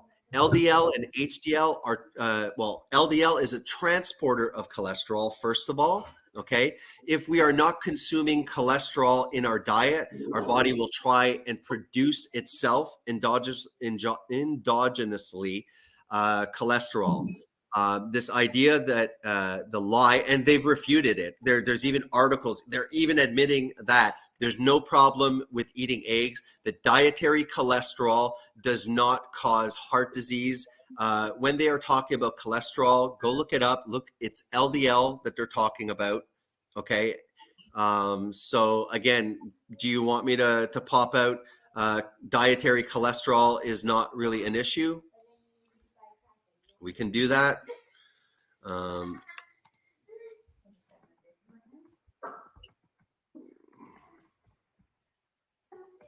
Is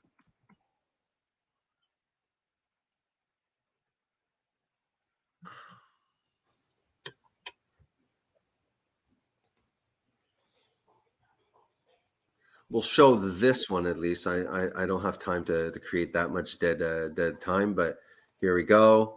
Maybe go look up this Healthline. Why dietary cholesterol does not matter.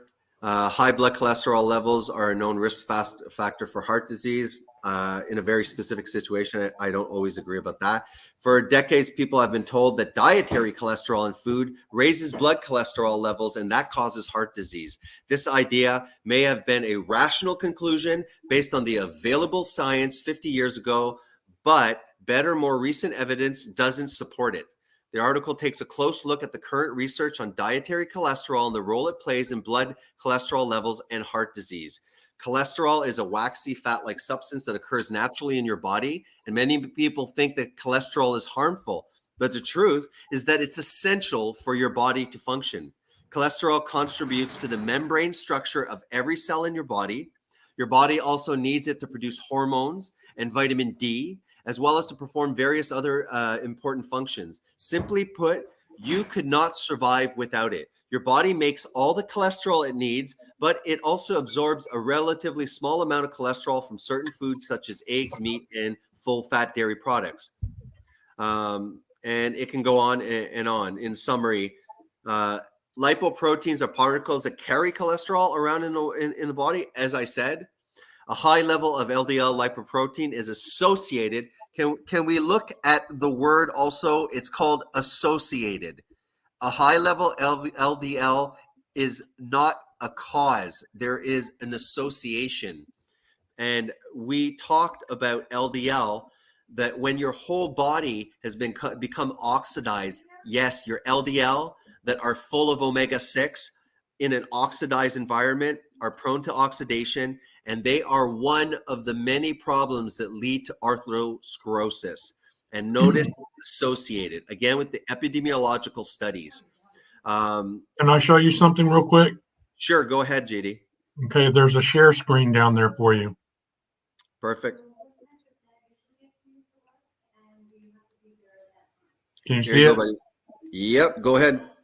Because individuals with low cholesterol levels exhibited higher rates of all-cause and cancer mortality, we postulated that low TC might partially reflect frailty. For CVD mortality, individuals aged below 65 years, blah, blah, blah, were more likely to die compared to age 65 or older. So actually low cholesterol, people with low cholesterol have the highest rates of all cause and cancer mortality. Nothing to add to that. This is why when we get into debates, like I've seen with Vegan Gains, and we're throwing around research back and forth. That's why I suggest that you have the ability to use share screen as well as Jeffrey when it's his turn to really look, when you want to do your rebuttal, you want to say it's garbage. It doesn't really matter. The viewers have seen it. They can use their mind and their critical thinking and say, okay, well, JD presented that. Jeffrey said that that's not true. I'm going to look into that. I mean, at best, we should be sparking interest. And, same thing. You could poo-poo on something Jeffrey is saying, but at least the viewer's able to, because if you guys are just popping out statistics for the viewer, it just becomes, I don't believe that. Well, that's anecdotal. Oh, well, it's like, whatever. Just let us know where the hell you're getting your freaking ideas, and the viewer can decide. And I think, what do you think about that? I think really important. Like showing that kind of like says, well, you know, buddy, you got your study. Well, you know, maybe we shouldn't revolve around studies because there's just as much. And I used to fight with my coworker that was vegan because he used to be, there's a very good study at the Harvard. And I was like, yeah, I know, dude. But I said, they're epidemiological. I can give you back very good study. And got all flustered as if like, well, no, those aren't good studies because I didn't see those in the documentaries. So obviously, I'm sure these guys came to the conclusion, and this is the good science. To be honest, Harvard, all of these prestigious schools, to be honest, are horribly tainted now by all sorts of crap. They're not the prestigious, in my opinion, institutions they used to be. The corporate financing has really corrupted things. Okay, can you see that one? Pharmaceutical, like they subsidize and stuff like that. I remember when I was working downtown at the McGill University Health Center, same thing. They go after these even the physicians that are working in university hospitals to do studies, and these guys get paid tons of cash on the side to go do lectures for pharmaceutical companies. It's like what do they call that? Something conflict of interest. So go ahead. You wanted to show this over here. Low cholesterol and violent crime. Community cohort studies, meta-analysis of randomized trials have shown a relationship between low or lowered cholesterol and death by violence. Yeah. So, right. So all of these vegans that are telling everyone, oh, you got to get your cholesterol low. It needs to be just as low as you can get it.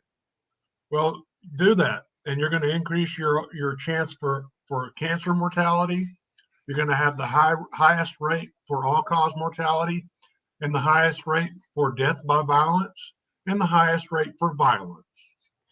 There's also, again, a correlation between over at least a century, the amount of violent crimes associated with the increase in our diets of these seed oils. Again, imagine creating a place where you have low cholesterol, and then after you're creating a very, very inflammatory, oxidized cellular structure together. I mean, this is I think that these seed oils are especially the hydrogenated one could be increasing also aggression, violence, and things like that to be seen, right? Let's go see the next question. Hold on. Go ahead, JD. I have another screen. Okay. I just want to get, because every time I leave here, I have to scroll all the way up to kind of follow. Let me just, you're not going to forget. I'll just leave it up. I just want to try and rush through, get a few at a time, because I'm sure there's some that we don't have to harp on. We've talked about already. But Race Lever took the time to comment a lot, and I rather, I appreciate the interaction. So let's give him a little bit of airtime. We just went through the ovaries. Your body can synthesize K2. If that's true, it's such a small amount that it's not enough to be dietarily relevant. Clearly, he hasn't read Without Bias, since the average vegan does statistically better than the average animal eater, and the overwhelming amount of proper evidence is in vegan favor. I think we were kind of putting that in perspective as we're going. Race Lever, have you read Nutrition and Physical Degeneration? It's really upsetting. One thing that I noticed with Jeffrey was that he was totally downplayed. In my opinion, I really don't think that he's read it. Maybe he's heard of it. He said that Weston A. Price was criticized his research. That's not true, and I'd like to see that. I think that his research is well accepted. It's just that, just like all of these studies that we could use to propagandize the public by publishing, they can also not put a platform to it. There is a narrative being created, and there is cherry-picked science, especially epidemiological studies, to confuse the public and to push agendas. And we have to realize that the vegan diet is the large corporations' wet dream. Okay, all of these are very, very cheap to produce. They are all subsidized. They would much rather us eat directly these subsidized grains, and then they can use epidemiological studies to create associations, as well as not do studies that ask questions that they are too scared to find the answer about also. These are, do you understand when a scientist decides to go against the narrative within his scientific community, how he could lose his career, he could lose funding for future progress? Scientists are not as open-minded as we would like to think. The science community is a business. It's corrupted like everything else, and it's all finance-based, and it's in bed also with the economy of each country, wanting to push what the economy will prosper with, the kinds of food, which are the cheap subsidized grain, in which all of the middle section is basically the same ingredients. So if we're not like honestly acknowledging and going, yeah, you know, that is a good point, and downplaying that, then again, like JD had mentioned, I feel that that's intellectual dishonesty. Next, clearly he hasn't read without bias. Okay, fine. I think that we all gaze through a certain lens of our experience, and we do come to conclusions, and we all have our certain biases. So I admit it. Do you admit it? That's the question, right? It depends on how you cook the eggs. Let's just go to Lever, the next one.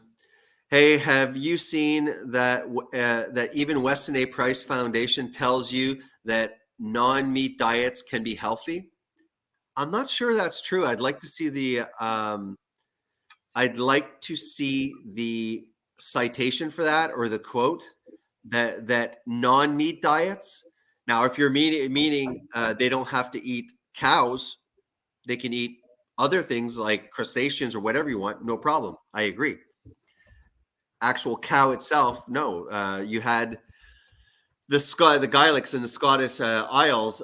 They were eating mostly at the sea line, the seashore, the crustacean. One of their staple diets was cod head stuffed with oats and cod liver. They were able to grow on their terrain a very limited amount of plants.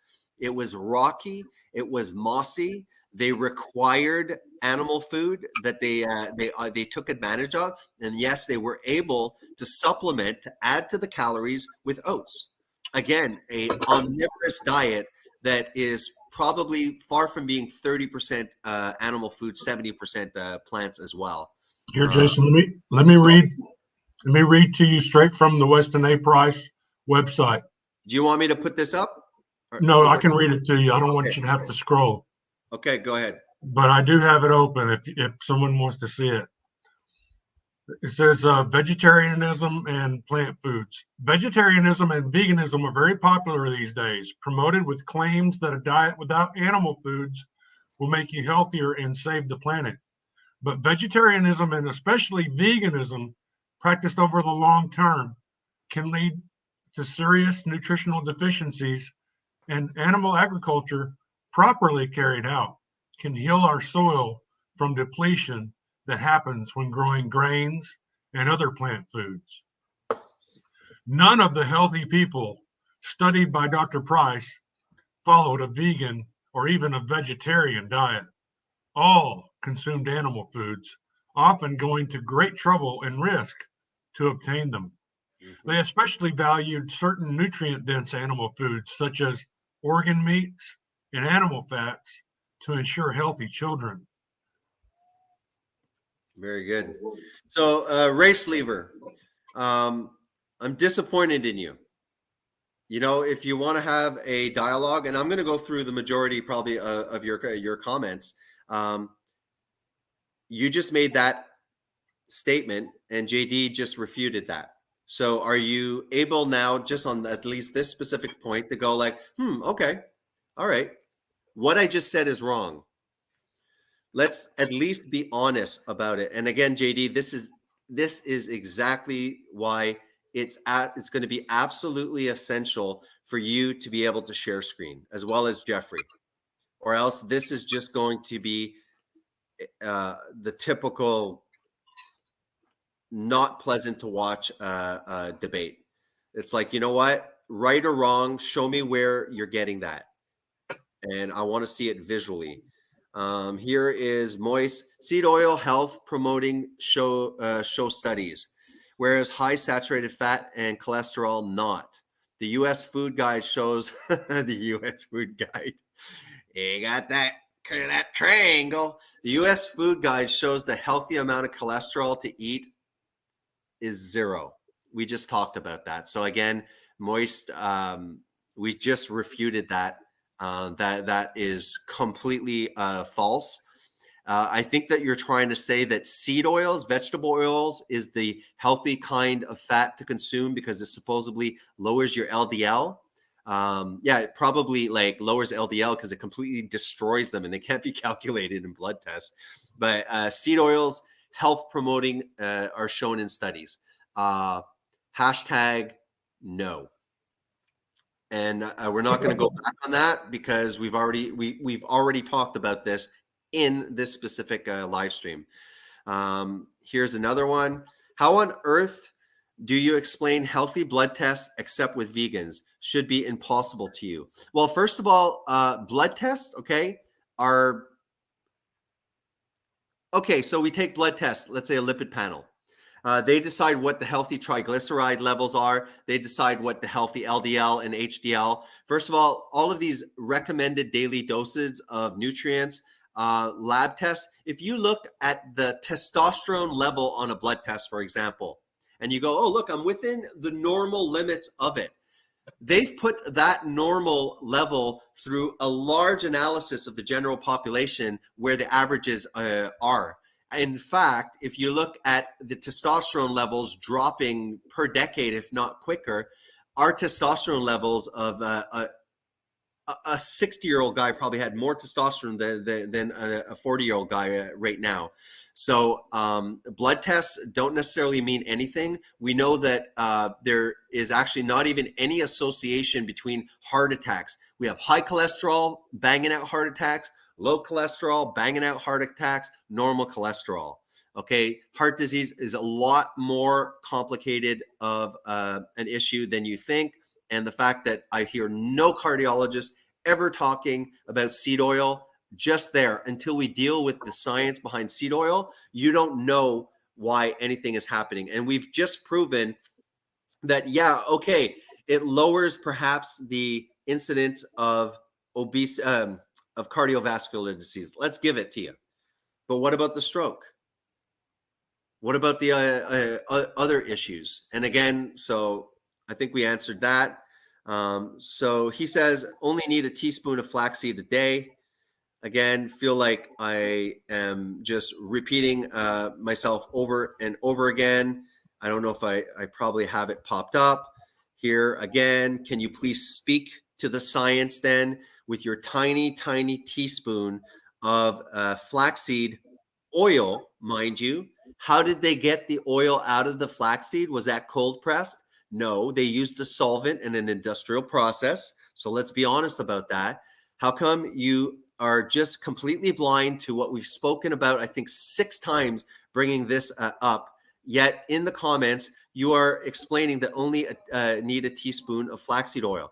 Well, you can do that, but you have no scientific basis for that. And to me, it shows clear ignorance of what we've just been talking about. And you're not being honest, and that's dangerous. Read the book. Yes. For some people, go ahead. For some people, Price here because he's saying, "Oh yeah, I read the book from a dentist." Is there a problem with dentists? Go ahead, JD. I don't guess. Hey. Regarding flax seeds, some people have a severe allergic reaction to flaxseed, and in some people it worsens inflammation in the body. Flax seeds can act like estrogen, so they can stimulate uterine fibroids, uterine cancer, and other ovarian diseases. So since they mess with the female equipment, it's unsafe. It's considered unsafe during pregnancy and lactation for women to consume flax seeds. In some people, it causes loose stools, so you can actually walk around suffering from essentially flaxseed induced diarrhea. And they also, and other people, depending on the individual and their specific case, it can actually lead to intestinal blockage, because you are dealing with the hard shell there is cellulose, which is similar to wood. So intestinal blockage, and it can also react with medications unpredictably. So flaxseed is probably one of the most side effect riddled supplements, probably one of the most dangerous supplements that people can take. Okay, and we know that you're getting a measly 1.8 to 1.5% conversion into long chain metabolites, like the actual activated EPA and DHA. Yes. Yeah, you know what? You know what's crazy? Yes, I did drink a lot of coffee. The fact that ALA is not bioactive in human beings, and the conversion rate is down there close to 1%. Yet the medical establishment lists APA or ADA as the only one of the three that's essential. Did you know that? No, I didn't. Even over here, JD, when he said, just continuing about the blood tests, you know what? I think it's worth it. He goes, how on earth about the blood tests? We just saw that. That was.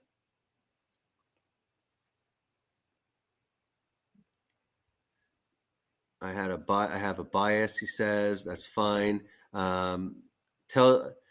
Hey, have you seen that even Weston A. Price Foundation tells you that non-meat? Okay, we've seen that. I'm trying to find. He did make. Yes, I read the book about the dentist. There was something that he mentioned about his blood test, right? When I had popped up the ketogenic diet being safe for long-term in obese patients. Yeah. Do you remember they went through saying that it had beneficial triglycerides? It went through the A1C and all of the various labs. There's also some people, to be honest, that do get elevated LDL on a carnivore-ish diet, or higher fat keto, let's say.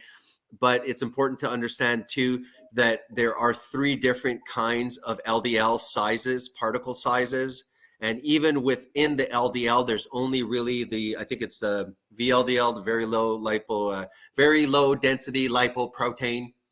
It's that one that is the most vulnerable at getting oxidized. Now you tie in that VLDL with a high omega-6, very high insulin environment, and yes, okay, so you'd have to also take into consideration the LDL went up a little bit. Okay, what about your HDL? For Racer Lever as well as Moist Vegan, do you understand actually what HDL does compared to LDL and what cholesterol is? Because HDL kind of, in layman's term, takes out the LDL. So the LDL is the bus, it's the transporter, it's doing its thing. It's smaller because it has to get into the membranes and everything within the cell. The HDL is what goes and picks up those LDLs that are working hard and sends them back to the repair shop.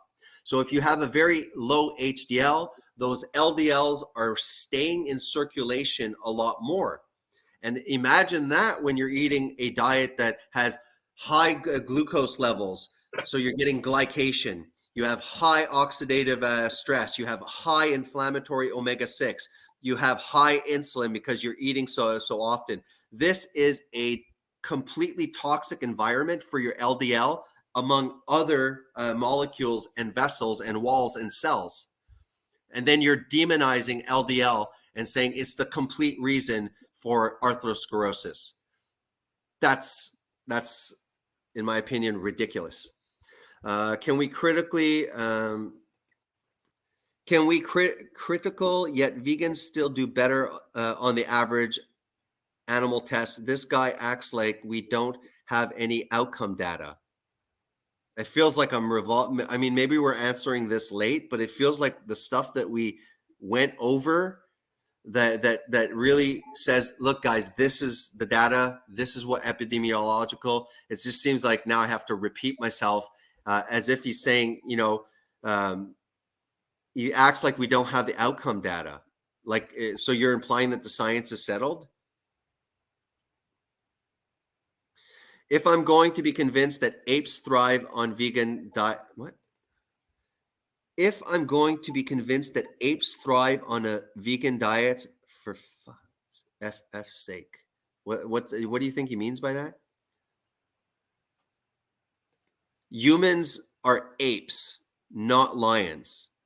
No, we're omnivores. Lions are obligate carnivores, and humans are not obligate carnivores. Am I correct on saying that, JD? I know that you're more, you can maybe go a little deeper in that, but the idea that we're a bunch of gorillas with the exact same, just because, they believe that we come from gorillas. Personally, again, giving you guys a chance to hate the Christian, I don't come from gorillas. I believe that personally, I was made in the image of God and that humans are above animals. Tough. So no, I didn't come from apes. I know JD has probably doesn't agree with that. But anyways, either way, if we're not talking about creationism and evolution, no, humans are not similar to apes. JD just went through that about the cecums and stuff like that in various primates. Anything to add about that, JD? Well, I do believe that human beings are above the animals. I don't think that we evolved from apes. You don't have one animal evolving from another animal that's still here. You know what I'm saying? Yeah, good point. Still waiting for that human to pop out of the gorilla's ass. If that happens in a zoo, technically, legally, or even ethically, is that human that popped out of the gorilla, is he still a property of that zoo? Something to think about. There's not enough land. It's basic math. I don't agree with that. I think that we could completely rehaul our agriculture. And by the way, doing these things, it means that there's no mass corporation that's organizing this.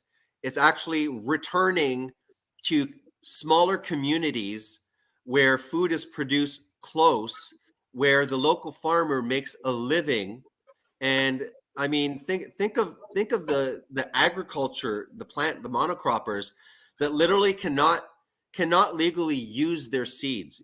The farmer cannot get rich by having made a profit on that annual yield, replant the seeds, make more profit, be able to become more and more efficient at their farming, and that it's a small community, so everyone benefits. People are working in these farms. See, they think that we're progressing. I think that just comes from a completely different worldview where they think, oh, you keep on saying natural. And it's like, yeah, I really do mean that the way nature set it up is optimal. The closer we mimic that, trust me, nature has so many symbiotic relationships that we are unaware of. And every time we try and fine tune it, there are major issues. So do you think that it's a pipe dream, that there's not enough land? It's basic math. And are we saying that we should eliminate all plant agriculture? What we're saying is we can optimize animal agriculture as it is, and we don't need to start producing more and more necessary meat. We need to change the quality of the meat, and we need to overhaul the lifestyle that those damn animals have. That is the only unethical aspect in my part. Everyone's going to die. Animals in the wild suffer way more by dying. Give the animal the natural diet that will replenish the soil. We will have access to animal food. We can join this together with plant agriculture. This becomes a wonderful cycle of building soil, of rotating crops. We should stop GMOing. We should try and return to more heirloom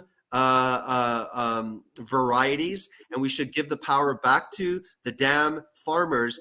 Why the hell, like, who is subjecting humanity to saying, no, you know what? You're not allowed to pre-plant your seeds. Like, that's crazy. And that's where the whole thing is going off the wall. Anything else with moist? Canada, LOL. It's snow there, bro. There's lots of rocks too. Yes, we have rocks. We have all sorts of stuff. We have grass. Just recently, we no longer live in igloos, and we've become open to other sports besides hockey. We have dogs and cats now. We don't just have pet beavers. Any more stereotypes that I can add to Canadians? We transport in canoes. You're not being realistic. You're ignoring reality. We're in a omnivorous system now, and it's not working out so hot. I don't think we need to really comment on that. Prepping should be in this topic. Definitely going to have issues in the near future. Personally think these egg shortages are government, 100%. But do you know how easy it is to have everybody have eggs in their backyard? I mean, they're easy. They're easy to handle. You leave them roam around. They tend to actually not run away. They tend to hover around. It's crazy around here. Everyone has chickens, and chickens are walking during the day. The chickens go back into their hen house to watch Netflix.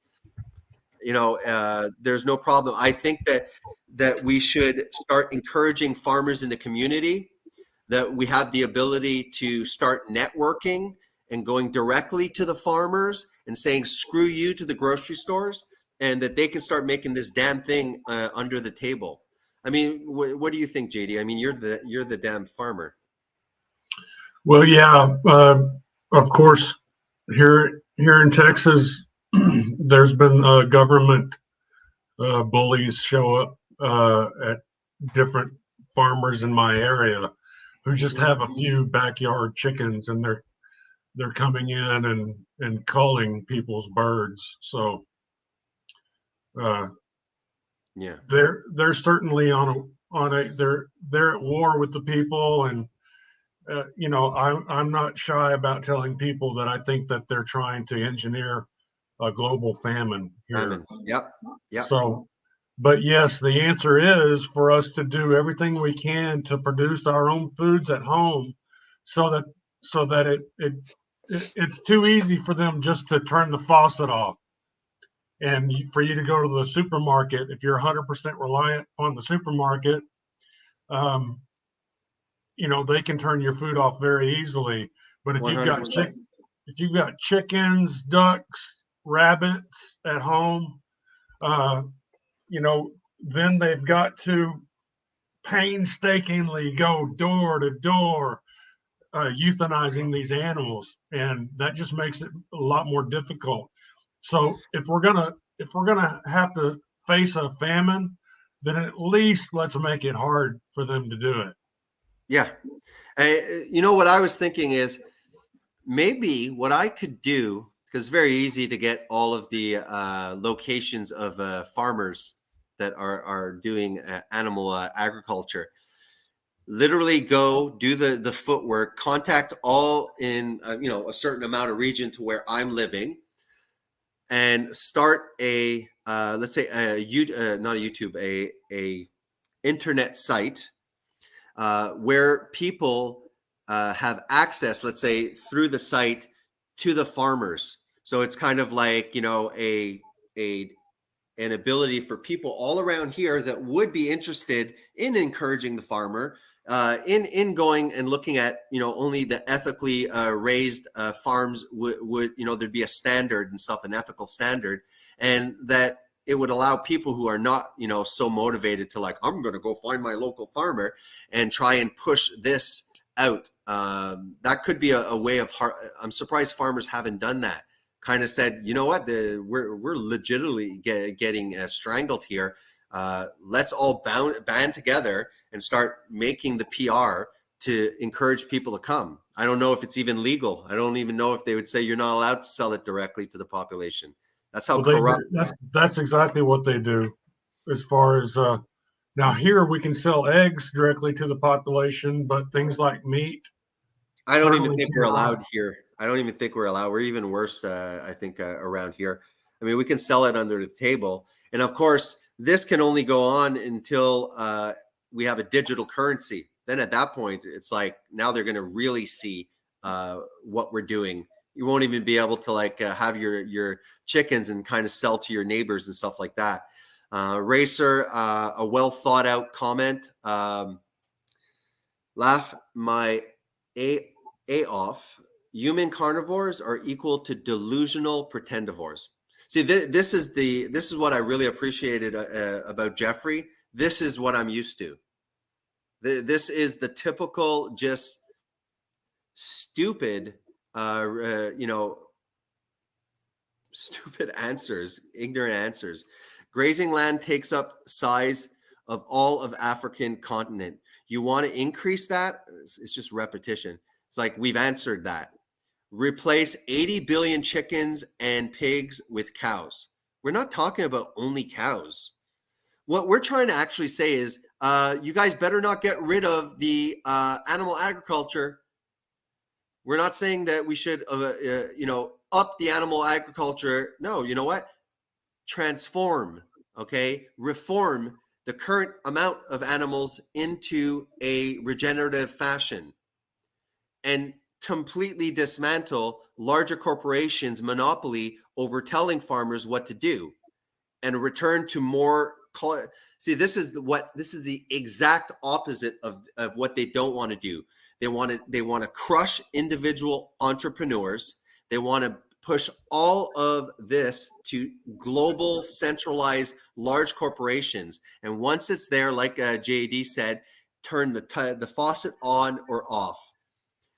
If you are at home and you're trying not to encourage those, it is a fact. You cannot grow enough vegetation in your backyard to feed your family. And you're putting yourself at such a risk to have a bad season and have no other food.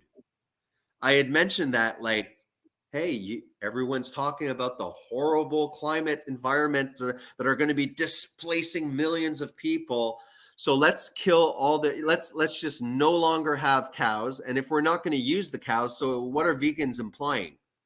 That we let them roam around? No, let them die out, basically, perhaps, because they're, you know, so that's a scary aspect as well. So no, it's not true. What else do you eat that comes out of poop holes besides eggs? I'm not answering that. If world went vegan, you could feed the world all nutrients and calories required and use 75% less land than we do now. We've been talking for the past 4 hours here and the previous live stream about the nutrients. So again, you're just regurgitating the same soundbite, and it no longer deserves a. Well, the one thing in that statement that hasn't been really addressed is the 75% less ag land. What they're not acknowledging is that the majority of agricultural land is officially and practically considered non-arable. So it's land that's on steep inclines. It's poor soil. It's rocky. It is not suitable for growing crops. But about 40% of the meat is grown on that type of terrain. It's non-arable. You can't grow crops on it.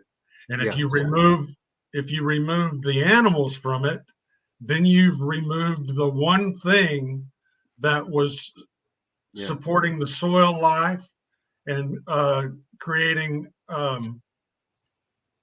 if it's managed properly, then it creates a more lush foliage. Yeah.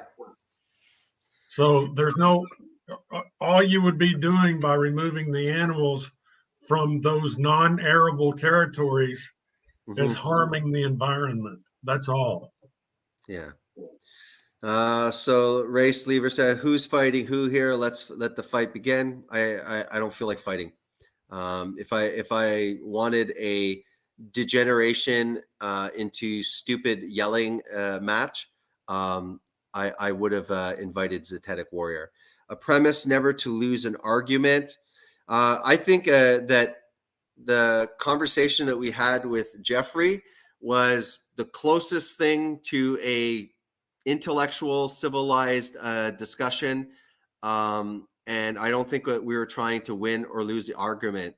There's a lot of important things to be spoken about. And I think that as omnivores, we're bringing up legitimate concerns based on the assumption, okay, before we do this, before we go completely plant-based, like the World Economic Forum wants, the CDC and Bill Gates, we have some concerns.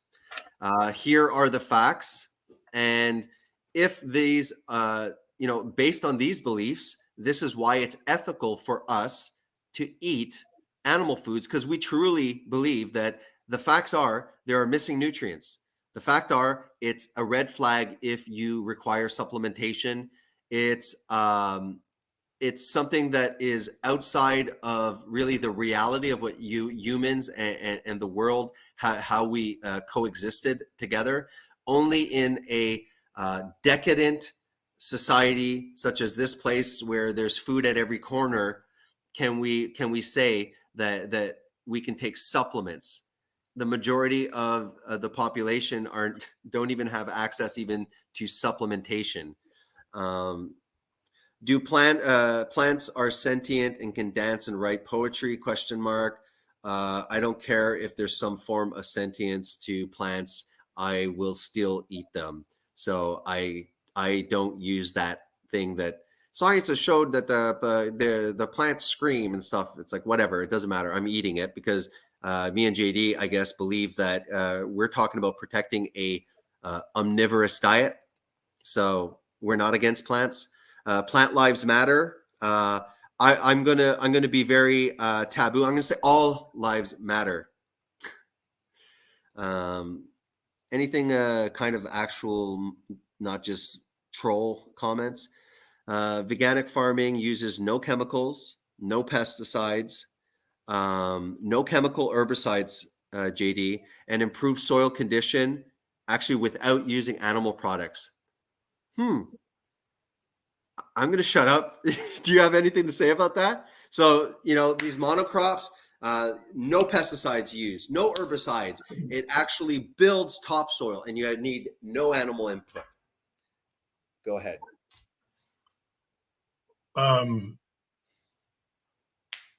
There is no evidence that they don't use pesticides. There's no evidence that they don't use herbicides. That's not what veganic farming is referring to.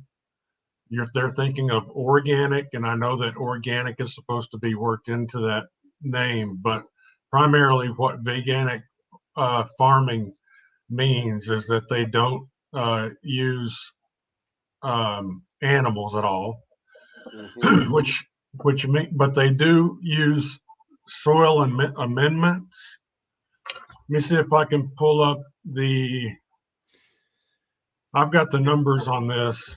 Well, while you're looking, JD, yeah, like it seems to me that if you want organic vegetables and you don't want to put anything synthetic or anything like that, like wouldn't organic have to use primarily animal inputs? Because I know Joey Carbstrong, who's probably being paid off now, is literally saying, don't, to vegans, do not buy organic, because organic vegetables are they are taking advantage of the animals for the manure. So that's a way, vegans should not be using organic vegetables. And he's actually deviating them to the Roundup glyphosate. I always pronounce that wrong, glyphosate or whatever molecule. So he's encouraging that.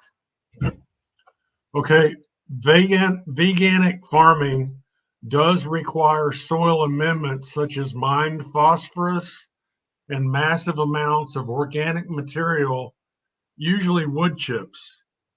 For instance, one of the most well-known veganic farms, which I will not name today, is only 19 acres, but requires 250 cubic meters of composted wood chips every year. I think that wood chips are a great idea to build soil fertility. In fact, I've signed up for a local program here in Texas, but for the last 7 years that I've been signed up, I've never received any wood chips because the demand is already too high and the supply is too low and will forever be too low. Now, we've got about 500 million acres of harmful soybean and corn farming right here in the continental United States. If we were to convert that 500 million acres to the veganic method, that would require, in addition to industrial nitrogen, potassium, and phosphorus, which are mined and produced from petroleum, that would require an ongoing supply of approximately 6.6 billion cubic feet of chipped tree waste every year. So what they're doing to replace animal manure is gargantuan amounts of wood chips. 6.6 billion cubic feet just to replace a portion of the conventional agriculture, to convert it. That would require cutting down all of the world's forests just to produce some corn and some soybeans. Is that what the vegans want? So the truth is that is veganic agriculture sustainable? That's the question. Well, I guess if we resign the human species to a very finite future because of the destructive and finite nature of, say, mined phosphorus, that is a finite resource that's running out. Are we willing to cut down all the world's trees so that we can have an ongoing source of wood chips until the trees run out? If we were willing to do all of that, then converting all conventional crop agriculture to veganic agriculture is certainly possible for a short time, but then the world ends for us. Yeah. There was a comment that I missed. The same thing, like the whole rainforest, all of the rainforest has been cut down, all because of animal agriculture. So I mean, let's not spend too much time on that. All the nutrients in the soil will be quickly depleted. Sorry for the informed viewers like Matt Sainth, Margaret. I have been reading your comments. You're making total sense. I just wanted to focus on the silliness coming from Race Lever. I think to a certain extent, it might be a little bit of a troll. we can go back and without popping them up, kind of read because Matt and Margaret are making some great factual comments, but plants provide fertilizer too. Some plants produce nitrogen. Veganic farming, look it up. Moist vegan, like I think that we should at least be honest and say that me and JD are not necessarily misinformed. At best, we've come to the wrong conclusions. We've put perhaps our faith in the wrong data and information, but you have no real ground to say that. Obviously, I've asked many times vegans, where do you get vitamin K? What's the difference between K1, K2? Name me the two kinds of iron. Which one is in animals? Which one is in plants? What's the beta carotene conversion? What's the conversion into metabolites of EPA? I'll always ask those typical important questions just to make sure, and they never answer because they've gotten their information and they've put their faith in a few information sources by people that they decided I trust them, they look legit, and they have not done many of them their independent research. So if somebody doesn't know literally where you're getting certain essential nutrients, then it's like we know who we're talking to. You'll have to stay alive and long enough to know if you won the future debate. Yes, I hope that we don't die of cancer, colorectal cancer, or anything else. Please, I hope that we're in your prayers. Matt says, I love organically grown fruit, vegetables, animals, raw milk. I just made my own yogurt. Cool, man. Wean yourself off milk like true adults. Well, see, the problem is with the almond milk is that it is very, very time consuming for the farmer to look because it's very tiny. You have to confirm the sex of the almonds and to make sure that you're getting the female almonds so that you can milk the almonds. So it's very time consuming. So I would wean myself off milk, but at this point, the technology to milk the female almonds to make almond milk is it's just not efficient. I'm being an idiot about that. Did you ever see that one on YouTube? It was like about a milk farmer. Not to mention it's basically water. It's almond water. It's highly processed. And there's a lot of these cashews and things like that. It's horrible socially where they're getting all those cashews for the cashew milk. These are like third world countries. The cashews, for example, they have some kind of defense mechanism that over time, because they have to chuck these cashews by hand, and they do it with their bare skin, and they're dirt poor and they're paid per cashew, and they're going through it, and you see finger amputations, you see necrosis. I could probably maybe pop that up.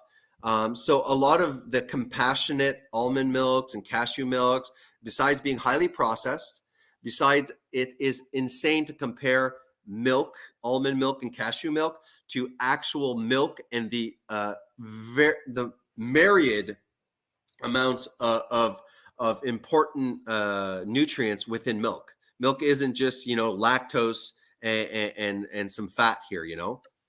Well, another go thing ahead. that Go ahead. something that vegans and other people don't understand is that saturated fat has been unfairly demonized. Ansel Keys, which is the fraudulent scientist that started the whole anti-saturated fat lie, was receiving payola from the margarine industry, which is basically seed oils. Back in the day, they were even making it out of cottonseed oil. But the great thing about saturated fats is that they're saturated in hydrogen atoms, and those hydrogen atoms protect that fat from oxidation. Unsaturated fats oxidize really quickly. They become rancid when they oxidize. Yeah. One of the things that people don't realize about things like almond milk is they contain unsaturated fats that have been removed from the almond. And so they're quick to go rancid.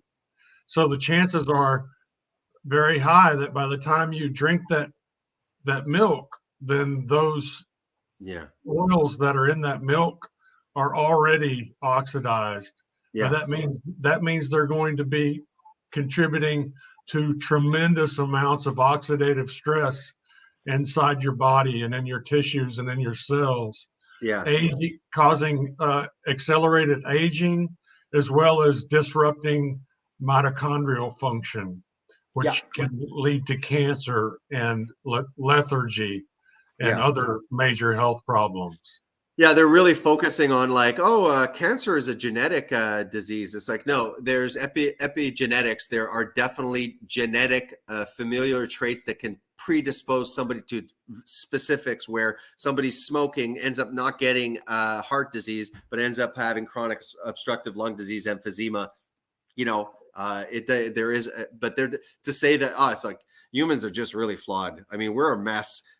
Genetically, you know, we're just a complete mess, and maybe we should like adopt transhumanism and start like fixing it ourselves, you know, because like the human body is not a miracle at all. Do you see this that's popped up? Yep. So obviously you could look at other ones. I just popped this, but this is not like, you know, bias. This is the actual study when they're looking at the heart death per 1,000 population, right? And the percentage of calories from fat. You have people that consumed, you know, very little fat with very little heart disease. You have people on the other end. They're all over the place. There is no, there's not even an association involved here. But he chose out of the 22, 6. This is fraudulent. Isn't this called the diet heart hypothesis? I believe. I think it's called. It was referred to as the diet heart hypothesis, and all of the medical community has been based on that. And doctors, when they graduate and off they go to be heart surgeons, stuff like that, they know crap about nutrition.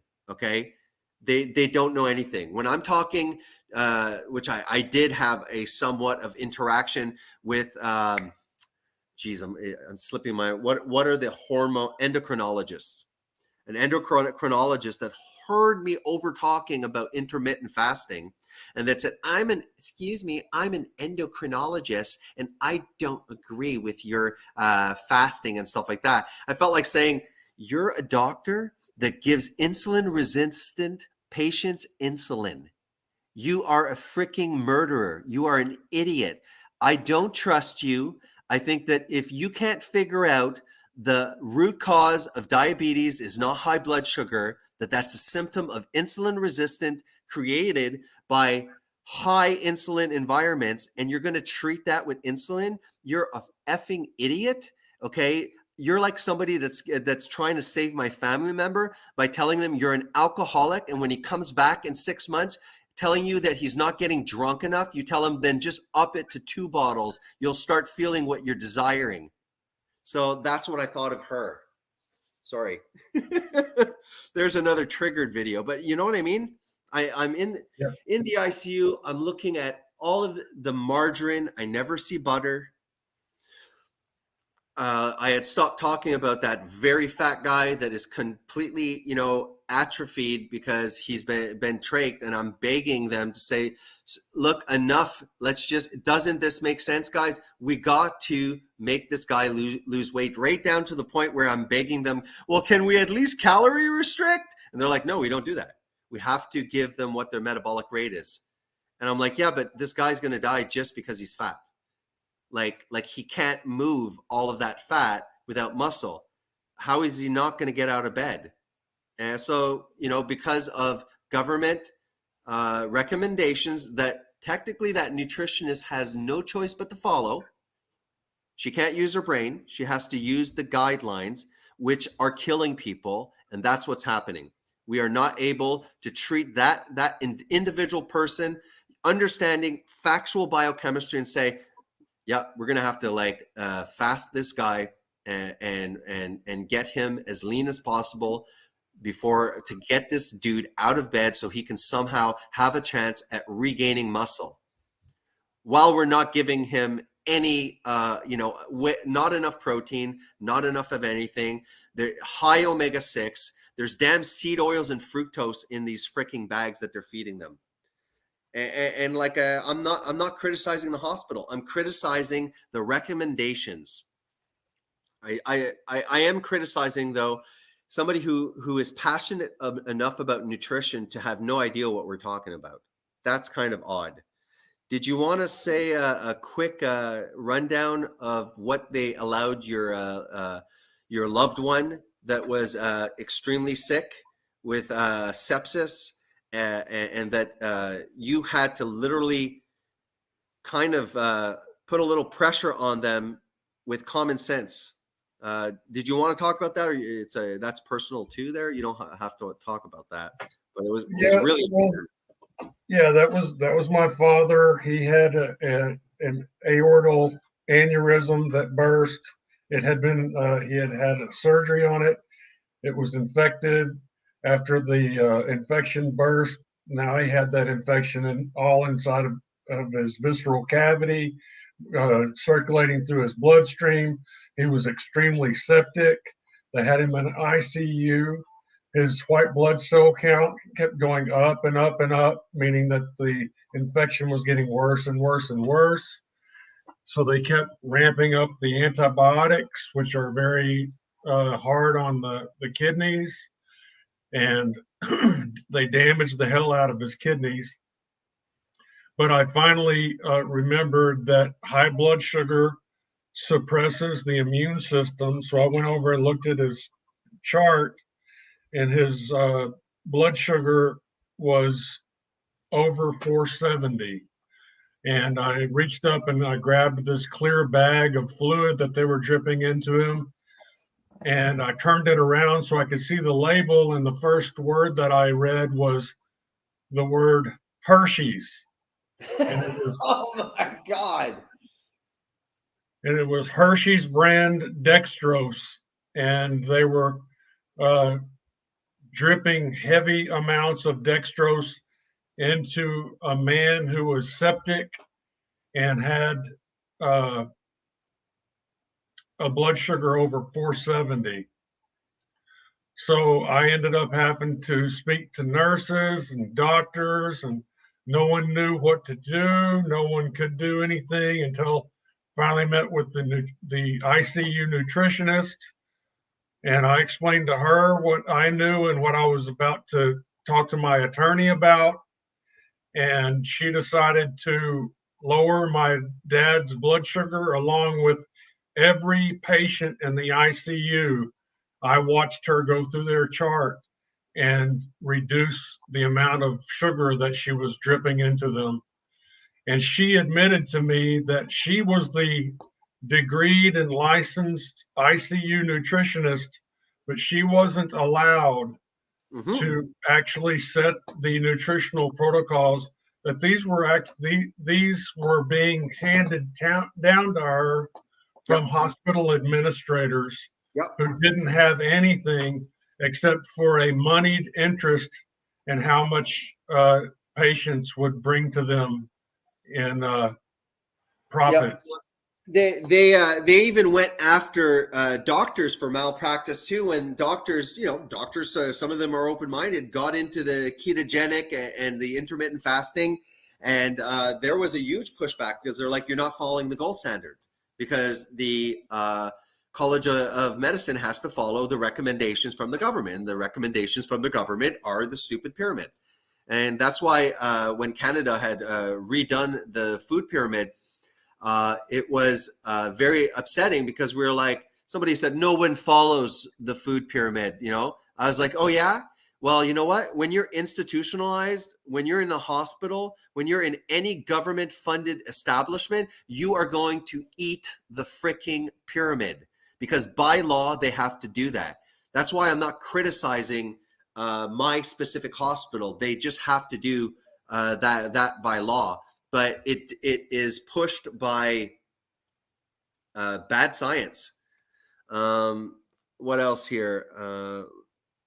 Let me scroll back up. Another 20 minutes, maybe, JD, and then off we go. I don't want to pull another like 1:30 a.m.